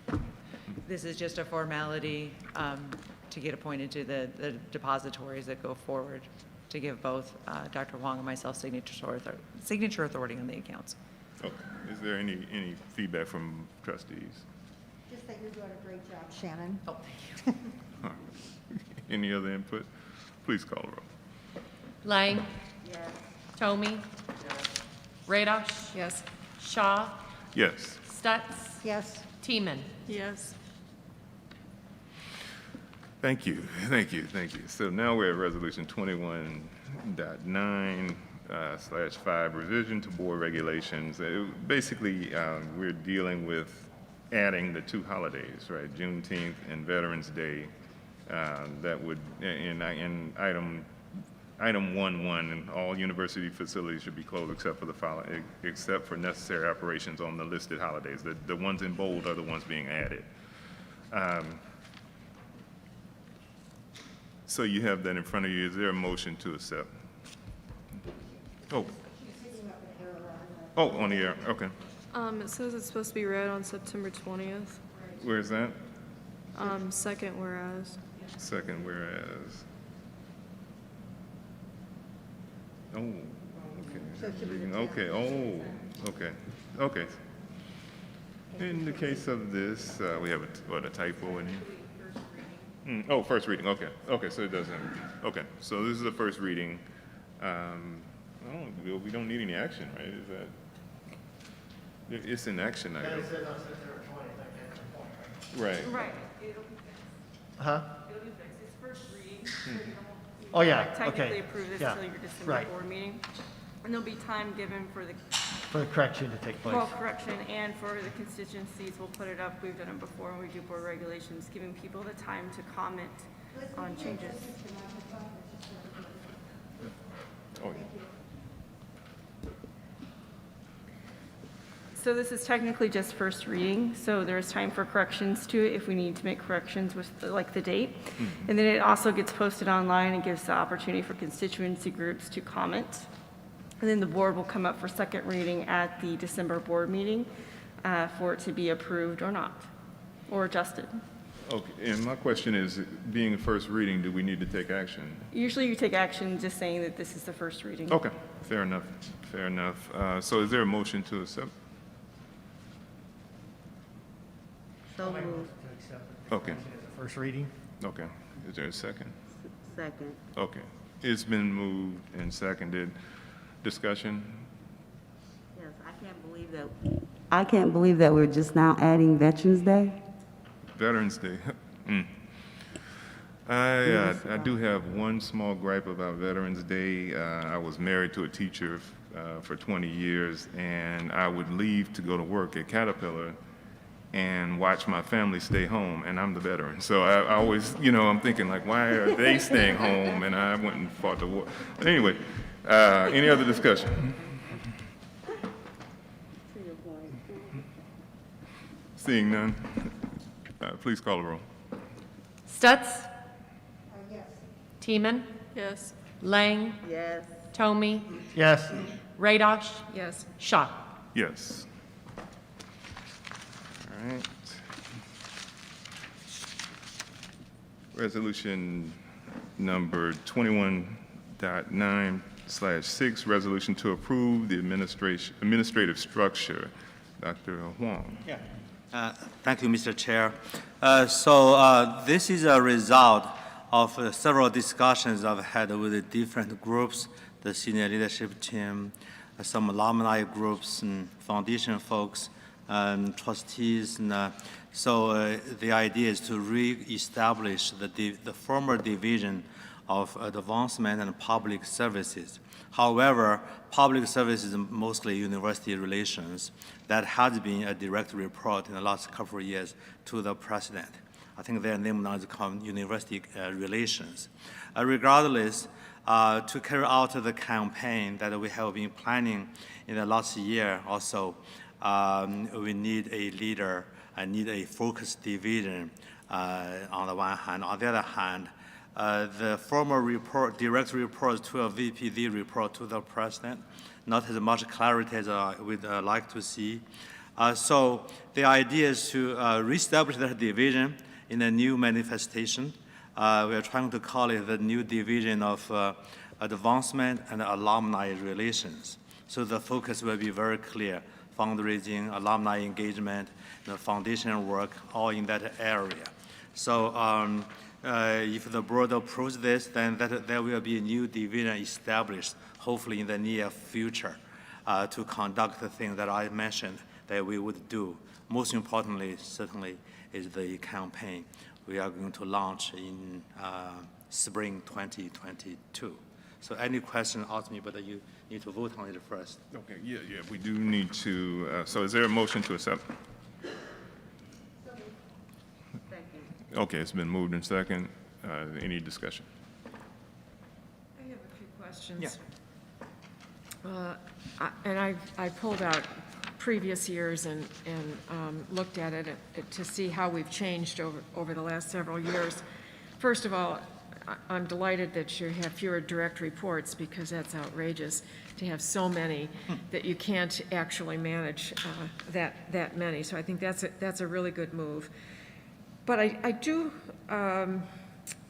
auxiliary services under the Vice President for Student Success and Risk Management and Emergency Management under the VP for Student Success. I don't understand. I just need an explanation. Yeah, sure, happy to. So funny you mentioned that, because I was going to move auxiliary services, risk management, and dining services, a number of other units to be under the new VP we didn't hire, right, for administration and finance. At that time, John Smith was the interim VP. He said, just last year we moved these people under me. If you are making them to another division, they will feel kicked around. So why don't we keep that for a while until we figure things out, to better do it. So now to say I'm a listener, I really listen. I say, okay, John, you made sense. I don't want to kick people around since they just moved. But I do want to reserve the right to look at the structure again. In my mind, those units should belong within administration and finance. But that's one person's view. I mean, not all my views are valid, right? I hope they are, but not all of them are. So that's where we are. They are still under the VP for Student Success. Seem to be working okay. In the future, when we get a new opportunity, we can consider relocating them to administration or finance. The change I didn't make was to relocate facilities management under administration, which is the home right now, seem to be working. I hope Troy will verify that. So that's why it didn't happen at this point. But it's going to happen. And you're going to do it later. I hope so. I certainly hope we'll see David is on board. We'll hire a new VP for finance administration. So structural change will take place every year, I believe, right? Whether they are minor or not. The board approves significant changes in organization. Right? Moving the unit to another division should be minor, but I think it's a possibility. We do need to talk to the other involved groups. And the second question I had is, previous organizational charts had several of these divisions under the provost, under assistant and associate provost, so that you drop down and then you drop down again because you have, are we eliminating those positions? No, you're looking, I think, Holly, you're looking at two org charts. One of them is the current chart, the other is the new chart we are going to implement if indeed everything is approved. Now, I think you are alluding to the grad school, perhaps, right? Just an example. I think the grad school, whether it's a director, which we have right now, or a dean, should be a direct report to the provost, rather than a report to, for example, the associate provost. Again, it's not a reality. It's an idea. That's why you are seeing two different org charts at this point. One of them is in practice, in use. The other is a proposal. Now, Bill and I had this conversation too, and he wanted a position there. We should have a focused person for the grad school and the research, for just an idea. I hope I'm speaking your mind correctly. And then the associate provost could focus upon their current responsibilities even better. So that's the other question. Other questions? That's all, Polly? Okay, thanks. Okay. Any other feedback? Seeing none, please call the roll. Radosh? Yes. Shaw? Yes. Stutz? Yes. Teeman? Yes. Lang? Yes. Tomey? Yes. Thank you. Resolution 21.9/7, fiscal year 2022, repair and maintenance of the official residence. Therefore, be it resolved that the Board of Trustees approves the following expenditures: patch and seal of the entire drive and parking lot with a cost not to exceed $50,000. Replace kitchen appliances with a cost not to exceed $20,000. And those are the two items. Mr. Rhodes? Yes, that's as before you, and I'll be happy to answer any questions you might have. Okay. Okay, so let's have a motion to adopt. Okay, it's been moved and seconded. Any feedback? Okay. You're just here to answer questions. Any questions? If you're going to replace the kitchen appliances, wouldn't you just do the cabinets and everything? I mean, it's pretty dated. The intent of this, with the amount allotted, is just the appliances. If we're going to do something like an entire kitchen off the cuff, you're probably at least 4 times that. That's a good-sized kitchen. Huh. It seems high, Troy, 20,000 for the appliances.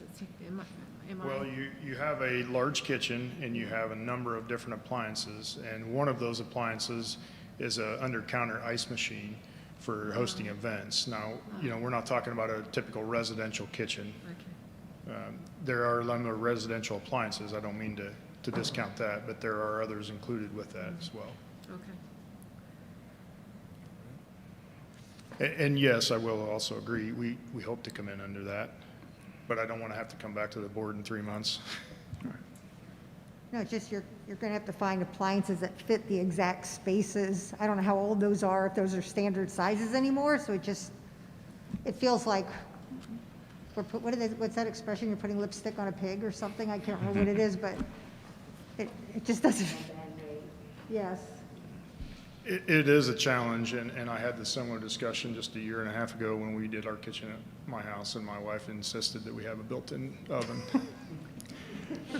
We do have a built-in oven, by the way. To Karen's point, though, that the whole kitchen is dated. Yes. It Yes. really needs to be done. The kitchen is dated. I mean, we could open up a lot more work in this area. I propose 50,000 for the parking lot and driveway. To be quite honest, that parking lot and driveway needs to absolutely be demolished and reinstalled. The quote that we had for that was between $200,000 and $250,000.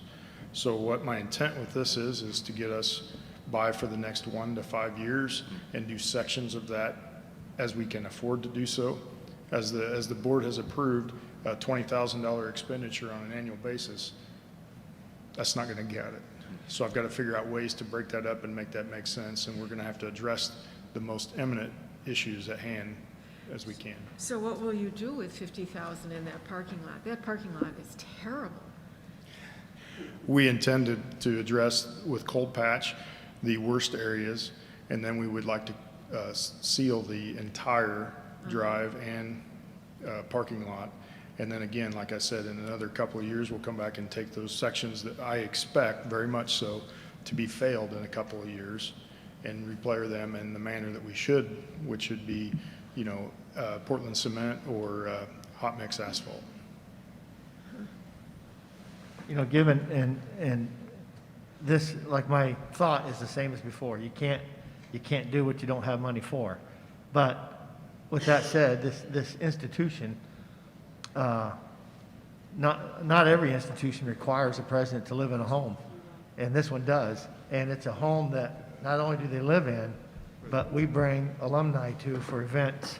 And so that's just another area I think as a board we should be committed to as we look, as revenues increase, to significantly improving the president's residence, because it screams when you pull in there of the need, and I know Polly used that word earlier, tired, or the president did, I think, but I think it's more than tired.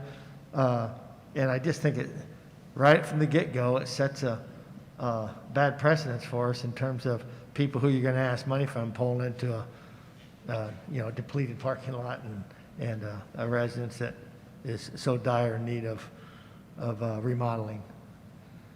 I think you're correct, and I think that we have to consider that we are expecting him to reside or her to reside at that residence, and it's going to be a symbol of the institution. Otherwise, we have to rethink that idea and that thought. That's true. Any other feedback from trustees? Seeing none? Oh, Bid for the cabinets too and the countertops? I did not. So we could approve this, but you could bring it back to us in December just to see if there's an economical way to fix the kitchen? I could. I will say, to refer to some of the other comments, we don't want to do this and then come back and redo what we just did. So we're buying cabinets or appliances to fit the certain locations that they're in. Now, if we go back and we remodel and we change that, we're kind of putting the cart in front of the horse, so to speak. So if that's something that this board would like to see done, So you've already got the estimates that you know that there's, like, if you want to buy a 24-inch oven anymore, they don't really make those. You have to find them. You know what I'm saying? I don't know that you know everything's going to fit. That's all. You already know that. we have done preliminary costs on Okay. these, and we have reached out and consulted actual models and are fairly confident that we can come in under this $20,000. The reason I put it in at that is so oftentimes right now in the world of COVID, if you buy an appliance today or you expect to go out and get something and it takes, I did this a month ago. The lead time's huge. You never know what is going to happen or what's going to be available. And so if we have to turn around and pivot and get a different appliance to fit in that location, it may cost 3 times what we had estimated or had quoted. all right. Any other feedback from trustees? To Kara's point again, it's pretty bad. So would it be better to do the whole thing, to come back with a new proposal for the whole thing? I could certainly do so, but as I mentioned, it's going to be significantly more than what I did, and I'm not prepared to give you a solid number at this point. I can give you typical construction cost estimates, but right now, to say that that's what it's going to be would be a real challenge.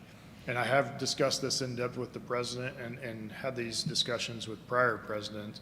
And the point has been, we don't want to throw a bunch into that, especially when we're having the issues that we're having that we've discussed at length previously in this meeting. Yes. And the dishwasher was not working. Has that been replaced? That has been replaced, yes.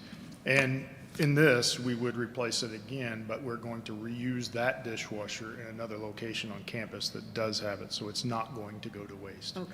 So we don't want to, have it not match the current group of appliances going in. A lot about fundraising, and I don't see Brad still here, but you can even tell us, it makes a difference when somebody who has the capability of writing large checks, whether or not they write that check is usually directly impacted by how they see the institution and the institution's ability to move forward in a certain way.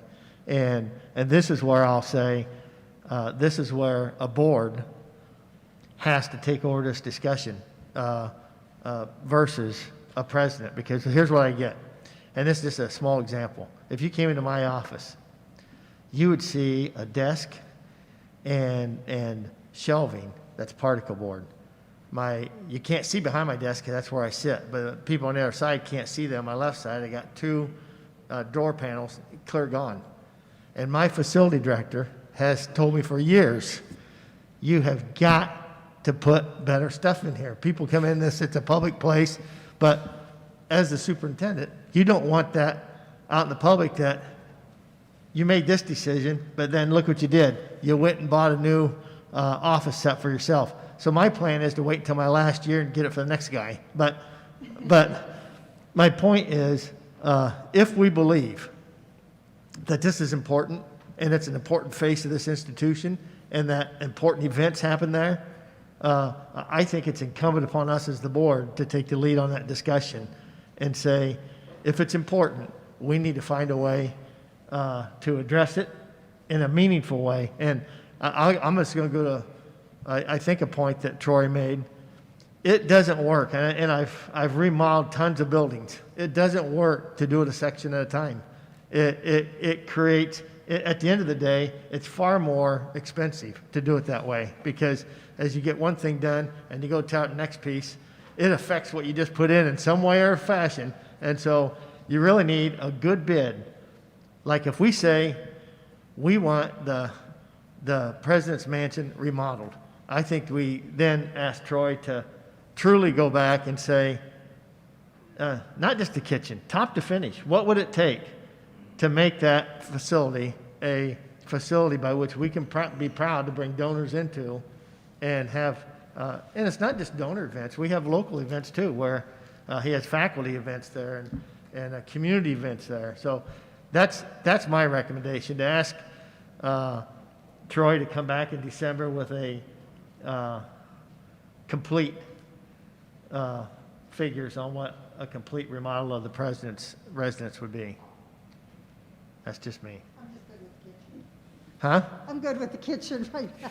The only problem I have with that, Mark, is we just listened to the salary and I get it.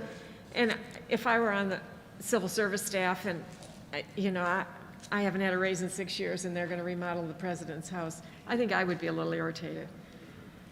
Yeah, I get it. No, I get it completely. I'm just saying that when he said the past presidents, I said, no, don't do, that's why. Because they're in a position where,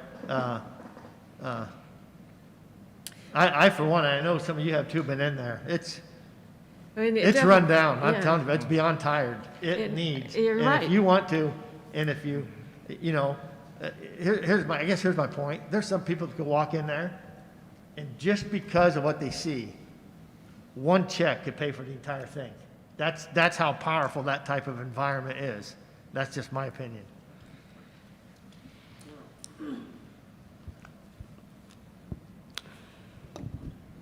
Dr. Toomey, I don't generally agree with you, but in this instance, I stayed in the union last night and I was totally disgusted And I was like, I will pay for my own hotel room because I just can't do it. And I took pictures, and I'm going to share the pictures. It was terrible.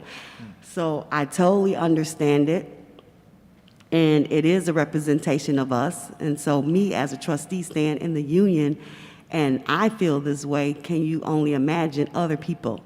And so with that same thing being said, yes, I would say go back, do the whole overall.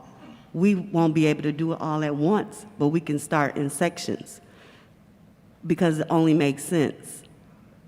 And to constantly have presidents after president in the same resident and not make any upgrades, that doesn't even make sense to begin with. So we really should think about going back to the drawing board. And if we start with the kitchen, per Karen, she's my financial director, start with the kitchen and then work our way through. But to patch it up, that doesn't really make a lot of sense. Well, because, Keisha, and I appreciate that, but, to your point, the union, and you say you're going to stay someplace else. The president doesn't have an option to stay someplace else. We've got them in a place that, in my opinion, is below standard of what you ought to expect the president of a university to stay in. And that's just my opinion.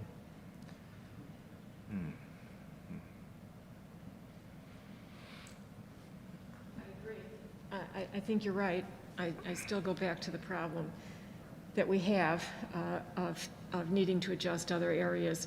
I think maybe the kitchen might be the most affordable thing to start with. And to be fair, when President Thomas was in there, we did replace the furniture.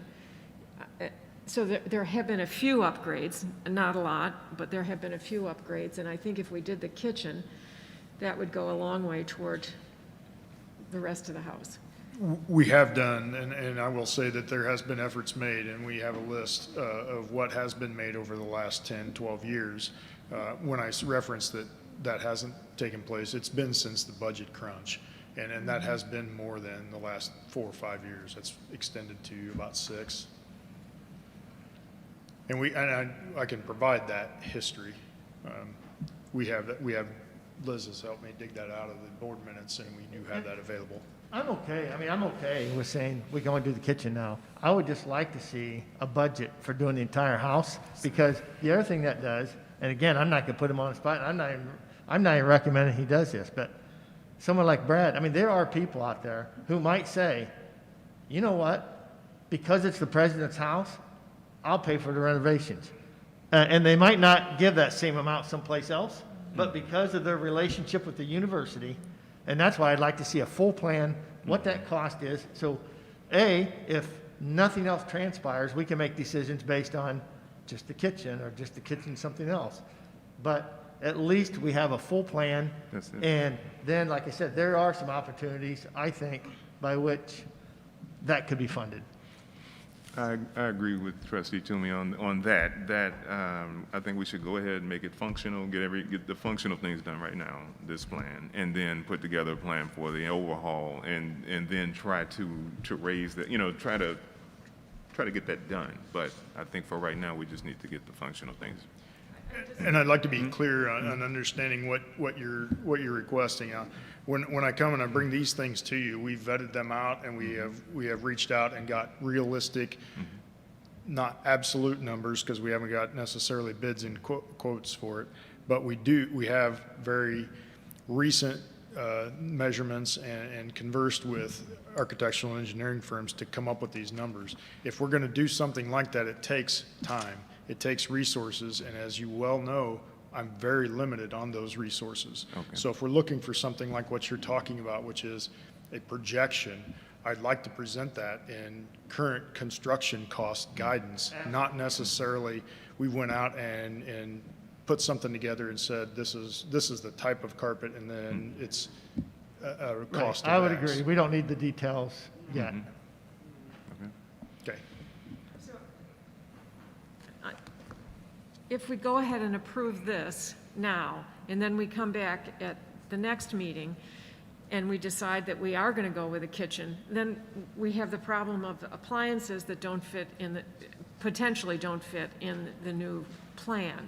So would it be better to say no now, with the commitment that we will do this, but we want more information, and we want to have the estimate of the whole kitchen, and we want to explore some donor options in the meantime, and then make a decision at it's in November, I think our next meeting is in November. December 1st, yeah. Yes, it's reasonable. Just the other side of that, just for the devil's advocate side of that as well, we currently have a microwave sitting on the counter because the built-in microwave failed and parts are no longer available. So we're asking them for another 3 months to use that before you approve. And then depending on when those appliances are available for, we could order those and get those installed. So we may be pushing this whole project out 9 months. It wouldn't be out of line to say that that's reasonable. So just to be clear, that's what the potential outcome of this. Can we just approve a microwave? No. Yeah, I understand it, and I think you're right in the short term, but I think Karen's right in the long term.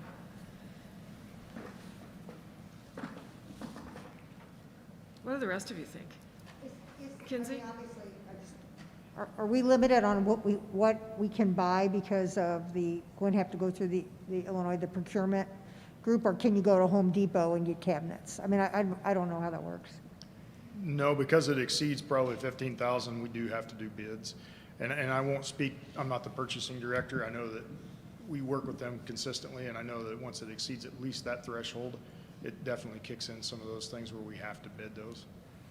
There are a few other particulars or some other things that we can explore, IPEC contracts and stuff like that, but I don't know that there's an IPEC contract out here for residential appliances. So. My 2 cents on the issue would be to continue with doing the patchwork on the driveway. But we've been sitting here preaching things take time, so why don't we sit there and wait and see what we can do for the whole kitchen? Instead of, like we've been talking about, the appliances and then having to redo the cabinets, I just think maybe we should wait on that. Or we could up the dollars for the kitchen right now as well. Yeah. Well, we have to work with the budget office to make sure that we find the money to do that as well. I don't want to get that out of line either. I know that we've allocated funds for this amount, but I don't want to speak for them either. And I'm sorry, I just want to be very clear and transparent on the, when this comes up, these are all the back things that get taken care of prior to bringing this to you folks. So Troy, if we were to go ahead and we were to do this as it's written, and you go ahead and get the appliances, and we redesign the kitchen next year, is it possible to take that ice machine and design around the ice machine and the refrigerator so that we actually could use the appliances?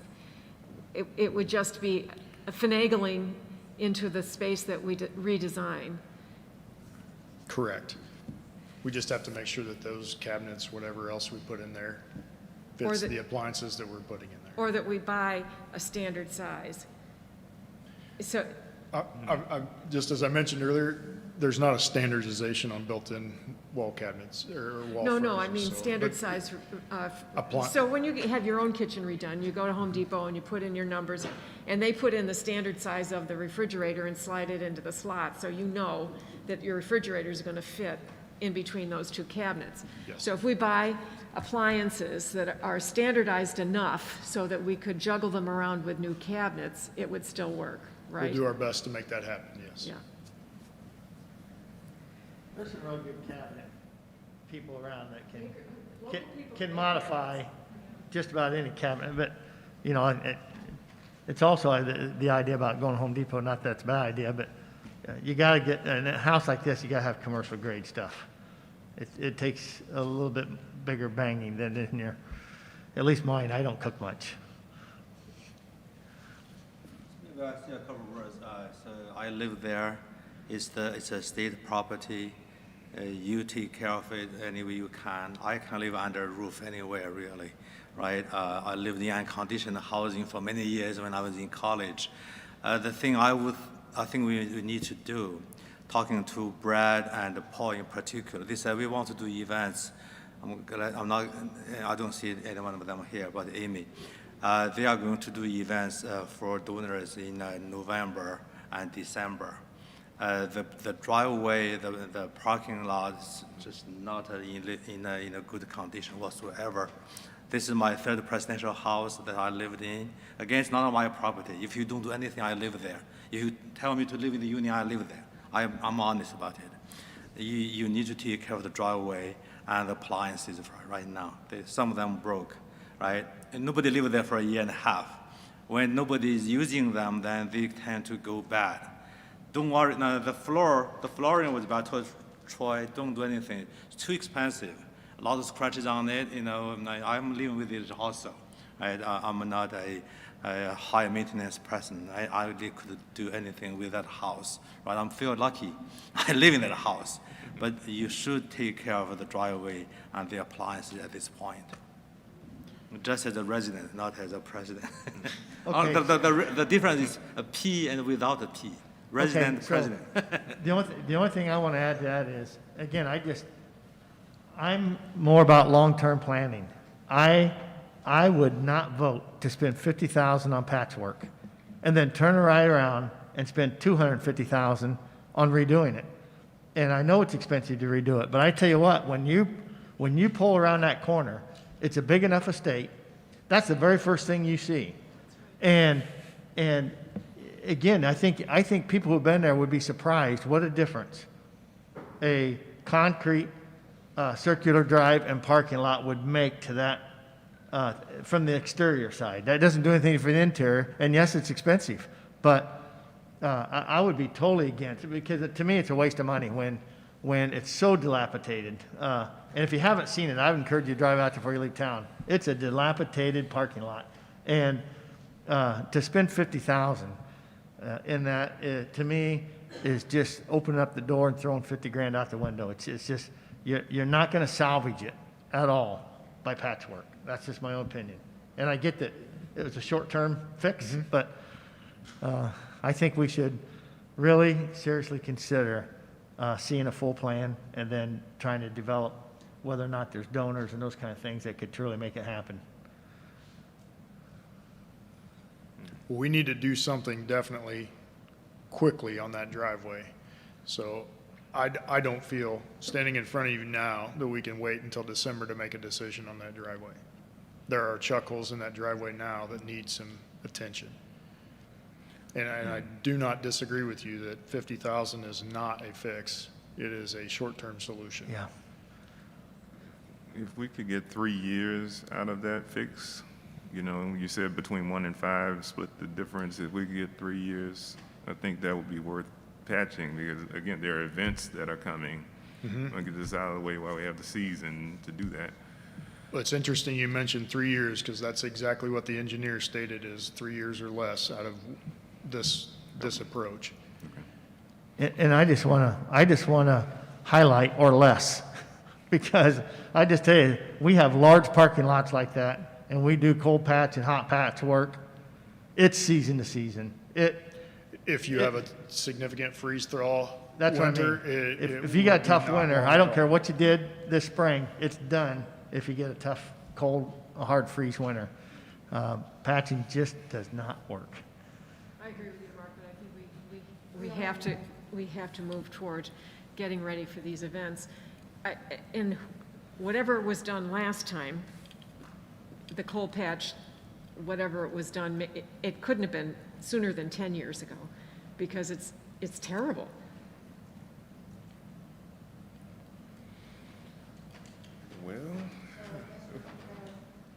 Well, I'm with this at this point, but yeah, I'm still for the original plan and, you know, coming up with an overhaul plan later, and then seeing how we can come about that money. But I think we have some immediate needs, and it's like I said, I'm still for the original plan.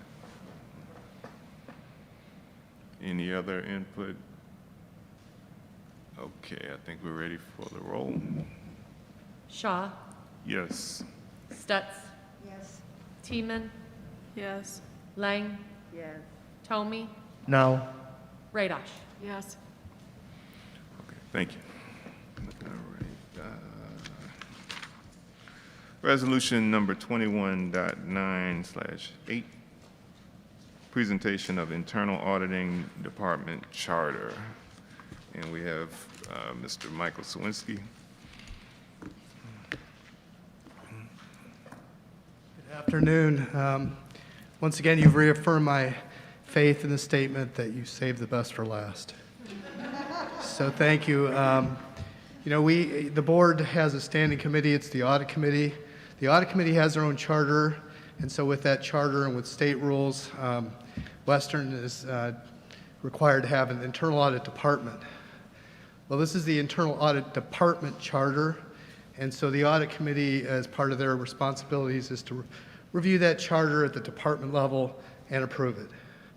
So you have before you a revised internal audit department charter. I cleaned it up a little bit. There were some redundancies in there and a few revisions for clarity. So there wasn't really anything new in there. Didn't give us any more authority or responsibility. It was just a little bit of a cleanup. So that's, I have it for you for the annual approval. Okay. Thank you. Thank you. Let me give you the action. Therefore, be it resolved that the Board of Trustees approves the internal auditing department charter as presented. Is there a motion? Okay, it's been moved and seconded. Are there any questions on the charter?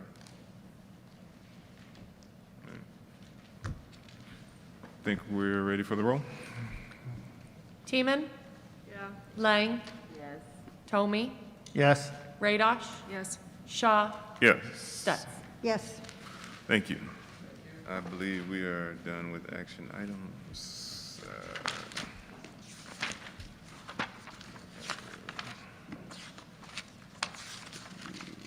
me get back to the agenda. Okay, old business. Any old business items? Yes. So, excuse me. The Multicultural Center is the Multicultural Center, and it doesn't have a name. Every building on WIU's campus has somebody's name. And Gwendolyn Brooks' house was torn down, and now it's a parking lot. And so the 5 trustees attended the ceremony, and the members of the Black Association, Alumni Association, as well as some of the board members, and the Dr. Rutledge stated that initially the Multicultural Center was supposed to be the Gwendolyn Brooks Center, and they changed it to the Multicultural Center, which I am proposing that we name the Multicultural Center the Gwendolyn Brooks Multicultural Center. And that is another way that we can fill in the blanks and have our Black and brown students feel like they matter. So that is my proposal. Okay, thank you. So with that, yeah, I think we would need to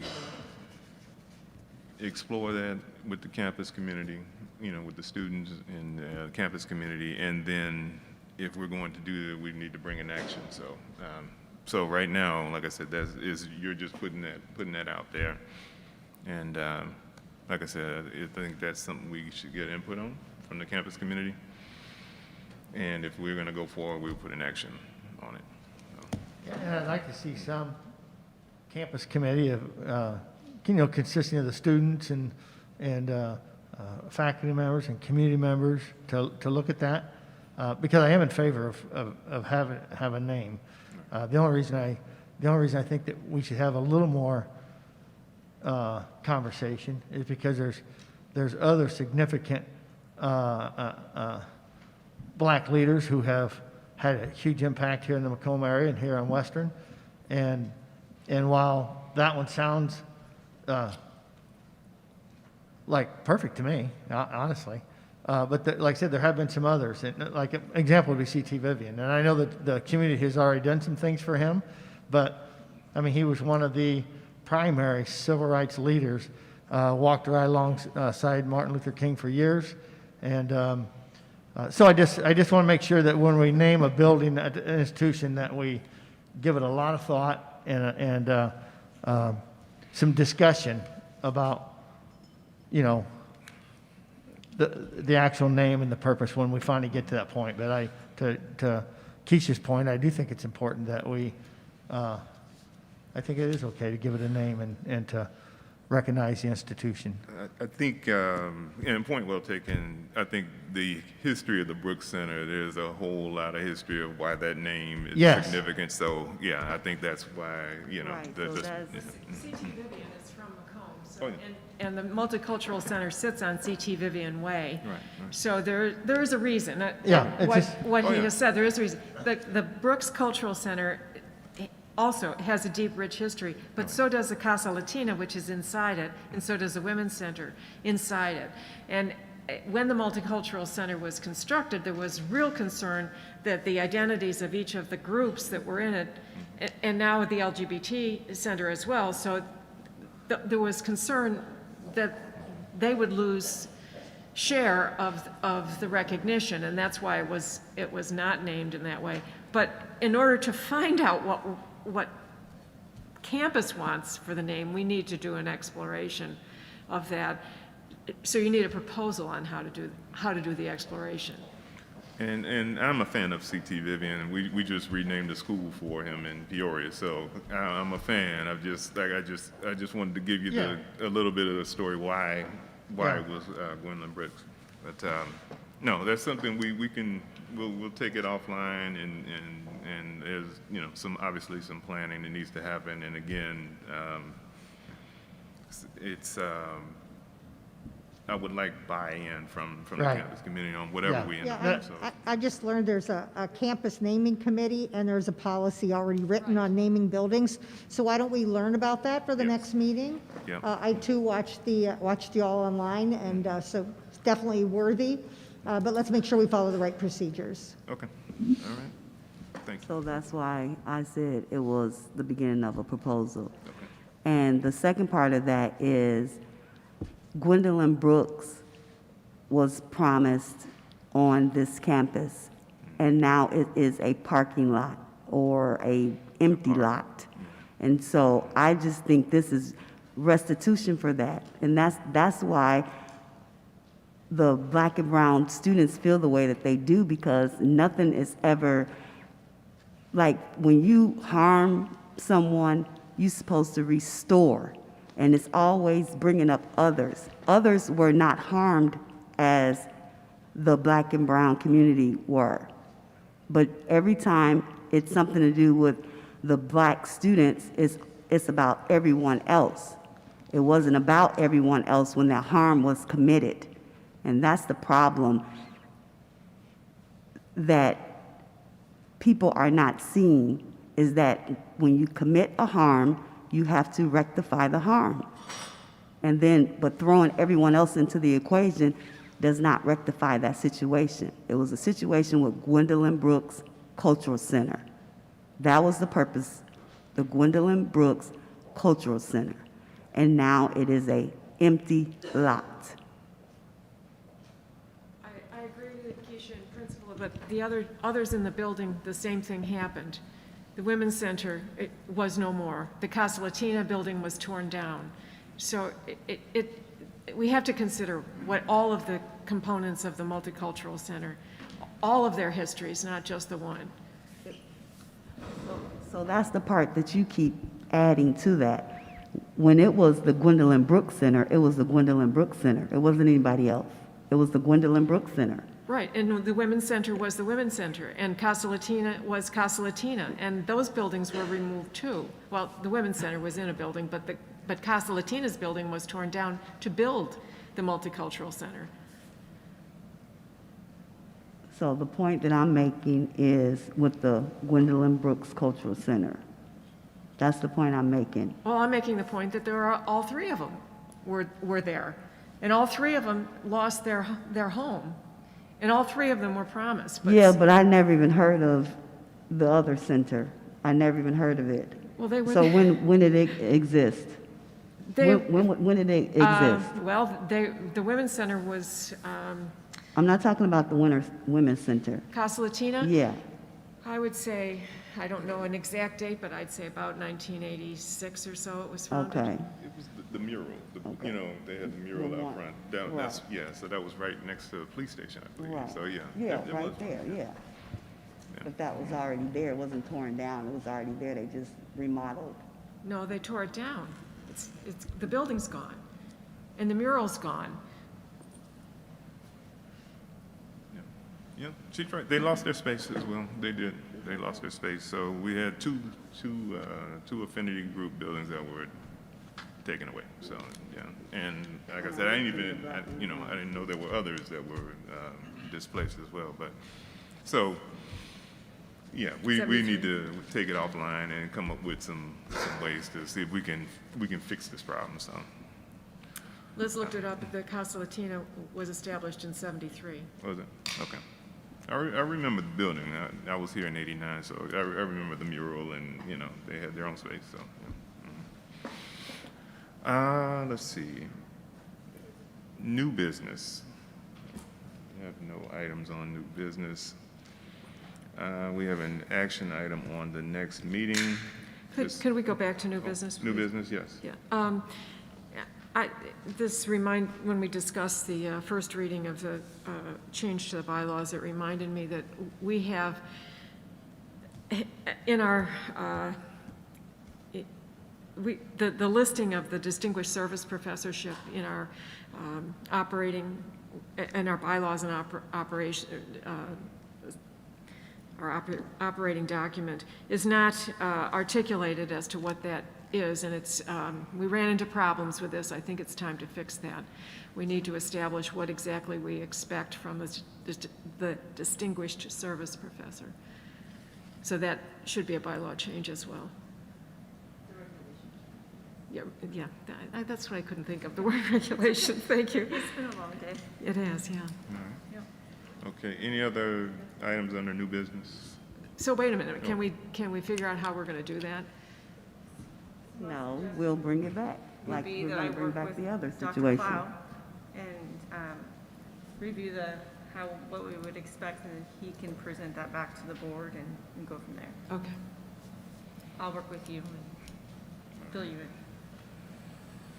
So Dr. Wan, I think this question is for you. We have one thing that we said as a board, that once we vetted our president and received him, that we were going to get rid of the interim positions, and that we wanted to make certain that we had permanent positions. So I just wanted to know the plan for turning those interim positions into permanent positions and going through the proper processes, and what is the timeline for that?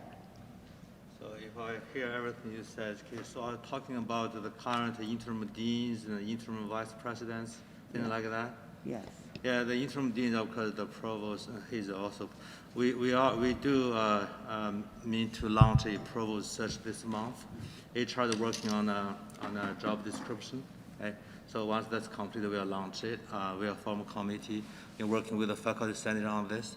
So sort of in motion. The CFO search is ongoing. The application deadline just arrived, and they are starting screening, I guess, immediately, right? So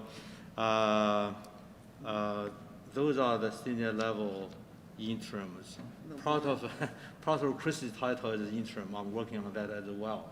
So the deans, part of me says, well, I'll work with Billy to get this result. The other part says, well, maybe the new provost is the right person to handle the rest of it.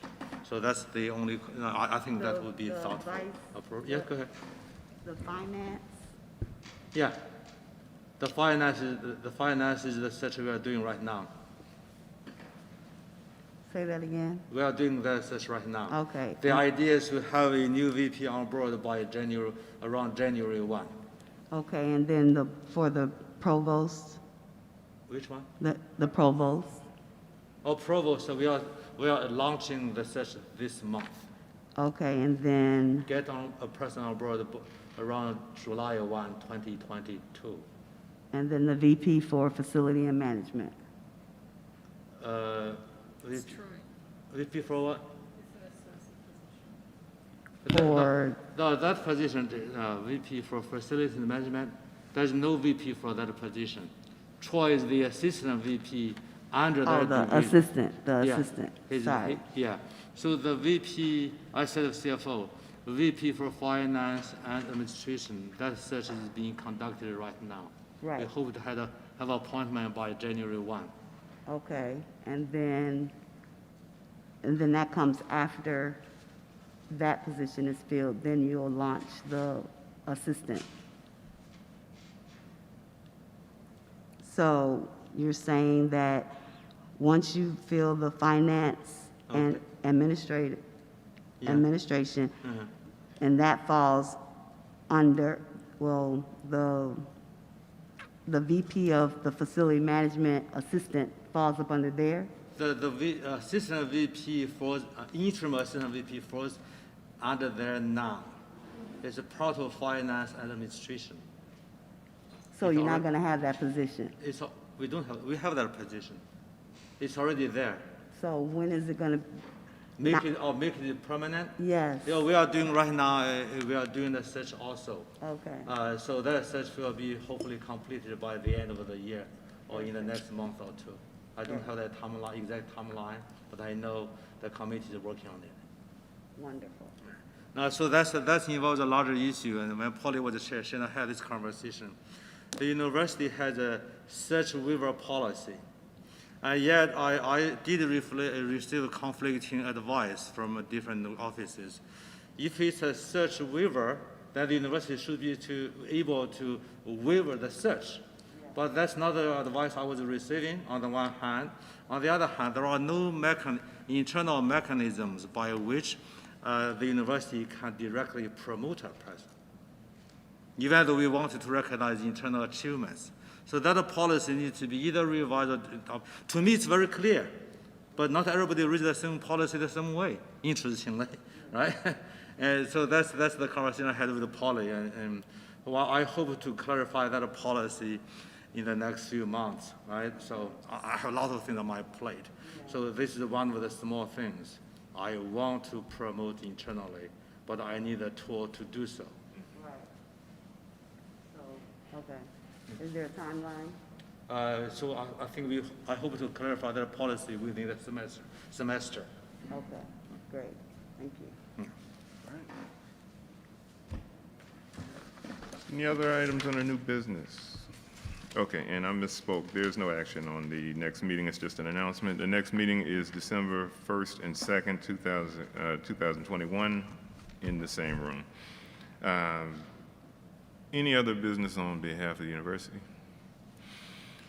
Seeing none, is there a motion to adjourn?